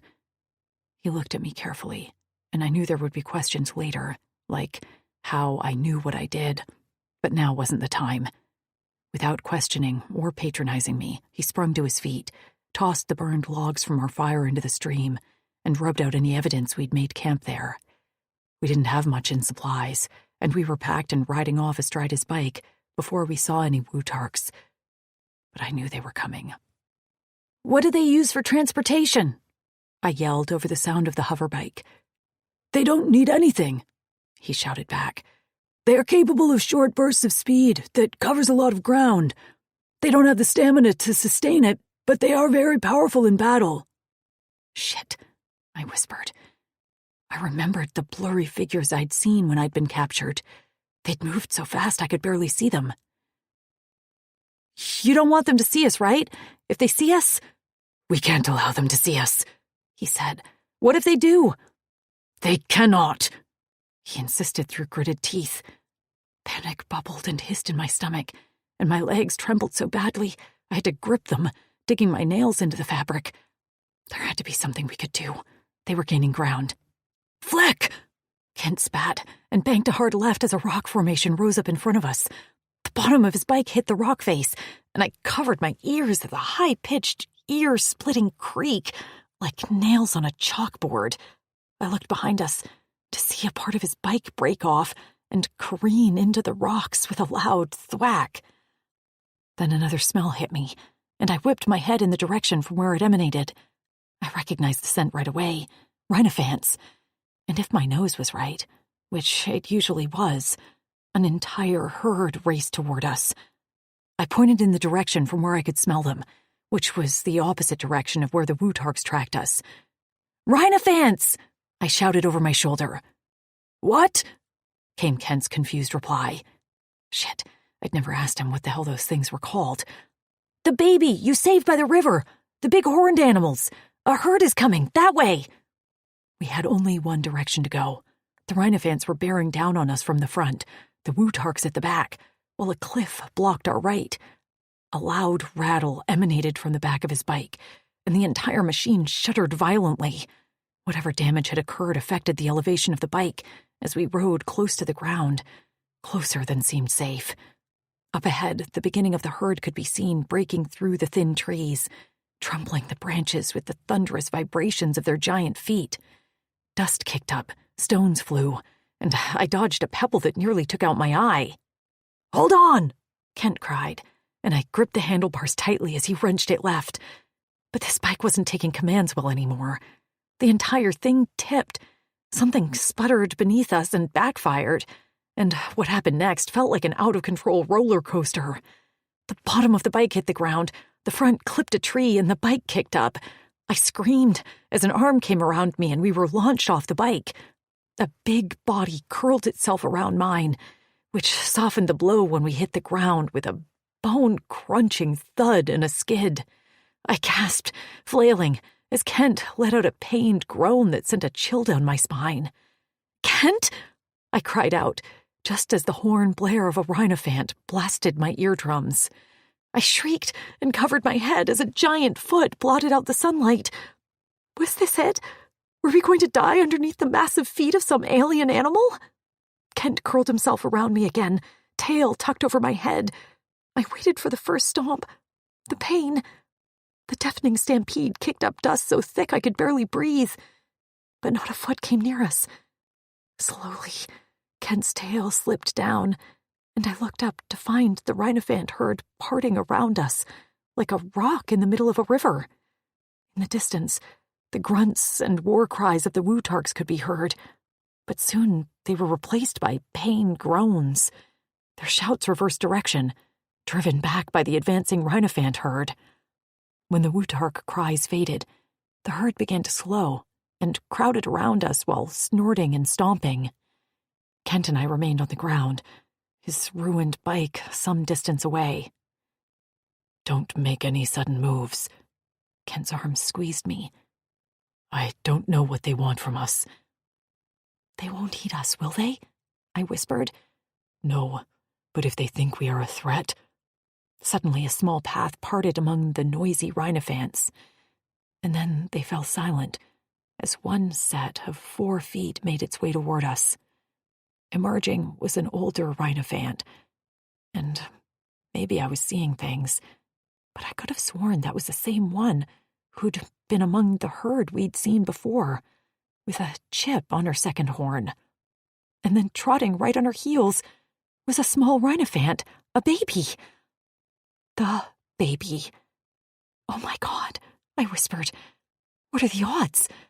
Do they recognize us?" Kent didn't answer, but his breathing was harsh in my ear, and I worried about how badly he was injured in the crash. The lead rhinophant tossed her head and let out a few short blasts before coming closer. Pawing the ground, it waited. For what? I wasn't sure. Then one of Kent's arms unfurled from around me, and he extended his hand palm out. The rhinophant lowered her head until she nudged him gently with her horns. Seemingly content, she then sounded a horn again and walked back the way she came. The herd followed leisurely until the last rhinophant passed us, leaving us laying on the ground amid trampled vegetation. "Holy shit," I murmured. "Sure glad you saved that baby." Kent released a long groan, and then his arms fell away from me as he collapsed flat on his back. "If that had been any other herd..." I sat up and twisted at the waist. "What would have happened?" He snorted. "We'd be scavenger food. Riskus take their territory literally. I don't travel this way much, so I wasn't quite sure where the boundaries were." He blew out a breath. "Thank Fatas." "Are you hurt?" I didn't see blood, which was a good thing. "I'm not hurt." He sat up with a groan and rubbed his neck. "You don't look fine." "I didn't say I was fine. I said I'm not hurt." He gazed at his bike, which had twisted itself around a tree. "Guess we're on foot the rest of the way." Since the 2 alternative situations we could be in are, I ticked them off on my fingers. Killed by the Wutarks or trampled by a herd of rhinophants? I would say we are doing okay. "Riskus." "Huh?" His lips twitched. "They are Riskus." "Oh, right. Well, I like rhinophants better." "What does that word mean?" On Earth, we have this animal called a rhinoceros, rhino for short, and they have thick gray hides and big horns on their heads. Your Riskus remind me of them, but they're as big as another animal we have, which is an elephant." "Ah, well then, we can call them rhinophants." He rose to his feet and dusted off his clothes. "Come on, the Wutarks won't be deterred for long. They will just take a different route in their search." "But this is Drixonian territory now, right? Why can't we just attack them for trespassing?" He unstrapped our packs from his ruined bike. "No, this is common ground. The lone Hal Clavis maintains a presence here as an outpost for the Drixonian center. Wutark territory lies further north, and the Drixonian border is a little ways south." "So this is sort of every man for himself, then." He cocked his head and then nodded. "You can say that." "So we're allowed to be here. It doesn't matter if they see me." "They'll know I took you, and they can take you back by force. I'm a Drixonian, but I'm no match for a squad of Wutarks. Reaching the Drixonian border is paramount to our safety. At all costs, we want to avoid a conflict with them. They are not an enemy we want to fight." He sighed as he looked at his bike, and for a moment I wondered if he might cry. Could Drixonians cry? Finally, he turned away, both our packs slung to his back. "This is important. If they get close again, I will hide you and face them on my own to lead them in another direction." I pointed toward granite. "Do you see that spike on the horizon? That's a building in granite. Head there and ask for Daz." "I'm sorry, what?" I was still stuck on his first instructions. "You want me to get away without you?" His chest swelled as he inhaled deeply. "Yes. Kent, this is important." He grabbed me and pulled me to my feet while holding my gaze. "The way to rescue your friends is through Daz. To get to Daz, you have to get to Granite." I swallowed as my stomach rippled with queasiness. "But what will happen to you?" He swallowed. "I will do what I need to do." "You're not answering my question. What will the Wutarks do to you?" He still didn't answer, and I began to shake my head. His hands gripped me tighter, and he jostled me until my teeth clacked together. "This can't all be for nothing," he insisted. "Please, Tasha." Tears filled my eyes, and I batted my lashes to hold them back as I sniffed. "Why do you have to be so good and honest and practical?" He cupped my neck, and his thumb brushed the underside of my jaw. "Because you make me want to be." Chapter 13. Kent. I wish we had time to stop and eat, but it was imperative we cover as much ground as we could, since we didn't have my bike anymore. I tried not to think about my crushed bike laying broken and alone. I'd had it for 50 cycles. Tasha munched on the Antella jerky I'd handed her. The temperature closer to granite was warmer, and she'd opened her cape so it hung off one shoulder. The ends dragged on the ground, and I took it from her to stuff inside one of our packs. She smiled at me and whispered a small thanks. I knew she was tired, and while I'd offered to carry her on my back several times through the rotation, she'd turned me down. While her strides weren't as long as mine, she kept pace well. "Shit!" she barked out. She cupped her hand under her nose, and red blood dripped from between her fingers. I stopped immediately, shoving her down onto a moss-covered patch of ground with tree cover before digging into our pack for a cloth strip. "I'm fine," she complained nasally. "It'll stop soon." I shoved an absorbent cloth at her, and she held it below her nose, head tipped back to gaze at the sky. Sitting beside her, I silently fumed, worried about her, and knowing I needed to finally ask her about something that had been bothering me. I knew enough about humans to know there was something about her that was wholly different. "How did you know the Wutarks and Rhinophants were coming?" She blinked at the sky, and I saw a flush rise up her neck. I lifted a bit from my crouch so her vision was full of me and not the sky. "Tasha?" I inquired. Her gaze shifted away, and then she slowly tipped her head down. "I knew you would ask sometime," she sighed, as I once again went into a crouch in front of her.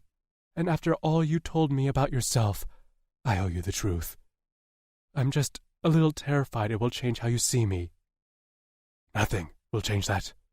I gripped the back of her neck and squeezed until she looked at me. "Do you understand?"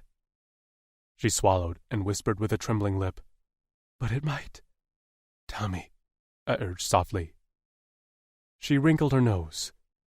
"I wasn't always on this planet. I used to be on Corin in the Uldani fortress." I sucked in a breath as my suspicions were confirmed.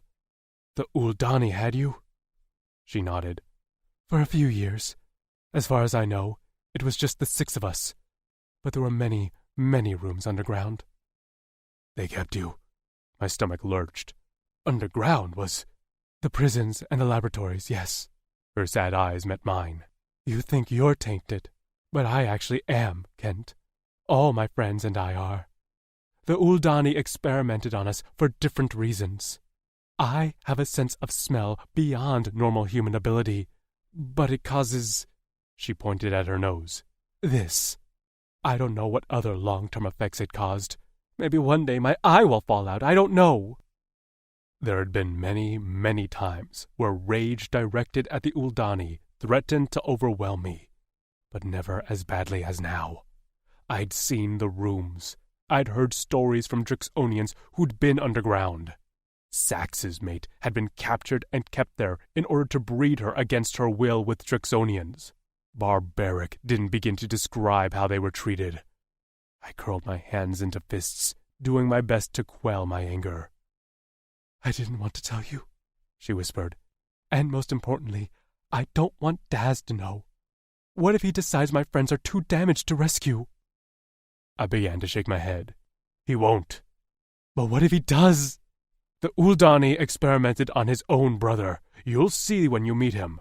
He didn't return home for a long time because he feared not being accepted. Daz welcomed him with open arms." "But that's his brother," I whispered.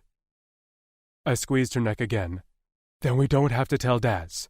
What happened to your friends is their experience to share if they choose, just like it was your choice to share now."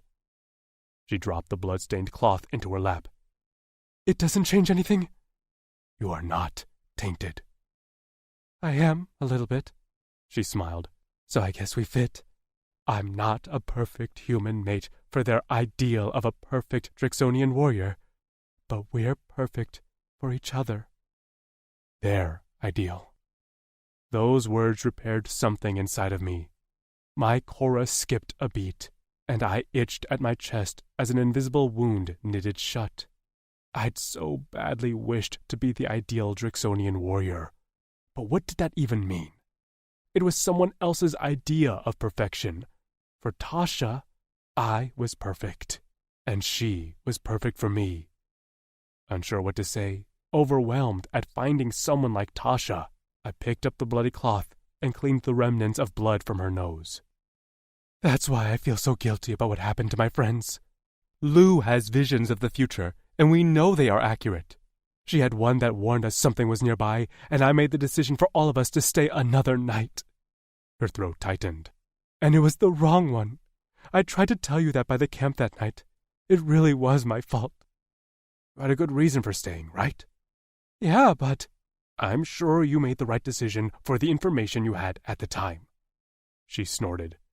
"That's what Trix said. You two would get along." "I hope to meet Trix someday." She sniffed. "I hope you get to meet her too." I pulled her to her feet. "Come on, I have something to show you." She jogged to keep up with my pace as I set off into the lines of trees. "Oh, but aren't we in a hurry?" "It's on the way, and I think it's important." "Okay," she agreed quickly. I hadn't been to the tower since we'd arrived back on Corin, and I had been conflicted about returning. But with Tasha at my side, I knew it was time to take a necessary detour. When we reached the base of the cracked stone stairs leading up the mountain, I stopped and took a deep breath. "We're going up there?" Tasha asked. I still gripped her hand and squeezed it gently. "We are." She didn't ask any more questions, and when I took the first step, I felt like I was 3 again, following my mother. Her torn, dirty skirt swayed in front of me, and her bare feet barely made any sound. Back then, the stairs seemed so wide I could barely step up with one stride, and I swore it took half a day just to climb to the top. When we reached the last step, Tasha gasped. I lifted my head slowly, and the current state of the tower meshed with my memories. A large stone ring, cracked and covered with vines, surrounded a swath of silver dirt called mirth that most Drixonians believed to be Fatas blessed. The grains sparkled in the sunlight, only marred by the large shadow of the stone spike in the center that reached up to the sky. The tower. Vines twisted in and out of the carvings etched into the stone, created many, many generations ago by the first Drixonians to ever settle on this planet. Every day, this was where my disgraced mother, formerly the wife of a prestigious general in the Drixonian army, knelt in the mirth and made her prayers to Fatas. Tasha's hand slipped from mine as she crept forward, taking in the space with wide eyes and a slack mouth. "What is this place?" "The Fatah's Tower." I explained to her how it worked, that Drixonians, mostly the females, would kneel in the ring, rub the mirth between their hands, and make a request to Fatas. When Tasha asked what Fatas was, I described her as a guide in our lives. She decided what we could handle and how much. Good deeds earned good rewards. Bad deeds would be reaped in kind. She turned around, one hand on the stone ring, which rose to about her waist. "Did you ever do it?" I shook my head. "Only once, but I came with my mother every day." "Every day?" "Our lives weren't easy. She had held a high position in society when my father was in the army, but when he deserted..." I lifted my gaze to the tower. "She fell far. I never knew what it was like to have prestige. I was born after he deserted." "I'm sorry," she whispered. "Do you want to know what she wished for?" She studied me a moment before shaking her head. I stepped closer. "No? Why not?" "Because you never tell anyone your wishes. Not when you toss a penny in a fountain or blow out your candles. As soon as you tell someone your wish, it doesn't come true." She answered so honestly, and for a moment sounded so much like my mother, that I barked out a laugh. She immediately scowled. "Hey, I'm serious, don't laugh!" "I'm not laughing at you. It's that my mother said the same thing. All the females did. You never told anyone the request you made to Fatas at the tower. If you did, it didn't come true." "So, you don't know what your mother wished for?" "Not even on her deathbed, when she took her last breaths. She refused to tell me." Eyes bright, Tasha smiled. "Then that means her wish is still working." "How so?" "It probably had to do with you." She shrugged. "You never know. It might be why you're still alive. Why that scar on your face is only a scar and didn't kill you." I fingered the uneven skin at my lip. I had assumed my mother wished for my father to return, to have a plausible reason for his desertion. Had she made her request for me? I hadn't considered that. "Can I make a request to Fatas?" Tasha asked. "I'll respect if it's only for Drixonians." There was no rule, and she likely would be the first human to make a request at the tower. But if anyone was worthy, it was her. "You can." With a smile, she reached forward and grabbed my arm, tugging as she took a step over the stone ring. "Great! You do it too." I balked at first, digging in my heels. She noticed my resistance right away. "You don't want to?" I gazed up at the tower. I'd stared at it so many times when I was young, so much that I swore I could draw the etchings myself. Many were nearly undetectable now, smoothed over from weather and time. "That one time I came here was when my mother was dying. I never believed, and sometimes was disrespectful about her visits. But when she was dying, I had no idea what to do. That was before we realized the extent of the virus, that it was incurable, that it would kill all our females. So I requested Fatas to save my mother." I swallowed as I stared up at the tower, remembered the way I'd spent all day kneeling in the mirth until my legs went numb and my back ached. And she didn't grant my request. Tasha's arms wrapped around my waist. "You said Fatas isn't like a god, that she's more of a guide. It sounds like she doesn't make the road. She just helps a little with directions." My gaze dropped to hers. Throat tight, memories battering me one after another, I gripped the hand of my perfect match and nodded. She returned my gesture with a smile. "Come on," she said softly. "Kneel with me." Tasha. The sand shifted beneath my knees like quicksand, and for a moment I thought I'd sink in. But then the grains seemed to congeal and hold. Next to me, Kent remained silent, his gaze downcast at the silvery grains. I dug my fingers into the sand and sifted it through my fingers, the grain so fine it reminded me of well-ground Himalayan pink sea salt. The silver shimmered in the sunlight, and I rubbed the sand between my palms until they were coated in a fine layer of silver dust. Closing my eyes, I thought back to my friends. We'd met at the worst times of our lives, but we'd overcome. Escaping in the night, we'd snuck onto a cargo ship destined for anywhere but a life with the Uldani. It had crashed on Torin's sister planet, Corin, and while a few of the women didn't make it, the 6 of us emerged, dirty, injured, but free. And we'd made a life as much as we could, nomadic as it was. Trix and her bravery, Lou and her attitude, covering up her anger and fear, Maisie and her desire to be loved, Nev, the quiet observer who always seemed to know what to do to make us feel better, and Amber, the one who sacrificed so much for us, despite her vulnerable side effect. I missed them. I feared for them. And I felt hopeless that I couldn't save them all on my own. Please, Vatas, let us all be reunited safely. The sand sifted beneath my palms. My knees ached, and the sun warmed the top of my head. Please, Vatas, let us all be reunited safely. Nothing grand happened. No lightning strike split the sky, or animal sounds.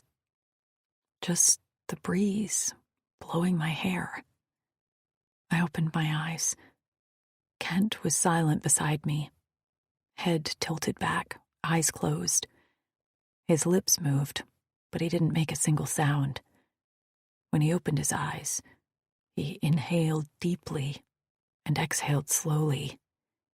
Finally, he turned to me, and the beginning of a smile curved his lips. Thank you. I was worried I'd asked too much. No, he shook his head. I'm glad you encouraged me. He reached out and ran a hand over the back of my hair, gaze following the path of his palm. I never thought I'd have a positive memory here.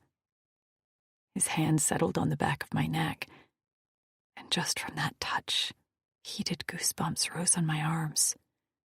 His nostrils flared and he tugged me closer.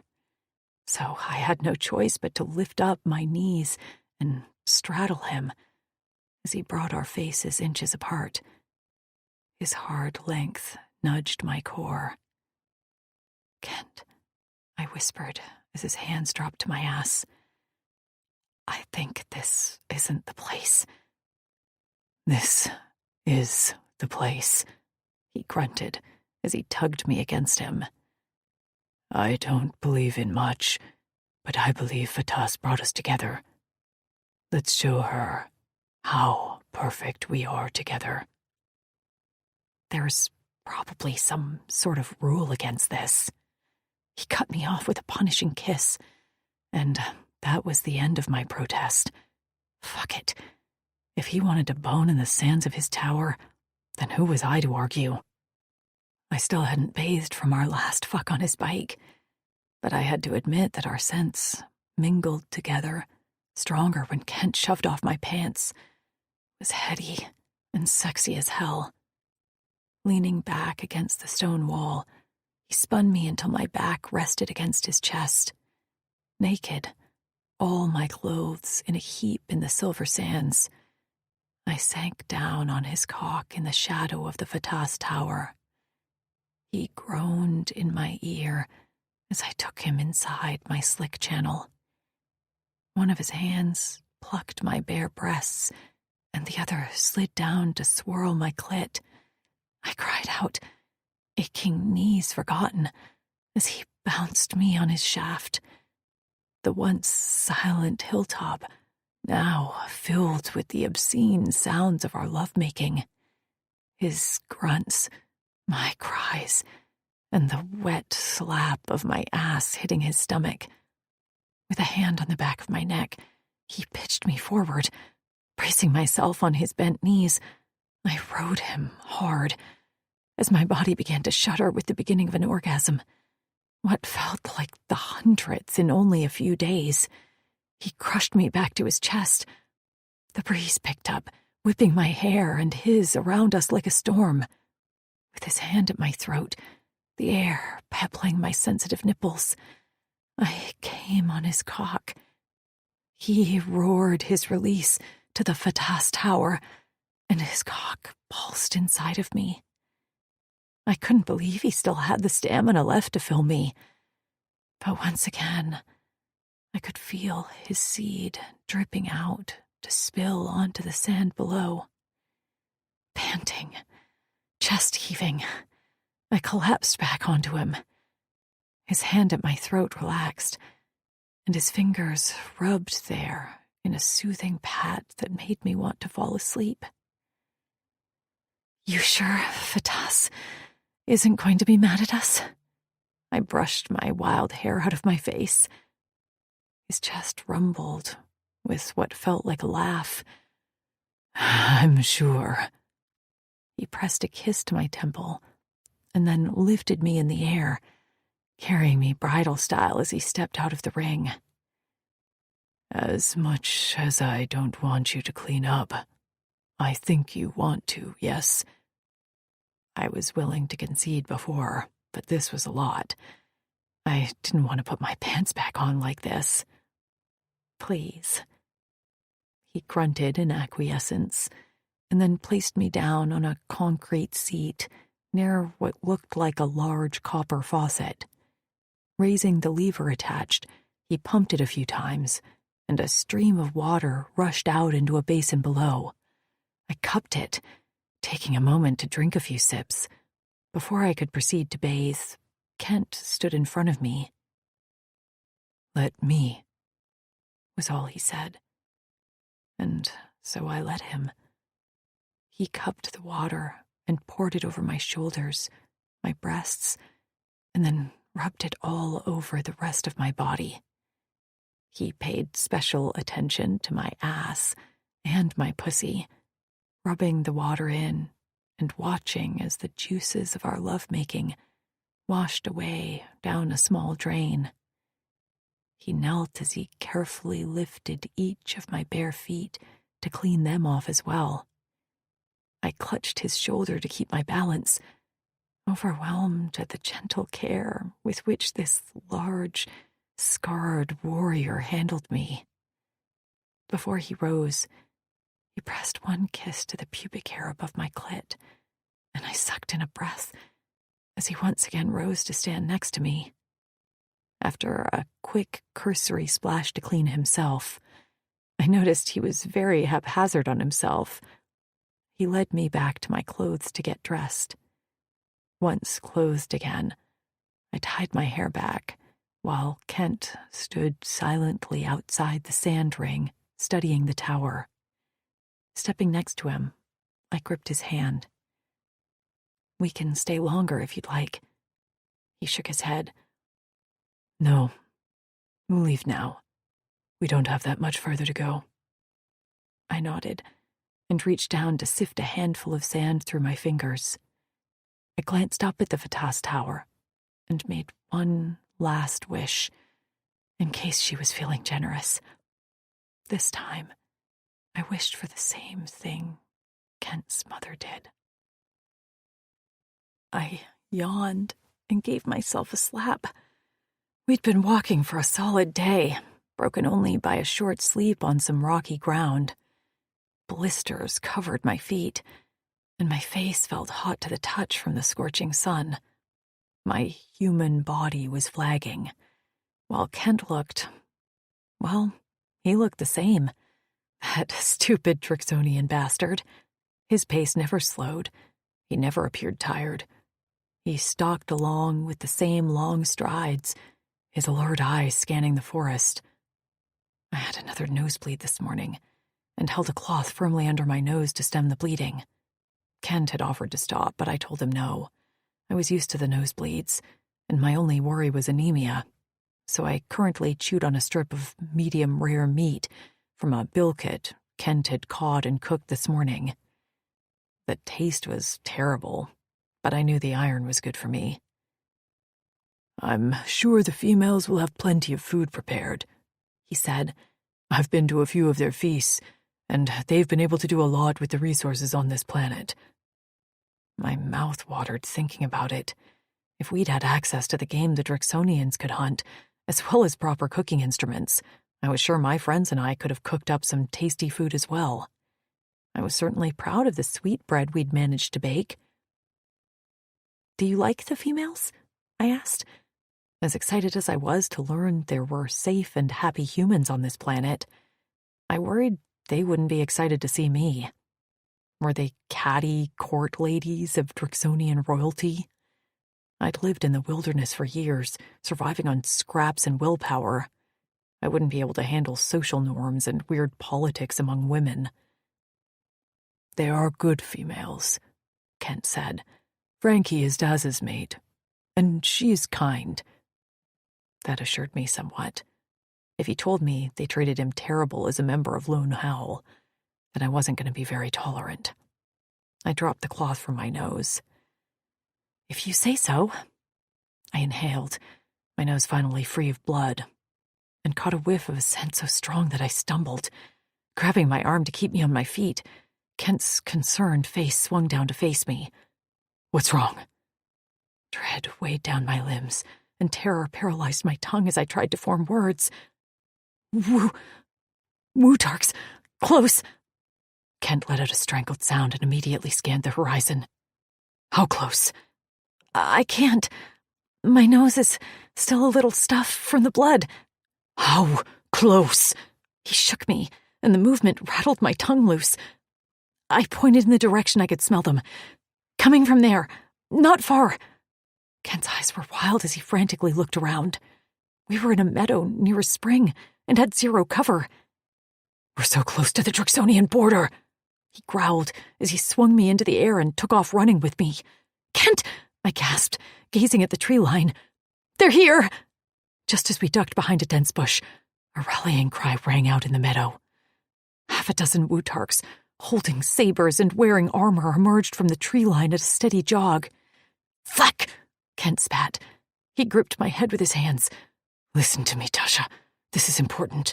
Do you see that large tree in the distance, the one topped with a black flag? I nodded.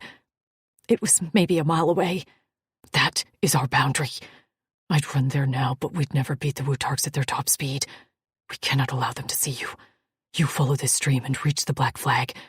They will know you're there and send someone to rescue you. Understand? I didn't understand. Not at all. What do you mean? Where will you be? His jaw clenched. I'll be distracting the Wootarks in the meadow. Once I engage them, you get the fleck gone. What? I gasped.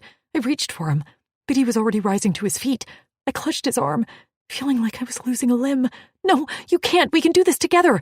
We do this together and we die, he growled. I'll tell them I ran away, and you saved me in mutual territory. Please, Kent. He shook his head. We can't take that chance. He bent down again and gripped my neck. Remember your friends, Tasha. Be a warrior for them. His jaw worked, and he glanced down. Thank you. Just being by your side has given me more honor than I could ever have imagined. Be safe, be happy, and always fight. He pressed a fast kiss on my lips, and before I could shout out a protest, he stepped into the meadow. The Wootark saw him immediately and fanned out in a triangle formation, 1 in the front, 2 in the second row, and 3 bringing up the back. Frozen with fear, sorrow, and heartbreak, I watched as Kent walked closer to them, chin lifted. I couldn't understand the Wootark language, but Kent's voice rang out loud and clear.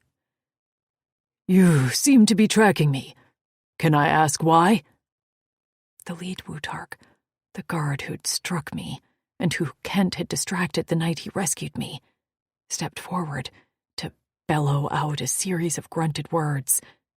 Kent held his ground, but I saw the ripple of his machetes lifting for just a moment before settling back under his scales.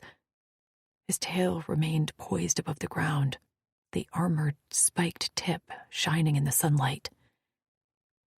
I haven't seen a human, Kent answered.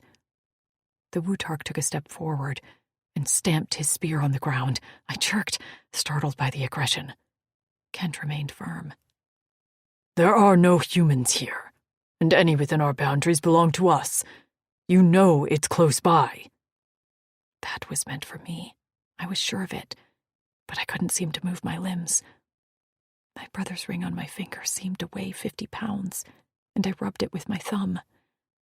This felt all too familiar. My life on Earth felt like 1,000 years ago, but my brother's death would always be like yesterday. I could still smell the smoke and the blistering heat on my skin.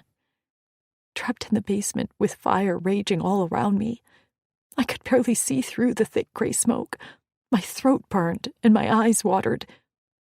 And then my brother had emerged seemingly out of nowhere. He'd tossed a water-drenched blanket over my head and pulled me up the stairs. We'd been upstairs in the front room, so close, when the floorboards beneath our feet cracked. Nathan shoved me out the front door. But he never made it. He fell through the floor, back to the basement below, and by the time the fire crews went in to save him, it was too late. As the Wutarks surrounded Kent, and one of them swung their spears at the back of his legs, forcing him to kneel, my heart lurched. Red-hot blood spread through my veins. My brother had sacrificed himself for me, and I'd be fucked if I let someone else I cared about do it again. Chapter 14. Kent.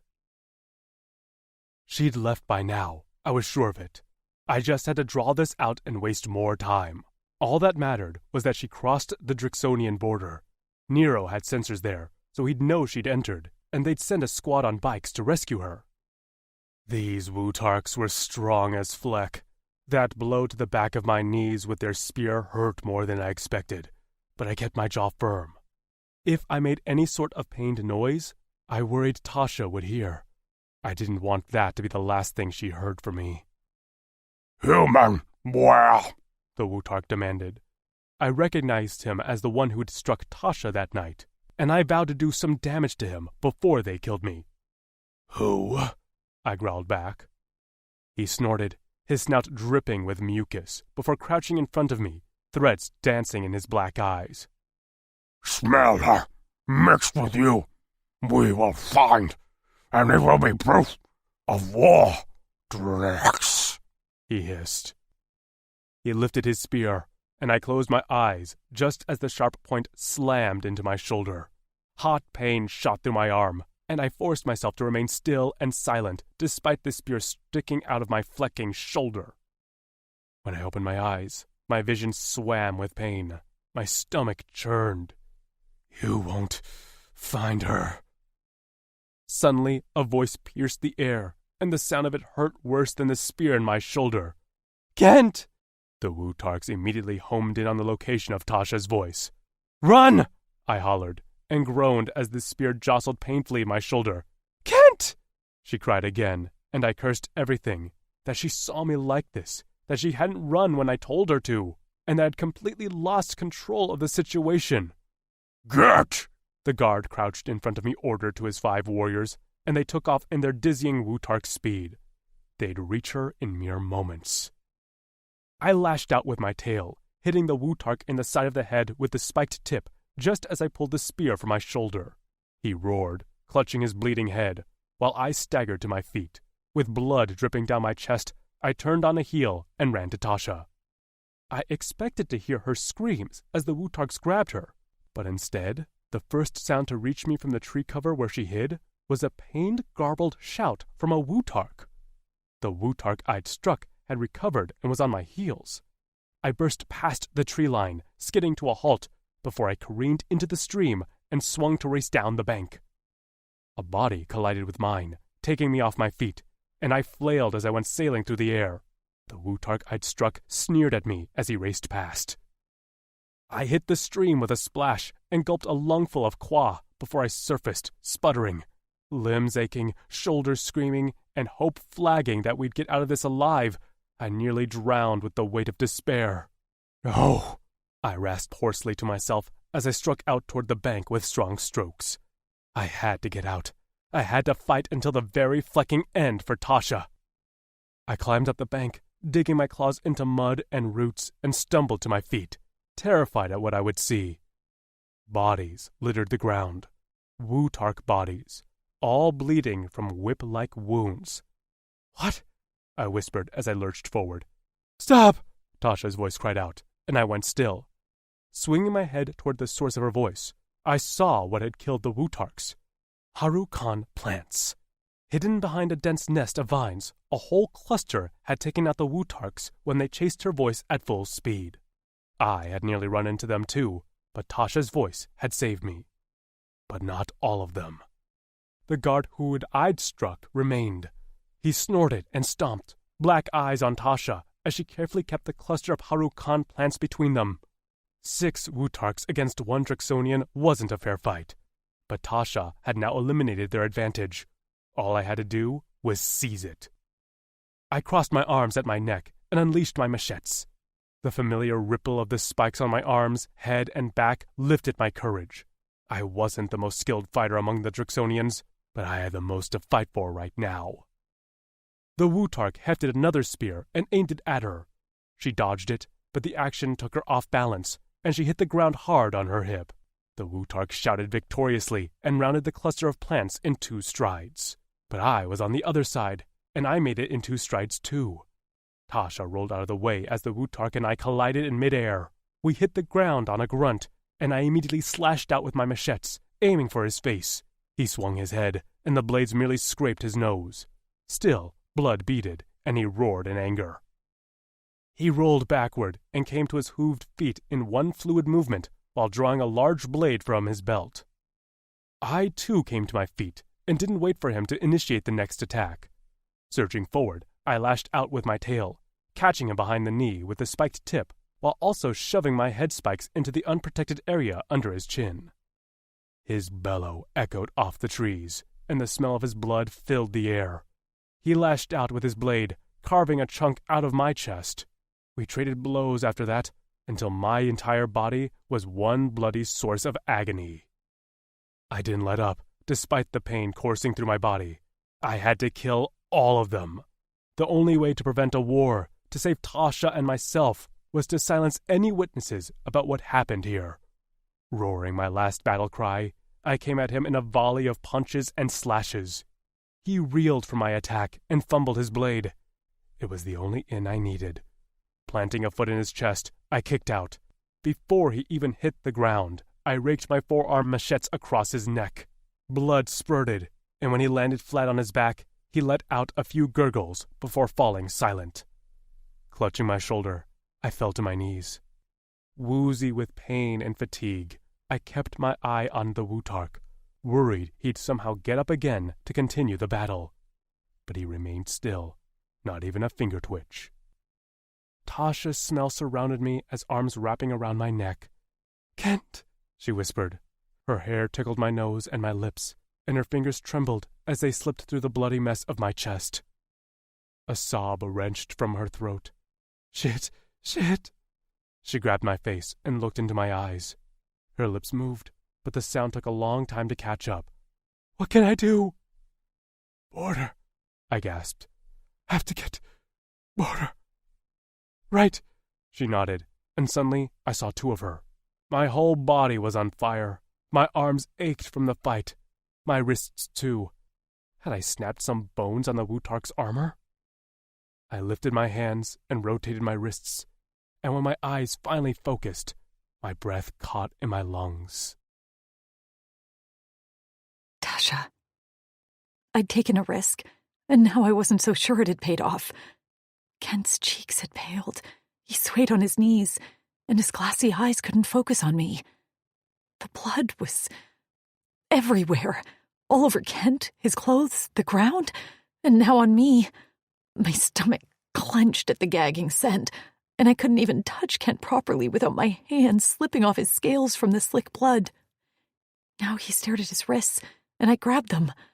"Look at me!" He trembled, and when he lifted his head, his breath stuttered out from between his swollen lips.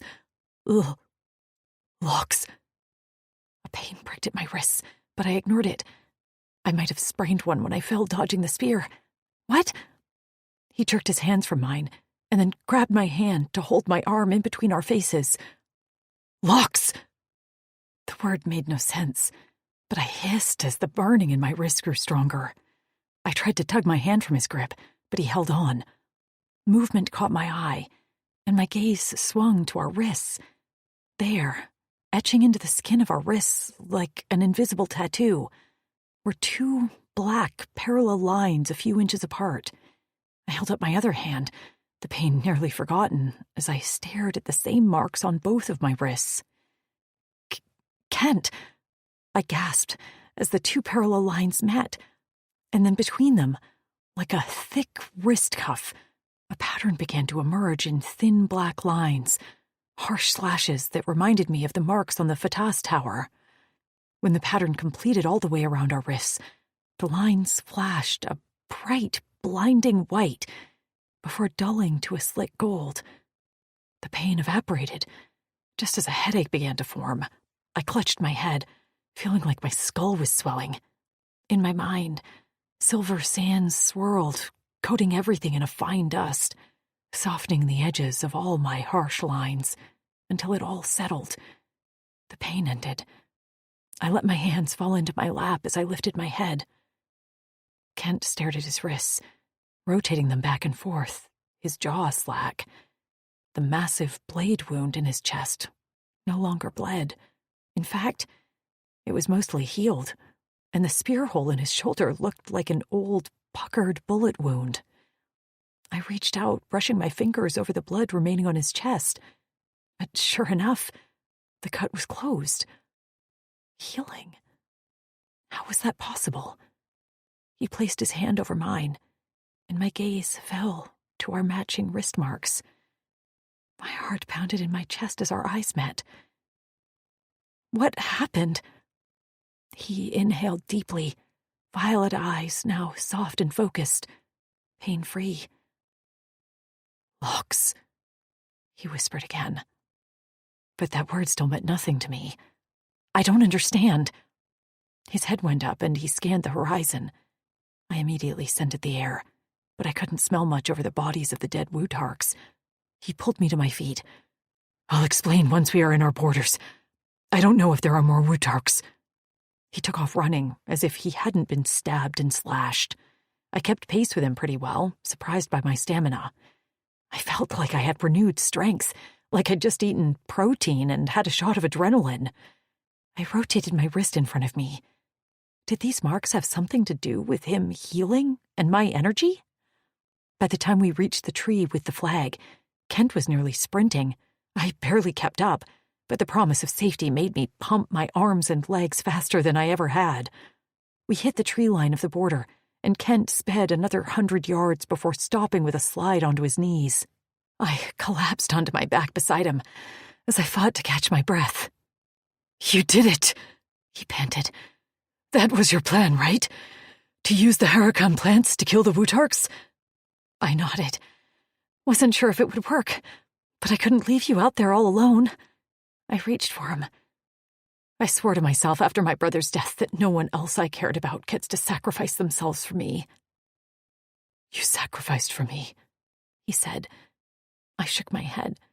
No, we were a team. Tasha, he began, just as a buzzing sound filled the air. I jerked to a sitting position, alert and on guard, until I recognized the sound. Drixonian bikes? He nodded with a small smile. Yes. Look, about our locks. Is that what these are called? I ran my fingers over the marks. The skin was smooth, just like a tattoo. Yes, and... His words were drowned out by the loud roar of half a dozen Drixonian bikes cutting through the trees, racing toward us with laser guns drawn. Holy shit, I murmured, as Kent pulled me to my feet next to him. We stood still as they swarmed us. Two raced off toward the border edge, and the rest came to a halt, the bikes settling on the ground. The sands in my mind rose to form a wall, and calm determination swept over me. I glanced at Kent. confused what this entity was in my head that made me feel things. The Drixonian leading the group wore his hair in one long braid, and nipple rings hung from his huge pectorals. He hopped off the bike and sauntered toward us, while a mohawked Drixonian, wearing lots of rings on his hands, followed him. "Lucent," said the braided Drixonian. "Sax," Kent greeted, crossing his wrists in front of his neck. Sax went still, his gaze narrowing on Kent's wrists, and then he sucked in a breath. "What the fleck?" Kent went pale and immediately dropped his wrists at his side. His chest heaved, and a weird tension filled the air. Hi, I waved to Sax, who immediately swung his gaze not to my face, but to my wrists. "For fleck's sake," he muttered. The Mohawk Drixonian let out a cackle, the sudden sound making Kent flinch at my side. "Another one bites the dust." Sax turned with a frown. "What does that mean?" The other one rolled his eyes, the action so human I was taken aback. "Val doesn't teach you anything fun." Kent had remained motionless during this conversation, but suddenly took a step forward. Sax's nubbed brow lifted as if surprised by the action. Kent lifted his chin in the air. "This is Tasha. Tasha, this is Sax and Xavi of the Night King's Clavis." Sax nodded at me. "Nice to meet you." Xavi waved. "Hey there." "This is the female you rescued from the Wutarks?"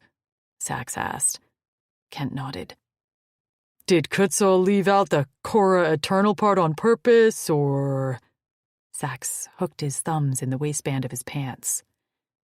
The way he'd said the words weren't exactly unfriendly, but they weren't friendly either. I stepped closer to Kent and gripped his arm for support. But this Kent was different than the one who'd backed down to Kutzal. He gazed at Sax with steady confidence. "That happened on the way." "You mean these?" I held up my wrist and looked up to Kent. "What are they called?" His expression remained neutral. "Locks." "Yeah, so these just happened. I don't know what they mean, though." I rubbed at my wrists and looked to Sax. He was carefully watching Kent, and I didn't like the slight amount of mistrust there. "What's going on?" I asked. "Why are you looking at him like that?" Sax's lip curled into a smirk. "How do you want me to look at him?" "Like he's a hero who rescued me, kept me alive, and is now helping me find the rest of my friends who are out there somewhere?" I flung my hand behind me. "What else is he to you?" Sax asked. I wasn't sure what word to use that would make sense to a Drixonian. They didn't have husbands here, did they? And mate didn't accurately describe to me what he was. I slipped my hand into his and laced his fingers together. "He's mine," I said, "and I'm his." The sand door in my mind shook and then collapsed into a small hill. Sax held my gaze for a moment before huffing out a small laugh. "Just checking." He looked at Kent with a nod. "Let's get you to Granite, hero. The welcome committee is waiting." Chapter 15. Tasha. We rode into Granite like a parade. One of the warriors gave up their bike to Kent, so I could ride with him. I leaned back against his chest and gripped his thighs as we made our way down a wide paved street. Buildings rose on either side of us, many with scaffolding supporting ongoing repairs. The road curved and then widened, and I gasped as a large building rose in front of us. "Wow," I whispered to myself. Large blocks the size of a small sedan, and colored a light jade made up the walls. Some were cracked and stained with time, but made an impressive structure. Newer wooden planks and a mud caulking was mixed in, leading me to believe that the building had seen some repairs in order to be habitable. Standing at the top of a set of wide stone stairs were a fleet of Drixonians. My palms began to sweat, and Kent, seeming to sense my nerves before I did, patted my stomach. "I'll be with you, warrior." He knew just what to say. He didn't placate me by telling me everything would be okay, or that the women would just love me. He offered his support, which is all I really wanted. I laid my palm over his hand and gave it a squeeze in acknowledgement as the bikes came to rest at the bottom of the stairs. I gazed up and recognized who must be Daz. He stood slightly in front and wore an armband that was red and tinged with gold, while the rest wore plain red. His violet eyes watched me carefully. The elevated position with which he looked down at us made me uncomfortable. Kent helped me dismount, and the sands in my mind swirled restlessly. Suddenly, a small figure with pale skin and long dark hair darted out from behind Daz and ran down the stairs on flat sandals.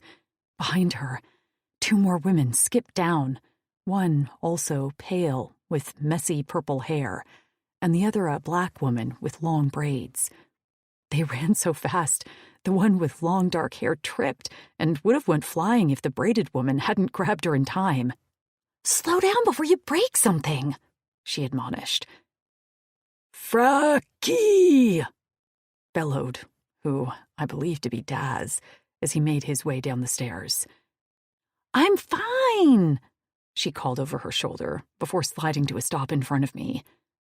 Shorter than me by a few inches, she beamed, her flushed cheeks highlighting the freckles dotting her nose.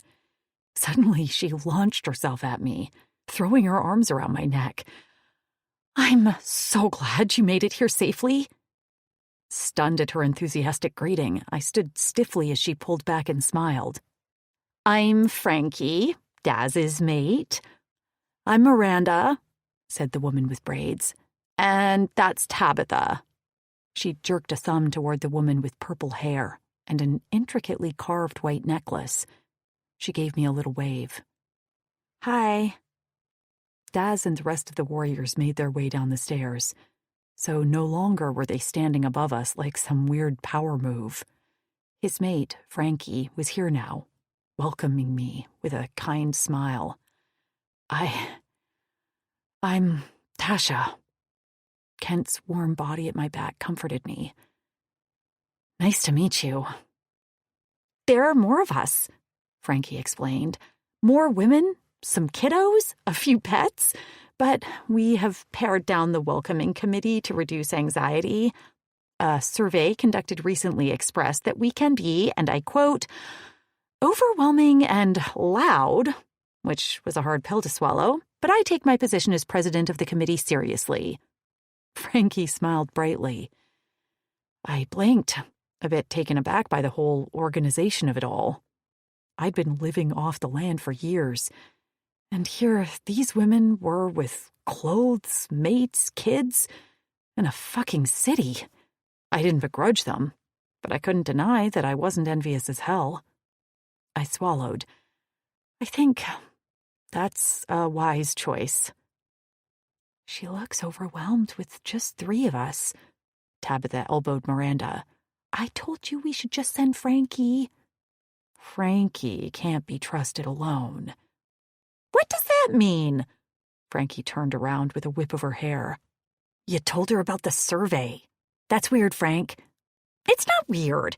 I just don't want her to think they only let a few of us about in the daylight or something like that." I lifted a hand. I wouldn't think. I think she knows about Drixonians by now, Frankie. She has freaking locks." "What?" Frankie screeched and whirled around to face me. Dax, who'd greeted Sax and was on his way to us, stopped suddenly, his gaze swinging quickly to his mate. "What?" he barked as he made it to her side in one step. "Fleck," Kent muttered under his breath. I tried to hide my wrists, but it was too late. What was the big deal with these lock things anyway? So I held them up instead and rotated them. Hi. Frankie grabbed my wrist and inspected the design. Look at hers. So pretty. She shoved her locks in my face, and I couldn't believe I hadn't noticed them until now. We all have them, see? But theirs were different patterns. In fact, Frankie's matched Daz's. Mine matched Kent's. Wait, I pointed to Miranda. Does your pattern match your mate's?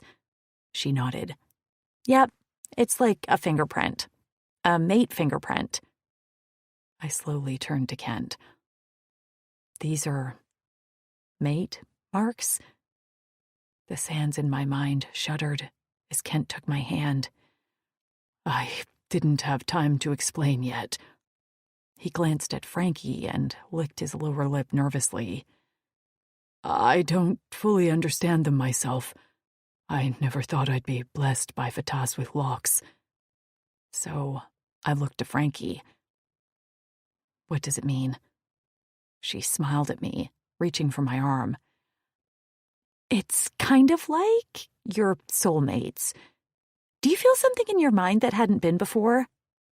Yes. I felt my eyes bug out, like shifting silver sands that are sentient. That's him. She pointed at Kent. You can feel his emotions. We call it an aura. Does that mean he can... I can, he said softly. In my mind, you are a river. Huh. Well, that's kind of badass. Frankie patted my arm. Are you okay with this?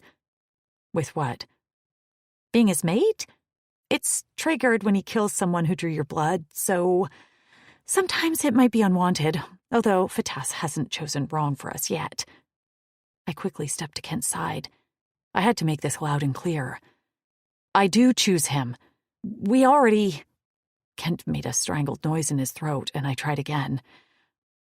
We had already committed to each other. They tried to send another warrior with me on the way here, and I, ran away to find Kent. Tabitha let out a bark of laughter. Perfect. She'll fit right in with us. Let's get them food and let them rest, Daz announced. He held Kent's eyes. You did good, warrior.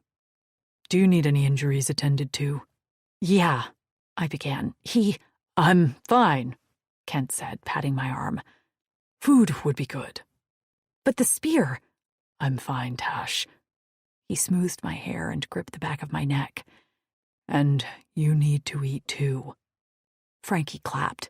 Yes, food! That is the next part of our welcoming committee planning. Sorry, we got derailed there. She turned to Miranda and lowered her voice to a whisper, which was not soft at all.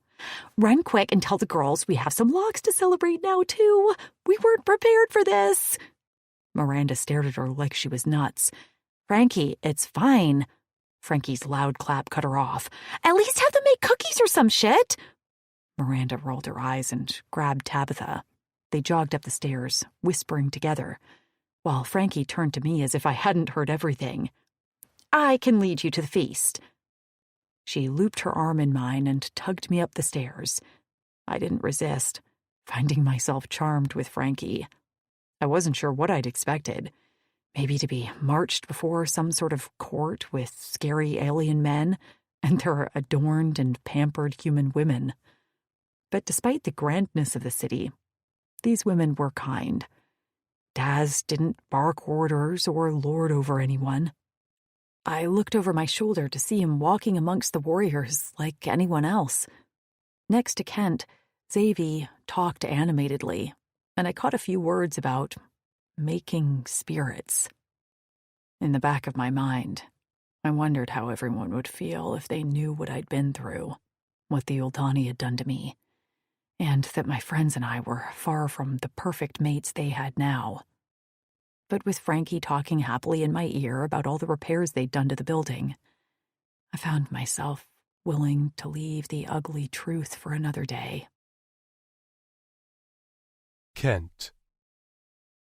"They're noodles," Tasha said quietly as we sat in the loud, crowded dining hall. "They taste like wet, chewy bread," I answered, poking at them with my knife as they swam in a thick broth. She snorted. "I take it you don't like them then." I shoved a few in my mouth, slurping up the ones that tried to escape. "I didn't say I didn't like them." She smiled at me and went back to eating her own plate. We sat at a table with some elder members of the Night Kings, Shep and his mate Hap, as well as Tark and his mate Anna. They were less chaotic than some of the other tables, which crawled with children and pets. Gar walked by with a twin daughter on each shoulder, tugging at his horns, and overhead a hill-fin flapped her wings before settling on the shoulder of a woman with long dark hair and a baby on her hip. Anna and Tark's daughter, Basil, the oldest of the human and Drixonian children, sat down with a tired exhale next to her mother. These kids are exhausting. I won't tell if you sneak out to take a nap, Anna said, patting her daughter on the shoulder. I tried not to stare, but seeing a female with Drixonian blood would never cease to amaze me. From the top of Basil's head sprouted short horns, and her long dark hair lay loose and wavy on her shoulders. She grabbed a roll with her light blue hand and made eye contact with me. "Hi, Lucent." I swallowed. "Hello, Basil." "I'm Tasha," my mate spoke up. She appeared less nervous, probably because Anna and Leia exuded a welcoming calm. Basil smiled, her small fangs peeking out from beneath her top lip. "I'm happy you made it here safe." "All thanks to Kent." She patted my arm. Basil's eyes dropped to her locks. She blinked, long dark eyelashes brushing her cheeks as a flush appeared on her pale blue skin. "I see you're mated." She glanced down with a slight pout. "All the warriors here treat me like I'm a baby." Tark's back snapped straight. "You are a—" "I'm not a baby! Mom said I'm past puberty!" "Oh, man," Hap whispered while Shep coughed. "Basil, we can have a conversation about this, but now is not the time," Anna said with a gentle kindness.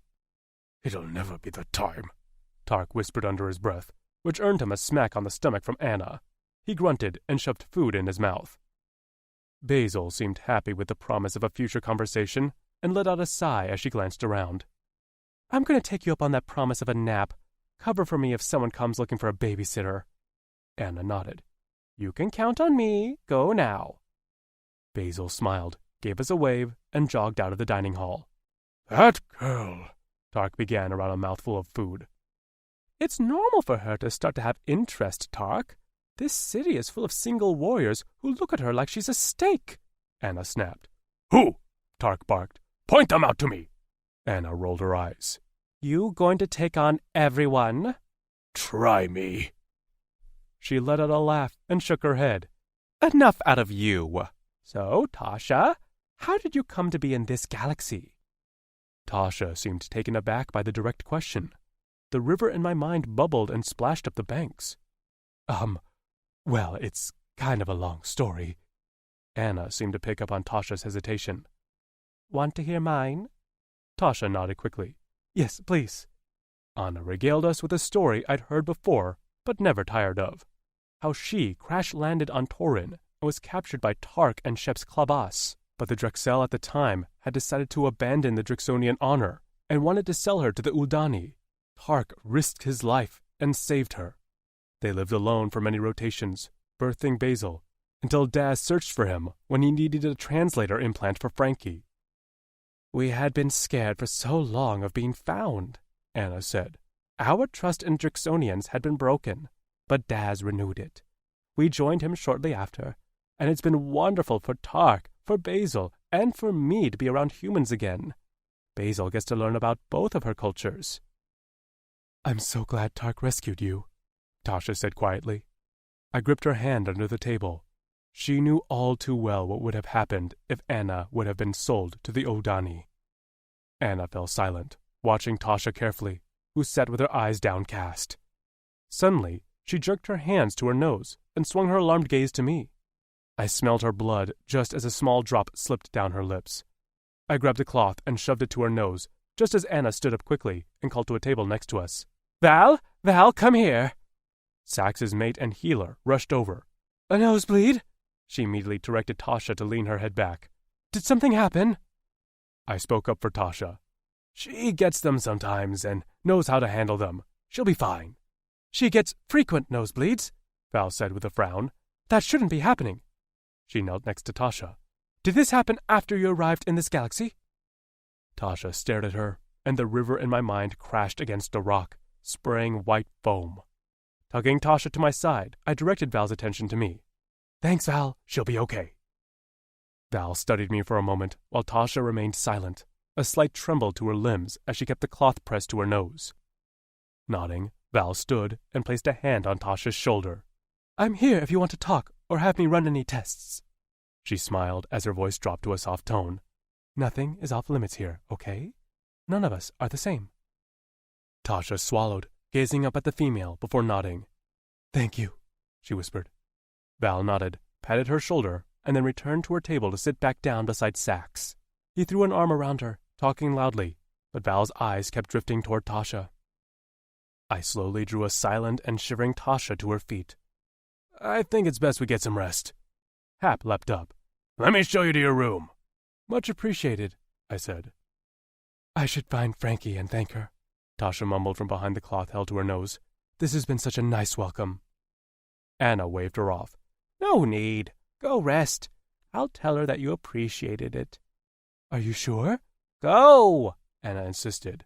We've all been where you are at one point. We get it. Rest.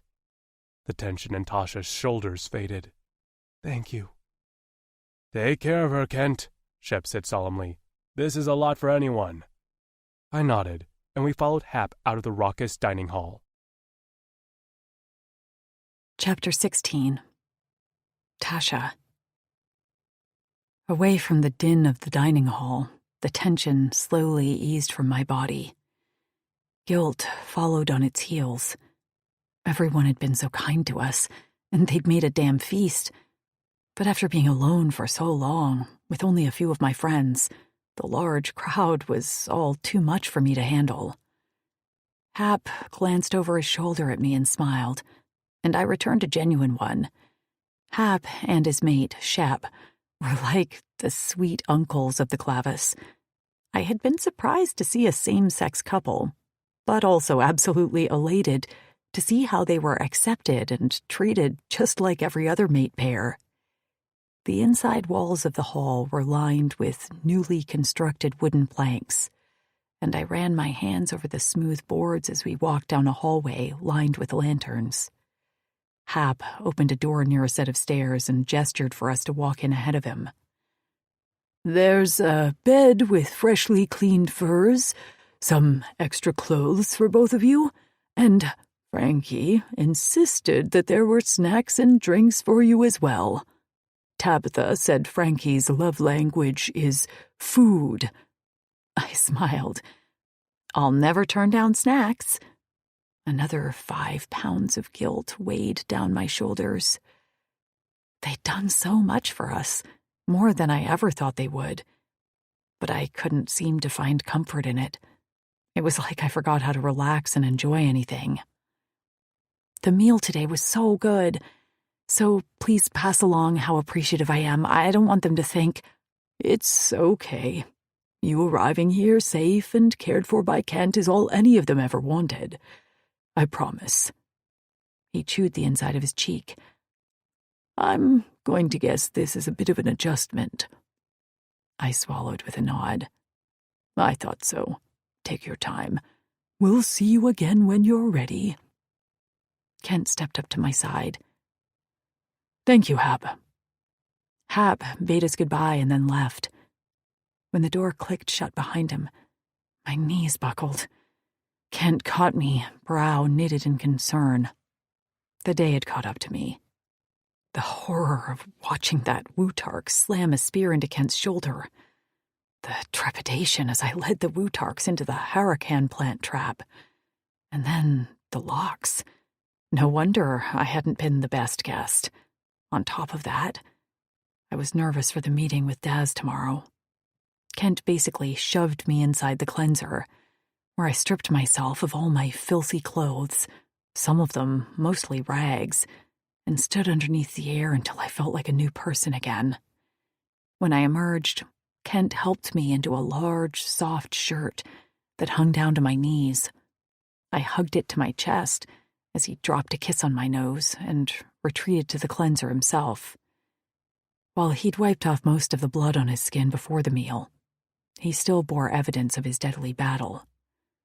While I sat on the bed, munching on a soft cheese, he emerged from the cleanser, naked, my mouth open, full of cheese, as he strode toward me, half-hard cough. Sometimes all we need is a few minutes of soft music to come back to ourselves. This is your moment. Thank you for being here.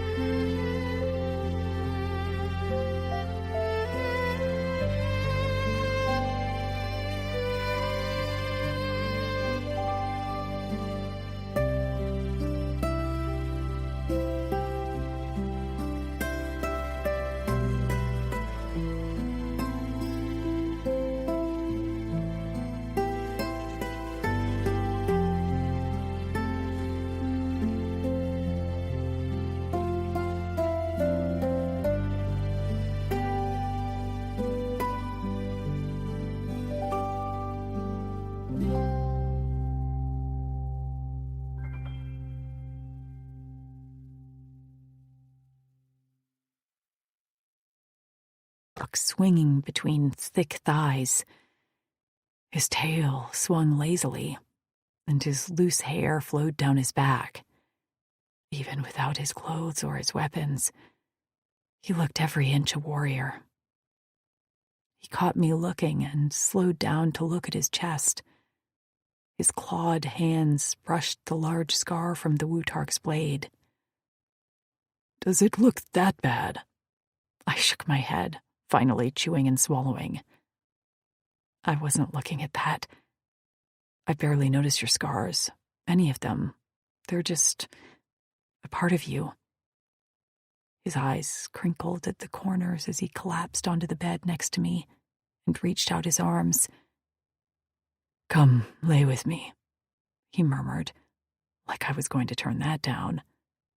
I snuggled into his side while his strong fingers massaged the back of my neck. Are you feeling more relaxed now? You could tell. Dash, you were strung so tight I thought you'd snap. There were just so many people. I'm not used to it either. I'm rarely even at the lone howl camp. I prefer to patrol alone.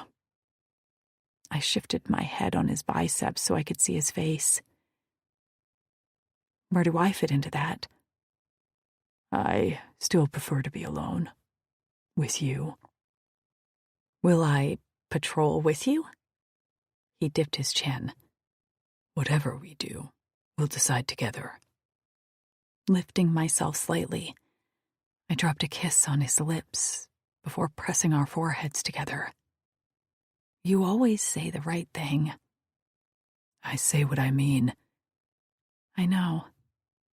I cupped his cheek and ran my thumb along his lip scar. That's what makes it even better. You're still a little tense, though, he remarked.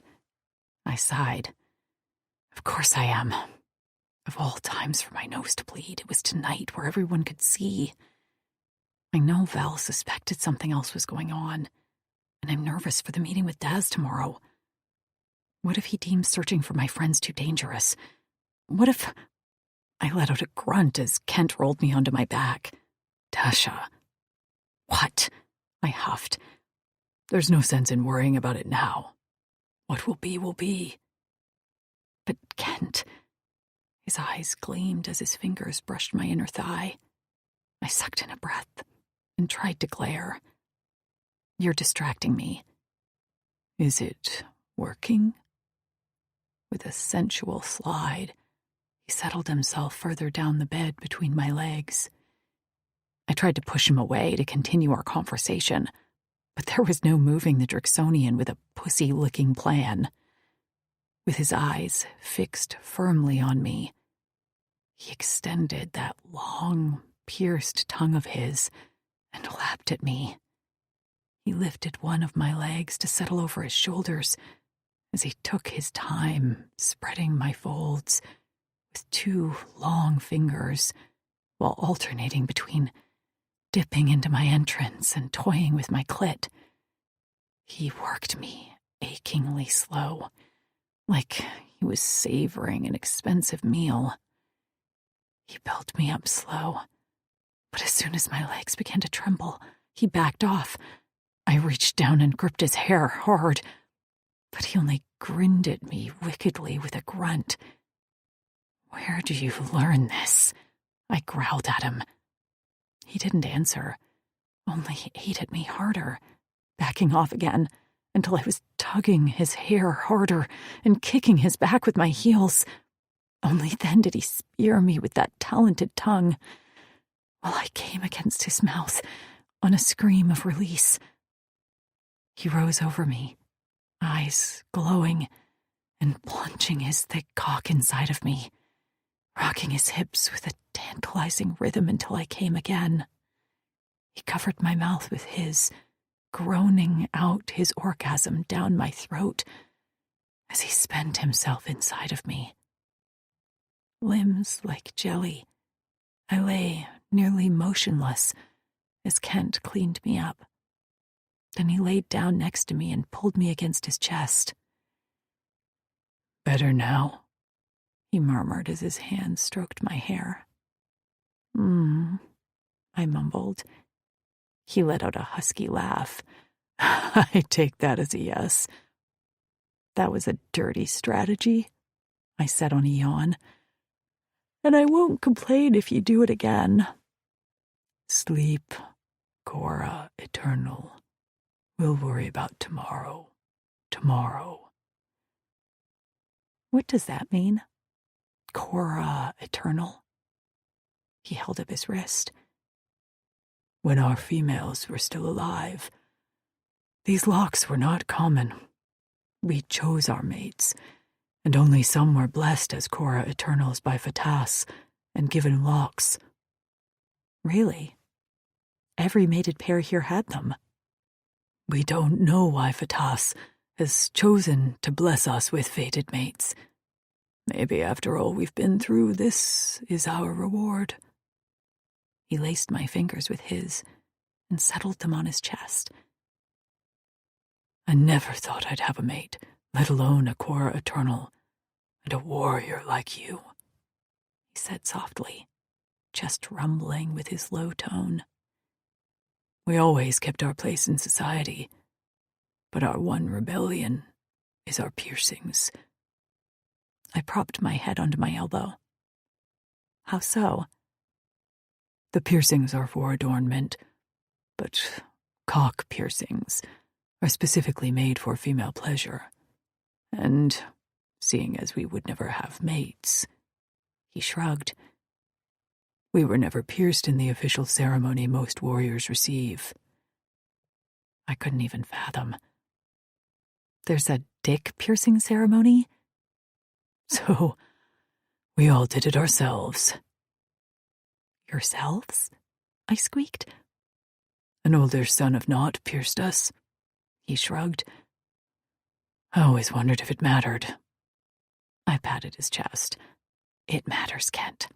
I promise you, it matters. A shiver ran down my back as I recalled the sensation of his piercing inside of me. He smiled. I'm glad to know. Just like you never thought you'd have a mate, I never thought I'd live this long on this planet. My friends and I had merely been surviving for so long. Sometimes I feel so guilty for every time you make me happy, for every smile, every bit of pleasure knowing my friends are out there, likely not safe. That's one way to look at it. Another way is that by staying alive, you're their hope for rescue.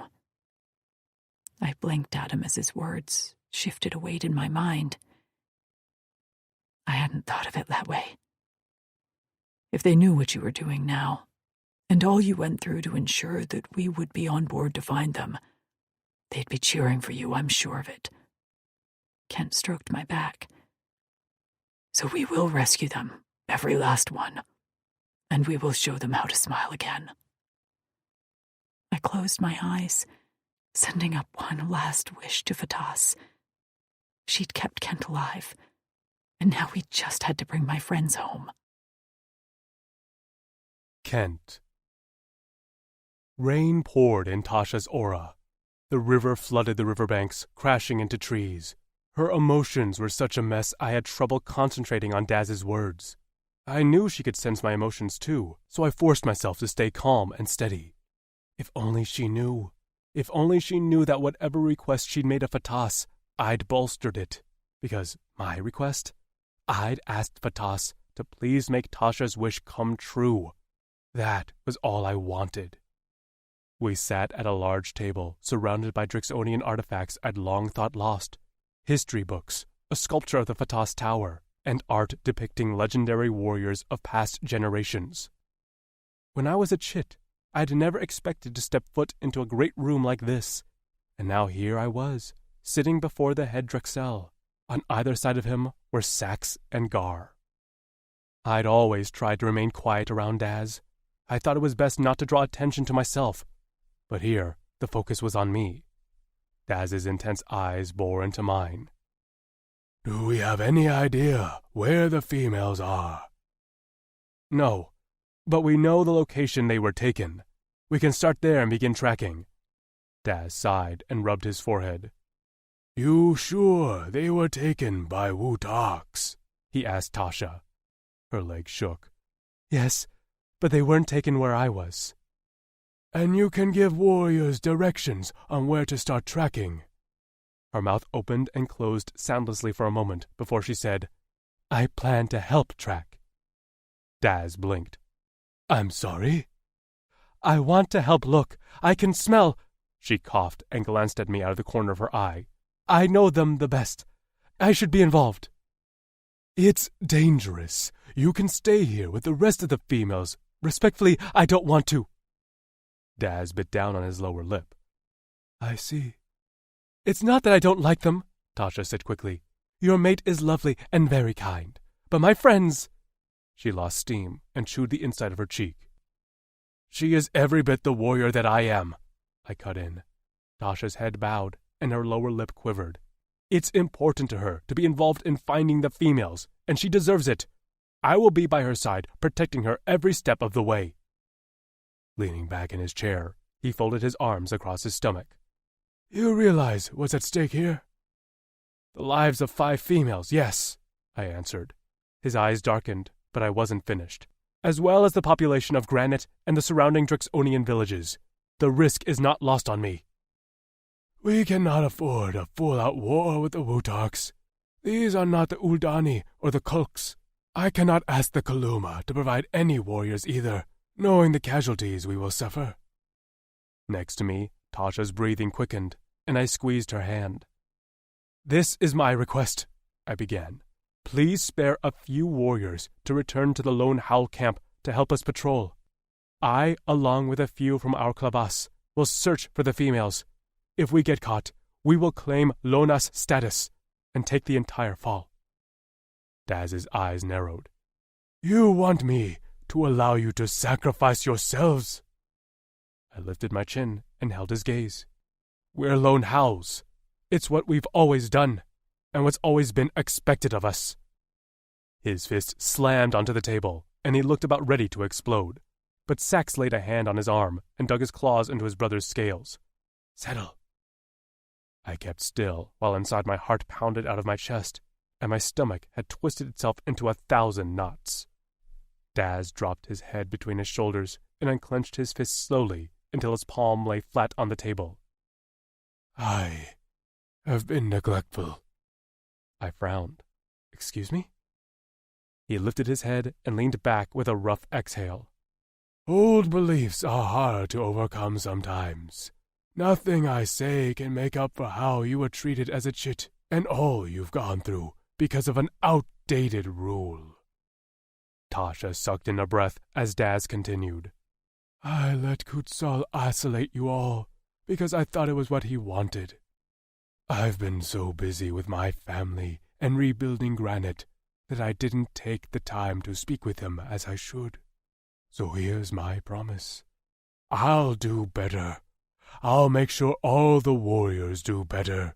The time of knots and punishing their offspring can no longer be a part of Drixonian rule. I thought this long ago, but now Vatas has confirmed it with the locks you bear and the respect with which you speak of your warrior mate. At a loss for words, I could only stare at him. We'd spent our whole lives on the fringes of Drixonian society, tainted and ignored. I chewed the inside of my cheek.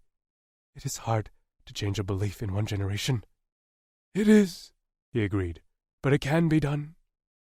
He spread his arms out. Look what we've accomplished so far. We've returned to Granite and have rebuilt. We can also get rid of the idea of the Sons of Naught. But, I said softly, as the brand in my neck burned, we cannot undo what's been undone. For many of us. Daz's hands curled into fists on top of the table. I understand that. All I can say is that it ends now. This will not carry on for your offspring. I nearly choked as Tasha gripped my hand and offered me a smile. I had never imagined I'd have my own chits. It had been forbidden for me, and no Drixonian female would have even gotten close to me.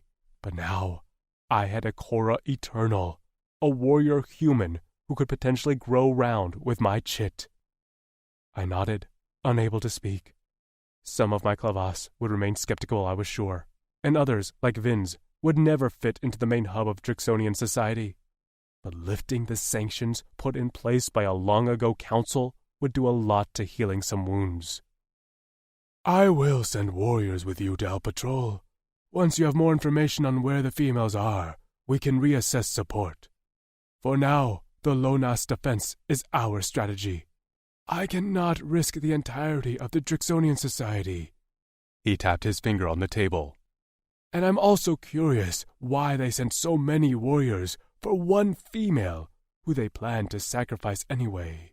There's more to this, and until we have all the information, I don't want to risk the delicate agreement we have with the Wutoks. I nodded. I understand, and this is all we asked.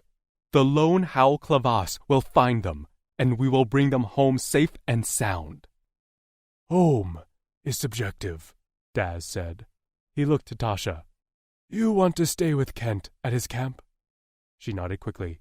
Granite is beautiful, and I appreciate the welcome we received, but my home is with Kent. Daz smiled. That's the answer I expected. I'll break it to Frankie, who'll probably shed a few of her tears over it, but she only ever wants happiness for the females. She has said that many choices have been taken from them, and so she wishes that they be given the chance to make their own choices moving forward. If only Frankie knew just how many choices had been taken from Tasha.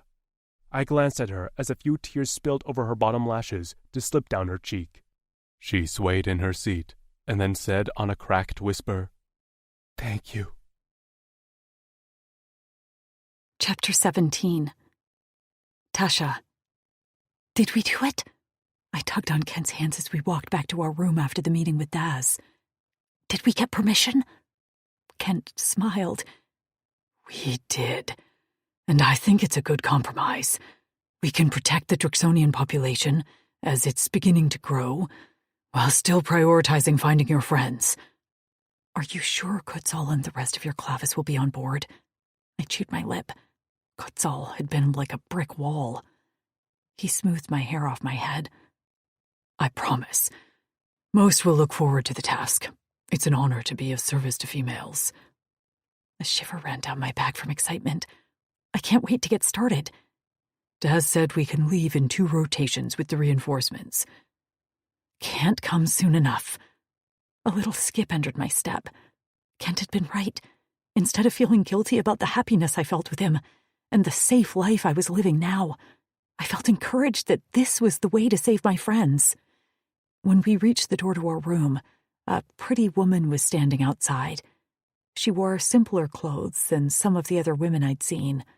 Just a shirt and a loose pair of pants, and had dark hair down to her shoulders. I'd remembered meeting her briefly, but it had been so chaotic. "Hi," she waved. "Hello," I said back. She smiled. "You probably don't remember my name. Yesterday was a lot. I'm Rianne. I was wondering if you wanted to take a walk with me." "Me?" I placed my hand on my chest. Kent snorted at my back. "She's not talking to me." Heat rose in my cheeks. "Right. Sure." While Kent retreated to our room, I stepped in line with Rianne as we made our way downstairs and out the front of the hall. The sun shone brightly, and from this view, I could see down the main street of the city. Drixonian warriors stood in scaffolding repairing buildings, and some women walked, holding baskets of grains and other produce. "Wow," I murmured. "It's like a real city." "It's taken a long time to get here," Rianne said. "Has anyone really given you a tour? I thought I'd show you where we grow crops and keep livestock." "Oh, I'd love that. Tour guide isn't one of Kent's skills." She laughed. "I don't think any of them are. I met Maiko in a prison pit on a desert planet, so a tour was truly the last thing I wanted." I stopped and turned. "I'm sorry, what? I thought Kent said you were all rescued right when you stepped off a Raggle ship." "Some were, like Frankie, but several of us were from other Raggle ships. I was sold to some alien creep, and I killed him, so they sent me to the pit, which was basically full of bloodthirsty aliens intent on ripping me into pieces. If it wasn't for Maiko, I would have died there." "Fuck. I rubbed the back of my neck with a wince. I have to admit, I've been making little tallies in my head on who had it worse. But that's not really fair, is it? We're all here in this galaxy, and we were all terrified out of our minds that we would die at some point, right? Rianne wrapped slender fingers around my wrist and tugged at me to keep walking. We took a path between two buildings, and in the distance, I could make out large swaths of land with tall crops. To my left was a pasture with roving figures. Some have had it worse, Rianne said. Jenny, Phoenix's mate, caught a virus that had her mute for months. Her captors kept her in cage until she could barely walk. My stomach bottomed out. Jesus Christ. Val was held in the Uldani underground labs. They intended to force her to breed with Sax so they could keep the offspring to train into a perfect soldier. I blinked back tears as I remembered the way Val had looked at me yesterday. Like she knew. Rianne, I whispered. She patted my hand as we reached a fence and hitched a foot on the bottom rung. This is Herricker. We grind the seeds into flour, and it works really well with a leavening agent. I was having a hard time focusing on the crops as my mind spun with how very wrong I'd judged the women and warriors here. So I just nodded. The rolls we had last night were very good. She pointed out the livestock.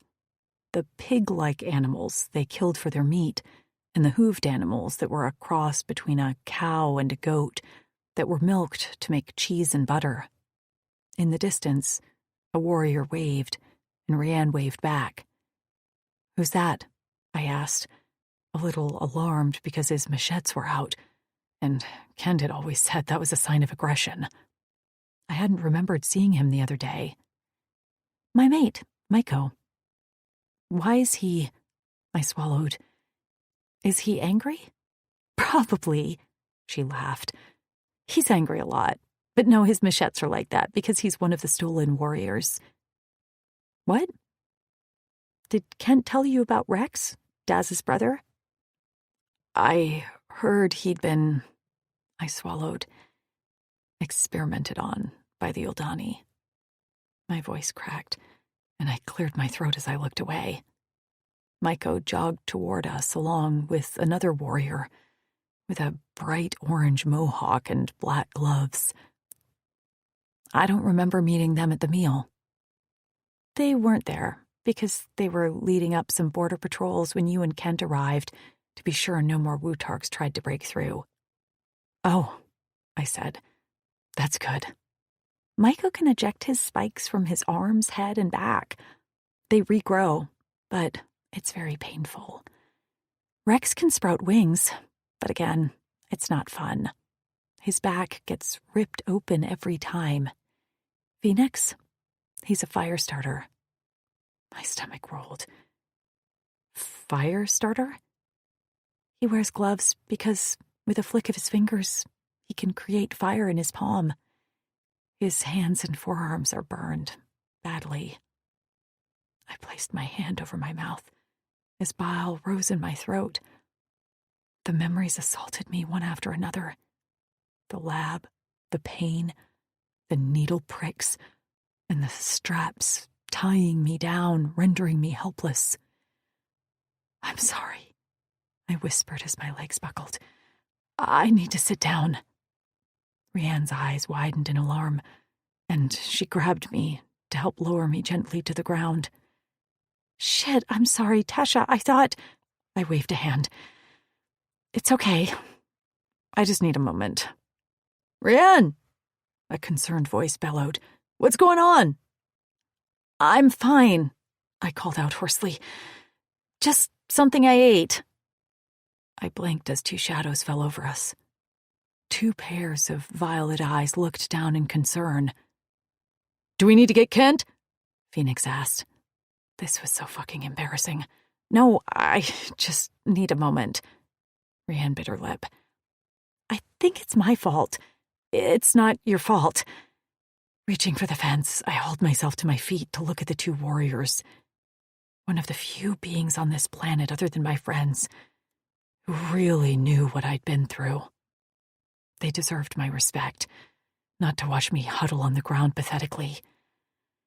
Sorry, it's nice to meet you. No apologies necessary.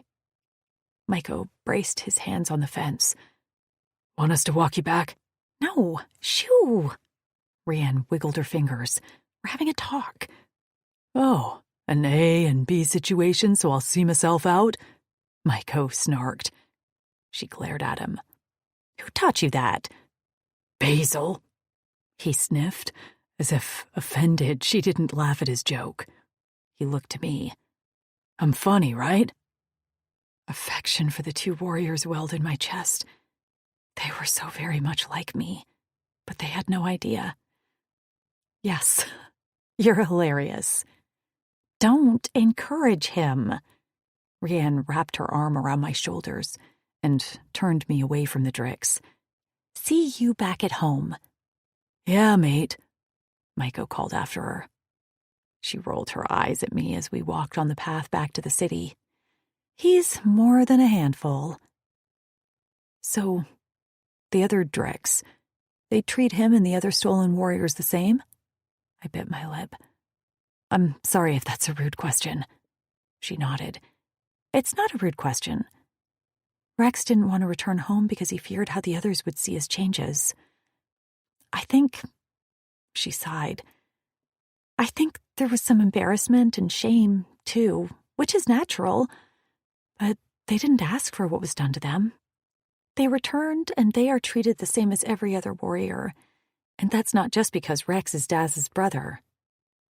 I nodded, still mulling over blurting out my truth. What held me back was that if I told everyone now about what was done to us, that took away my friend's choice. Nev still hadn't told us what was done to her. What right did I have to disclose their vulnerabilities? HIPAA wasn't a thing here, but still.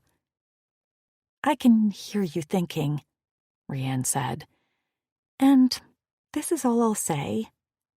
You'll be accepted however you are, and however much you want to tell us. There are things Sekri went through that most of us will never know, and that's his right. You're allowed to keep some privacy here. She smiled and knocked her hip into mine. And these warriors are a bunch of gossips, so it's best to keep it to yourself. We're okay with what you decide. Do you know? I whispered. I don't know, she answered. But we can tell there's a lot of you that you're holding back. And that's okay. Don't feel guilt over keeping it close to your chest. We respect that. We're here whenever you decide you're ready. And if you're never ready, that's okay too. I sniffed as tears pricked my eyes. I can't explain how much your words mean to me. She clapped my shoulder before skipping ahead of me and walking backward while swinging her arms. We try to be understanding here. We've all been through shit and process it differently, you know? I nodded. Yes, I do know. My friends, we're all in different stages of grief and anger. I get it, she sighed. I know you leave soon, and since you'll have some Drixonian warrior pack mules, let's get some supplies together, like extra clothes for you and the other women. They'll want something new to wear when you rescue them, right? I swiped at my eyes and smiled. Yes, they absolutely will. Kent. I paced the room alone 4 times before I left. I hadn't been separated from Tasha since the morning she left with Axton. Her aura in my mind rocked and swayed, sometimes babbling happily, and other times lurching and foaming. I reached the top of the stairs of the hall and looked out over the city of granite. I didn't catch sight of her and was about to set off to find her when a warrior stepped to my side. I turned to find Nero with his hands clasped behind his back, rocking back and forth on his heels. I tried to recall if I'd ever had a conversation with Nero, and couldn't recall, but I owed him a lot. He was the tech genius of the Night Kings, and he was the reason we'd been rescued so quickly. He had what he called his eyes, which detected all movement and heat sources at our borders in order to keep us safe. "I'm not sure we've ever really met. I'm Nero," he said. This was a little surreal, to be meeting with the warriors who'd led our uprising from the Uldani, and our subsequent war with them. I nodded in acknowledgement. "Worried about your mate?" he asked. "She is taking some time to adjust to being around so many others," I explained. "Fair," he commented. "My mate still doesn't like being around everyone." He grinned. I recalled his mate, Justine, as smart as he was, blunt, and a little standoffish. "I talked to Daz, and I'd like to send some more supplies with you. A few translator implants in case you meet females that don't have any. Also more updaters. We should also get you stocked with weapons. Oh, you'll need your bike too, right?" I blinked at him. I expected to leave here with the pack I'd brought in. "It is inoperable." He smiled. "Nah, we got it back. Been working on it non-stop. And while we had to replace some parts, I think you'll be glad most of it is still original." My jaw dropped, and I quickly snapped it shut before responding. "Are you serious?" "Absolutely." "I didn't expect that. Thank you." "We wish we could do more. We don't like this situation with the Wutarks, and we all know a war with them might be coming. But we'd like to prolong it as much as possible until Granite is fully functional, and we can begin regular training with the Clavasses in villages outside the walls." "I understand." "I hope Tasha isn't upset." "She's not. I think she feared Daz would forbid us. She didn't know what to expect before she came here, and I think she was expecting the worst." Nero looked down at his feet. "She's been through a lot, right?" I swallowed. "An understatement. But she isn't ready to share." "Pfft," he scoffed. "No one wants to hear what she's not ready to tell." He clapped me on the back. "Looking forward to getting to know you and your Clavas better, Kent. For now, I think your mate is excited to see you." An excited shout boomed from the bottom of the stairs, and I looked down, at first seeing nothing but a pile of fabric, but then Tasha's flushed and beaming face peeked out from behind the stack in her arms. "Look! Clothes for my friends! They will be so excited!" Her laugh flowed through my blood like a shot of Xavi's spirits, and I rushed down the steps to help her carry the load. Epilogue. Tasha. Over the flickering flames of the fire, I held Kutzal's purple gaze. I wasn't angry with him that he'd tried to separate me and Kent. I understood his motivations and saw that he was only doing what he thought was best. Still, our relationship wasn't what I'd call good. We'd arrived back at the camp with the extra warriors early that day. It had been a whirlwind of getting them settled, storing the supplies, and preparing a large meal to feed everyone. Kutzal had barely spoken to Kent and hadn't said a word to me, but I found him watching us often, his gaze drifting to our locks before he looked away with a clenched jaw. I wondered if he was waiting for a chance to take Kent aside and ream him for disobeying, but so far he hadn't done so. Some warriors milled around, drinking spirits or smoking a sweet-smelling herb that mellowed them out like a good sativa. Axton sat near us, leaning back with his eyes half closed. He'd welcomed me back with a nod and had nearly sent me flying with a swift pat on my back. He'd muttered an apology for his strength and then avoided me for the rest of the day. Sitting beside me on the log, Kent chewed on a sweet taffy dessert that the women had sent along from Granite. He'd just finished relaying to Kutzal what Daz had said about finding my friends.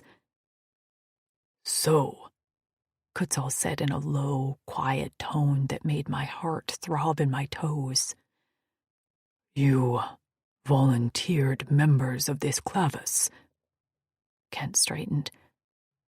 "Are you saying you don't want to look for the females?" Kutzal's jaw clenched, and he looked away for a moment. "My warriors have risked a lot for the good of our race all their lives.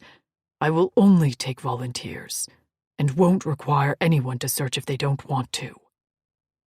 Kent nodded, seemingly unbothered. "That's fine. I'm sure many will be eager to accept the honor." He turned to the large warrior dozing near the fire. "Axton." "You will help find the females, right?" "Yes," he answered. That was it. He didn't elaborate, but his quick acceptance caused my heart to soar. "You need to explain they cannot all expect mates," Kutzal said. "You might have been blessed by Fatas, but many of these warriors are not you, Kent." "I'm not that much different than any of them." He leaned forward to eye his Drexel. "And that includes you." Kutzal's eyes glowed fiercely, and his nostrils flared. He took a long gulp of the clear liquid in his canteen, which I knew contained spirits, not water. He swiped the back of his mouth on a grimace. "I haven't said this yet, but I need to congratulate you both. I'm not sorry for what I did, because at the time I thought it was the right decision. But I'm glad Fatas made you find each other." My skin flushed at his words. I hadn't expected kindness from Kutzal. While a total dick at times, there were layers to Kutzal, and I imagined a very difficult past that made him like he was. If there was anything I learned since I'd arrived in this galaxy, it was to judge each other less. I definitely had a reality check in Granite. "Thank you, Kutzal. I don't fault you for what you did." His gaze swung to me, and his lips twitched as if to smile. "Really? You've been sending me silent death threats with your eyes all day." "I was worried you'd try to punish Kent." "I wouldn't punish him for something Fatas decided." He pursed his lips, and then fingered the canteen in his hands. "And I can't punish him for doing everything he could to stay by your side." He inhaled sharply and rose to his feet. "It's time for me to sleep." "Kutz." Kent stood. The Drexel waved him away. "I'm fine. Tomorrow. We'll talk to the warriors about beginning the search. Too bad Vince has gone on a mission. He'd be the first to volunteer." "Where is he?" I had noticed his absence, but hadn't had a chance to ask Kent. "We had a report from a scout in our northern boundary of a breach. Vince was all too happy to head where it's ball-busting cold." "Death wish," Axton muttered, his eyes still closed. Kutzal stepped around the fire, eyes glassy from the drink, and reached out quickly to grab Kent by the back of the neck. I let out a surprised gasp as he knocked their foreheads together and then held him there. In a low voice, with slightly slurred speech, Kutzal whispered so softly I could barely hear him. "The best of us." Kent grasped his friend tightly until his claws dug into the skin of Kutzal's neck. "Your time will come." "Bah!" Kutzal shoved him away and staggered back one step. I lurched forward, as if I would have been able to stop the 400-pound Drixonian warrior from falling. He caught his balance and let out a humorless chuckle. "I'm fine. Going to sleep it off." His gaze swung to me. "Glad you're here, Tash." His soft smile while saying the shortened version of my name pinched my heart. "I'm glad I'm here too." With a wave, he walked away, stumbling a few steps, but always catching his step. Kent stared after him, nubbed brow furrowed. I placed a hand on his arm. "Will he be okay?" Kent didn't answer for a long time, until finally he seemed to break out of his thoughts and glanced at me. "Kutz?" "Yeah, he'll be fine." "He's always fine," Axton echoed. "Which means he's never fine." Kent snorted and nudged him with his foot. You need to sleep it off too. Unlike our great Drexel, I am fine. Warm and fed. Eager to go on a female hunt and get to use my swords. Not on the females, though. I made an X with my hands. Axton cracked open one eye and lifted a corner of his mouth. No swords on the females. Got it. Kent tugged me away from the fire toward the hut. A hut that was now ours. Kutzal no longer made us sleep apart like we were naughty teenagers. So Vince will be upset? Very, Kent said. He loves to track, and would be more than happy to claim Lona's status and take the fall if he got to rescue a female while doing it. Well, I'm sure he'll have his chance, depending on when he returns. Most likely. Do you think Kutzal will help? Kent kicked a stone and it skittered ahead of us as he made our way down the stairs of the cliff to our ledge. It's hard to say. He has dedicated his life to protecting us outcasts, and I know the thought of one of us claiming Lona's status without support from the rest of the warriors is hard for him to fathom. I understand that. I bit my lip. I know he's gruff, but he'll do what he can to bring the females home. I know it. I believe you. I wrapped my arms around his waist and burrowed into his side. I don't know what I'll do when I see my friends again. And I have to believe I will. We'll bring them home and make them smile again, right, Kent? Of course, warrior. He pressed a kiss to my forehead.